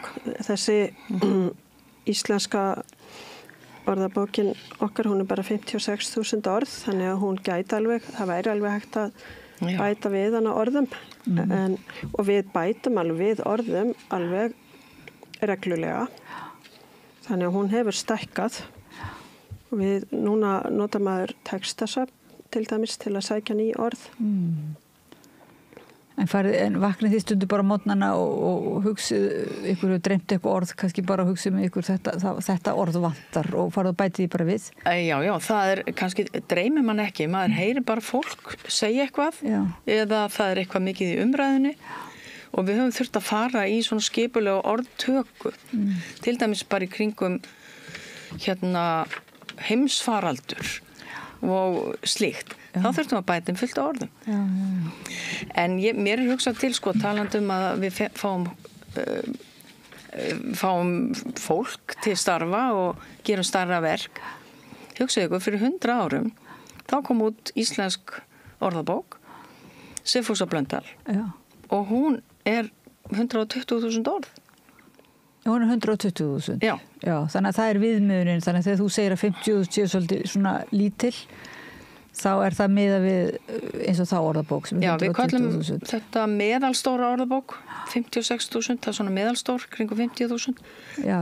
Stór orðabók væri eins og Blöndal, en við sjáum líka í nágrannalöndunum eins og í Danmörku og Svíþjóð, og Noregi, þar eru náttúrulega miklu stærri bækur og ítalegri skýringar og meiri svona dýpri merkingagreining. Það lítur það að vera gott fyrir bókmyndaþýðingar til dæmis. Lítur að vera alveg nauðsynlegt, er það ekki fyrir til þess að tungumáli geti endurnýjað sig eða hvað, að orðabækurnar séu stórar?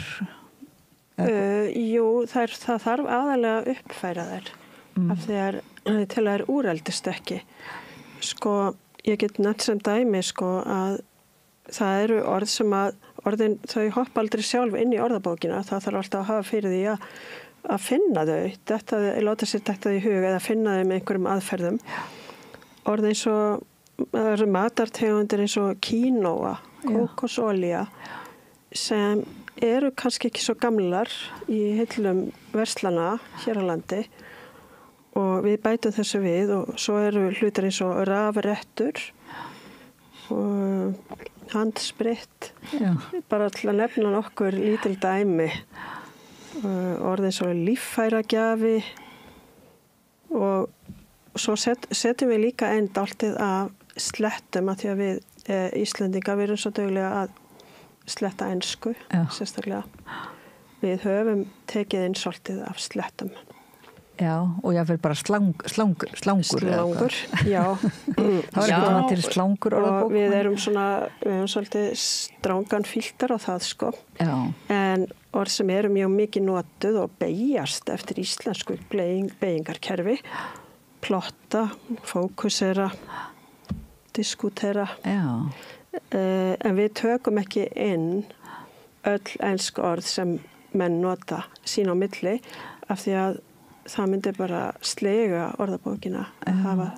En það myndi ekki slega ykkur, þið ekkert svona bugaðar, er þetta ekki svolítið yfirþyrmandi verkefni svona? Nei, ég held að við sofum nú alveg rólega því að auðvitað ábyrgðin mikil en ég held að maður getur nú ekki verið að taka þetta mjög hátíðlega þannig. Við vitum að þetta fín orðabók eins og hún er og það verða væntanlega verða einhverjir aðrir sem að stækka helming en þetta er mjög fínt og það er mjög mörg það er mikið að gögnum til sem fólk getur leitað í annað en þetta. Inn á VF Árnastofnunar er til dæmis sagt að fara í íslenskt orðanet sem er alveg gífurlega stórt og gott uppfletti rit eða sem sagt það er á vefnum og svo er hægt að leita í eldri bókum og risamálheildin er til dæmis svona textasafn sem er hægt að leita í sem er með öllu textarnir eru frá því eftir 2000. Já, þetta er svakalega gagnagrunar áhugaverðir. Og svo er hægt að nefna vefinn málið.is en Halldóra er nú einn af ritstjórum þess og þar er hægt að leita samtímis í mörgum orðabókum og mörgum svona gagnagrunnum. Það er alveg, ég hef oft gert það, þetta er bara svona, maður getur alveg gleymt sér við það, þetta er svona eins og leikur, skemmtileg. Já, þetta var mikill áfangi þegar við opnum málið, það var 2016, tími líður svo hratt, þá var þetta svona draumur sem rættist, að fólk gæti fengið eitt hlið inn í svo mörg gagnasöfn. Þá var ekki athygli kannski á einhverju sem fólk þekkti ekki eins vel og lengi var langvinsælasta þarna ritið var orðsifjabók uppruna orða en hún hefur núna fengið sinn eigin vef og sem er mjög glæsilegur og skemmtilegur fyrir fólk. Og þið líka ritstjóra hans? Nei, við erum það reyndar ekki. En hún það er hægt að nálgast hana á orðsifjabók.árnastofnun.is. En þetta er svona mikill fjársjóður, þessi orð. Ef við tökum nú pólitíkina, sko, er einhver hætt á að svona einhverju smættunar sinnar komist í málið og segi það er nú alveg nógu gott bara að hafa gervigrindinni nógu klári eða Google Translate, við þurfum ekki að vera auka við, það er nógu að hafa 50.000, við þurfum ekki að hafa 100.000, eitthvað svoleiðis. Hvernig svarið þið svoleiðis röddum? Nú er nýbúið að skipta ríkisstjórn. Já. Og menningarmálar á þeirra sem var með Árnastofnun, hún Lilja Alfreðsdóttir, hún sýndi þessum verkum mikinn áhuga og svo bara eftir að koma í ljós hvernig þetta verður með nýjum ráðamönnum. Við vitum ekkert hvernig þetta verður í framhaldinu. Ég tel nú að þetta muni allt fara í hring. Svona hlutni eiga það til að fara í hring. Við vitum vel að menningarsjóður var seldur hérna fyrir löngu, 92 eða 91, eða íslensk orðabók var seld, 92. Nú bara komin ný íslensk orðabók, hún er ekki stór og hinn, en hún er unnin af ríkinu.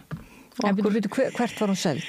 Hún var seld til Máls og menningar. Já. Þú veist, það var einkavæðingarnefnd sem að vildi einkavæða, en svo kemur náttúrulega ljós að markaðurinn hefur ekki lengur áhuga á orðabókagerð af því að orðabókagerðin skilar einhverjum arði. Og þá er ríkið aftur að koma inn. Þá er ríkið aftur komið og ég held að það sé bara blóma tími fyrir okkur núna að gera ríkisreknar orðabækur. Já, það er svolítið langt svona gengi finnst mann í einkavæðingu að fara að einkavæða tungumálið. Já, þetta voru náttúrulega alls konar starfsemi sem menningarsjóður stóð fyrir og þetta var bara einhver svona sparnaðar hugmynd væntanlega að koma þessu verð fyrir ríkið eða leyfa duglegum einkaaðilum spreyta sig. Já. Og þá komum við kannski aftur að því sem við sagðum hérna áðan að í Noregi farið að viðurkenna orðabækur sem hluti af innviðunum, mikilvægum innviðum og það að ég held að það ekki mjög mörg ár síðan það gerðist.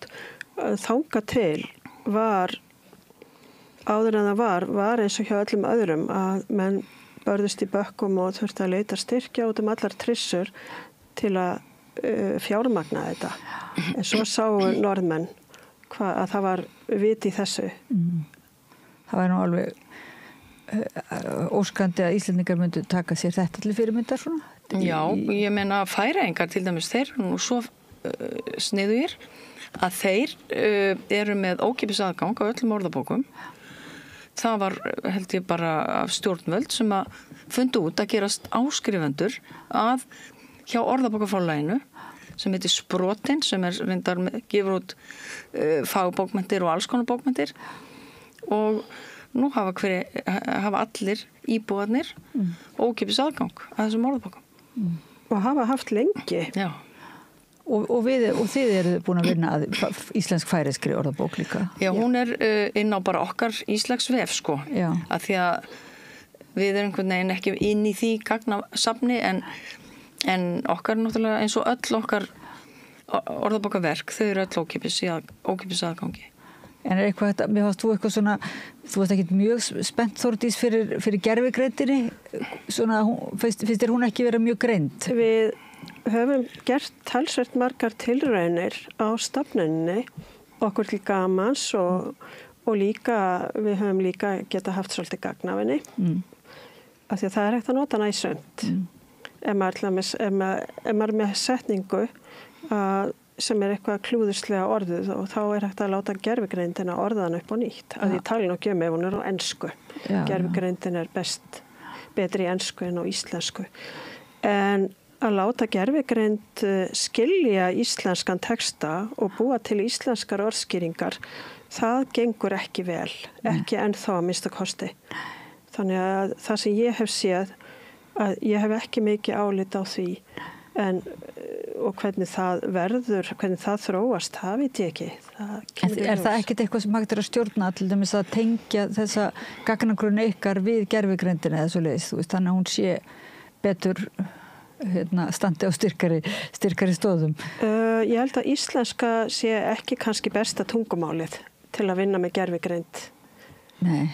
Þetta lítið tungumál. Það ekki rosalega mikið til af gögnum eins og til dæmis fyrir stóru heimsmálin. Já. Nei, nú þekki maður þetta ekki.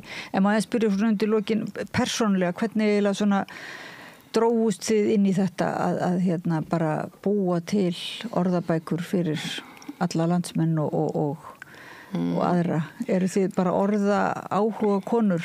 Já, ég meina, ég komst nú inn í þennan heim sem bara frá því að vera tungumálakennari. Ég lærði dönsku í háskóla, fór í framhaldsnám til Kaupmannahafnar og lærði meiri dönsku og þá kemur maður heim og verður dönsku kennari, svona, það er bara augljóst. Og það er nú svona í þinni fjölskyldu uppeldi, pabbiðinni Jónar Hjálmarsson, mikill kennari og tungumálamaður. Jú, kannski vildi maður bara endilega kenna fólki eitthvað. Já. En svo gerist það að 1987 þá byrjaði ég að vinna hjá Ísafaldaprentsmiðju á ritstjórnarskrifstofu dansk-íslenskrar orðabókar með 2 ritstjórum, Hrefnu Arnalds og Ingibjörgu Jóhannesson og það var eiginlega bara ekki aftur snúið. En það var mjög skemmtilegt því að þar sátum við og skrifuðum með blýanti á blað. Það var fyrir tíma 12 aldar eða gagnagrunna. Eða bara algjörlega við mörkin. Svo kom þessi bók út á prenti þetta, 92 en svo mörgum árum setna þá, fyrir 2000 allavega, þá fór ég að vinna hjá Mál og menningu og við orðabókagerð og var svo hluti af ritstjórn íslenskrar orðabókar þar sem Mörður Árnason var aðalritstjóri. Og þá var ég var á sama stað þá og þar kynntumst við fyrst og það var fyrir 2000 og ég hafði áður unnið hjá Orðabók Háskólans við alls konar störf, meðal annars við eldri orðabækur og svo fór ég að vinna hjá Árnastofnun sem sagt 2003 og þannig einhvern veginn sogaðist maður inn í þetta. Og það er erfitt að hætta, finnst ykkur. Þið finnir alveg að þetta er mikilvægt verkefni einhvern veginn að halda því áfram, að bara slepp ekki takinu. Já, það er allavega augljóst að það er alveg nóga verkefnum. Já. Við verðum alls ekki verkefnalausar. Það er alltaf eitthvað nýtt og spennandi. Í sjálfu sér Þórdís nú að byrja á nýju spennandi verkefni sem ég fæ kannski að koma að. Já. Það er samheita orðabókin. Já, við erum að byrja að gera nýja íslenska samheita orðabók sem að það er vísu til einn sem en hún í áskriftaraðgangi á snöru.is. Það þarf að kaupa aðgang að henni. En og hún byggir á þessari, hvað það ekki prentuð sem var prentuð? Jú, hún þetta bara sama ritið og prentað bókin. Og ert þú að bæta við hana? Eftir Svavar Sigmundsson. Nei, við ætlum að byrja alveg frá grunni og byrja alveg frá grunni bara? Já, og Svavar ætlar hann reyndar leyfir okkur að nota efnið úr sinni bók en við ætlum að hafa þetta aðeins öðruvísi. Hvernig þá? Hvernig akkur er gott að byrja frá grunni? Af því að við ætlum að nota tæknilegri aðferðir við að búa hana til núna. Og við ætlum að hafa svona aðeins öðruvísi framsetningu. Þó að bók Svavars sé ágætt, þá hún svona mikið kannski að svolítið gömlum skrýtnum orðum í henni. Já. Og við ætlum svona bara að stilla þessu svolítið öðruvísi upp og hafa þetta rafrænt alveg frá byrjun. Og eiga gömlu skrýtnum orðin dett út þá eða? Kannski söm þeirra. Því nú veit ég að margir rithöfundar nýta sér þessar bækur og ekki síst kannski upp á gömlu skrýtnum orðin. Það er alveg ljóst að sko rithöfundar mun aldrei hætta að nota gömlu bækunar. Nei. Þannig að þeir munu hafa áfram aðgang að þeim væntanlega og vera stórnotendur að Sigfúsi Blöndal. Ég meina það er alveg vitað að íslenska orðabók Blöndals er brunnur fyrir rithöfunda og samheita orðabækur og fleira. En það má sem sagt greinilega gera þær, svona endur nýja þær þannig að uppfæra þær, hvað heitir það, til að séu svona virki betur. Já, vegna þess að það þarf alltaf ný og ný verk. Það er bara þannig. Nútíminn einhvern veginn þarf alltaf eitthvað aðeins nýrra heldur en það sem er 20 ára gamalt. Já. Og líka bara til þess að þar funkar þær þá betur í svona kannski, hverjir munu helst nota nýja samheita orðabók? Kennarar hafa mikið beðið þetta. Og kannski líka fyrir, ég veit ekki af hverju, en nemendur sem þurfa að skrifa, þeir þurfa að hafa orðaforða og þetta er meðal annars til að auka orðaforða nemenda og þá er kannski betra að hafa ekki allt og plássfrekan gamla orðaforðan heldur líka að minnskosti nýju orðin. Já. Þannig þetta er til þess að, og Halldóra, ert þú með eitthvað svona nýtt sem að þú alveg brennur skynni? Nei, nú náttúrulega nálgast starfslok hjá mér, þannig að ég er komin í hálft starf, þannig ég er að reyna að draga saman seglin, en nú, sem sagt, við þurfum nú að opna hérna nokkrar orðabækur í viðbót eða allavega þessar 2 og koma þeim í höfn. Og kannski koma einhverjum öðrum þá, einhverjum liðsauka inn í... Já, íslenska nútímálsorðabók, það verður spennandi að vita hvort að einhver ósk komi frá stjórnvöldum að efla orðabækurnar. Það gæti verið. Má ég spyrja eitt þetta svona smá PS neðamálskrein, þannig að þegar þú segir orðabók Sigfúsar Blöndal, var það ekkit vitað að konan hans Björg vann með honum að þessari orðabók? Jú, við settum þessa orðabók á vefinn. Við Þórdís vorum í þeirri verkefni stjórn. Þetta var gífurlega mikil vinna og sem betur fer var Björg ekki bara höfundur orðabókarinnar en kallinn skrifaði fyrir því, heldur bjó hún svo hnútana að þetta var sjálfsegna stofnun líku við, að það var alltaf til sjóður. Þannig að það kostnaði samt að setja þetta á vefinn. Sjóðurinn, hann bara greiddi laun stúdenta í mörg ár til að gera þetta. En talandi uppfæra, mætti ekki tala orðabók Blöndals og Bjargar? Jó, en við þurfum aðeins að það voru margir sem voru hneykslaðar á okkur að við ferum ekki að breyta. En þetta er lokað mengi, þetta er búið, þetta er verk sem er skráð í bókasöfn og annað. Skráðu titill. Við getum því miður bara ekki, við höldum hennar hluta þetta hátt á lofti, höfum myndað þeim báðum sem er jafn stór á vefnum og þetta heiðruðum hana alveg sem sagt, en við getum ekki breytt því sem stendur í bókfræðilegum upplýsingum. Nei. En þið sjálfar, þið eruð ekki svona höfundar þessar orðabóka í skilningurum að þið séu þessi mynd af ykkur, stóra myndir af ykkur aftan á, þessar bækur eru ekki prentaðar, en ef það eru prentaðar þá myndi ekki vera kannski stóra myndir af ykkur. Þetta eru svolítið svona duldir höfundar sem að búa til orðabækur. Sko á vefsíðunni þá kallum við okkur alveg höfunda. Höfunda og ritstjóra, þó við séum reyndar ekki með myndir af okkur. En en hún hefur ekki birst á prenti, okkar orðabækur eru bara á vefnum. Það eru þetta allt öðruvísi veforðabækur. Þær verða svolítið svona almanneign strax og þeir sem búið er til verða einhvern veginn bara ósýnilegir og það er svolítið svona tendens til þess að fólk haldi bara, þetta verði bara til. Sjálfkrafa. Og það er bara þannig eins og með svo margt sem ratar á vefinn. Jú, það er náttúrulega höfunda. Eignarhaldi verður oft mjög óljóst. Og við höfum auðvitað aðeins þurft að áminna fólk að taka ekki okkar verk bara orðalaust.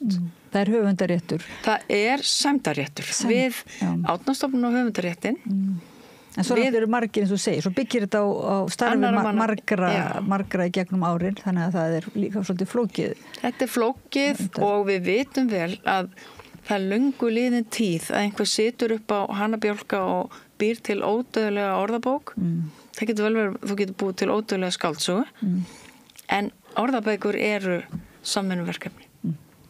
Það vitum við með Blöndal, hann hafði Björgu alltaf á baku tjöldin. Já, og þið eruð kæra þakki fyrir að koma til okkar að Rauðaborðinu og segja okkur frá orðabókunum ykkar og orðabókunum sem að þið ritstýrið og eruð höfundar og samhöfundar að, og við bendum hlustendum og áhörfundum á að fara inn á hvaða slóð, það er náttúrulega bara m.is sem er þessi tilraunaverkefni með þýsku, með pólsku og ensku. Og svo er það Árnastofnun is, þar er strax hægt að sjá lista yfir orðabækurnar með því að íta á grænt merki stofnunarinnar sem er þarna.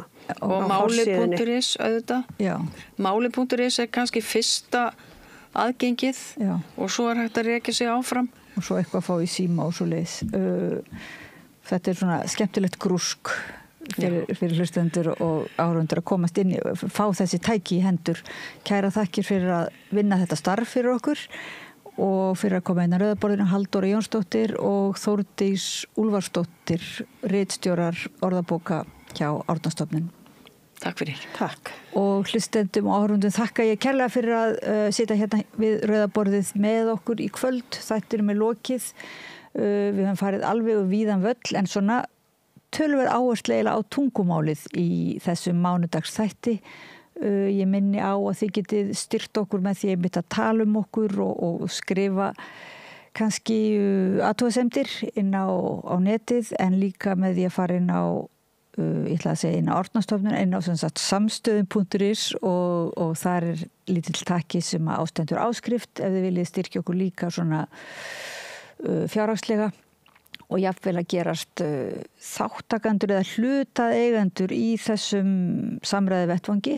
Þá er þetta svona haka við að gerast slíkur hlutað eigandi. En það er ég held að þessi mánaðarlegt gjaldir 2500 en auðvitað er efnið allt sko opið, það er ekki það. En þetta er mikilvægur styrkur dagskrárgerðarinnar og það má líka nefna að okkur er að finna á þessari síðu, samstöðin.is, líka á YouTube, þetta er bara að googla samstöðin, öllum helstu hlaðvarpsveitum, útvarpinu á rás 89,1 og svo á sjónvarpi Símans á rás 5.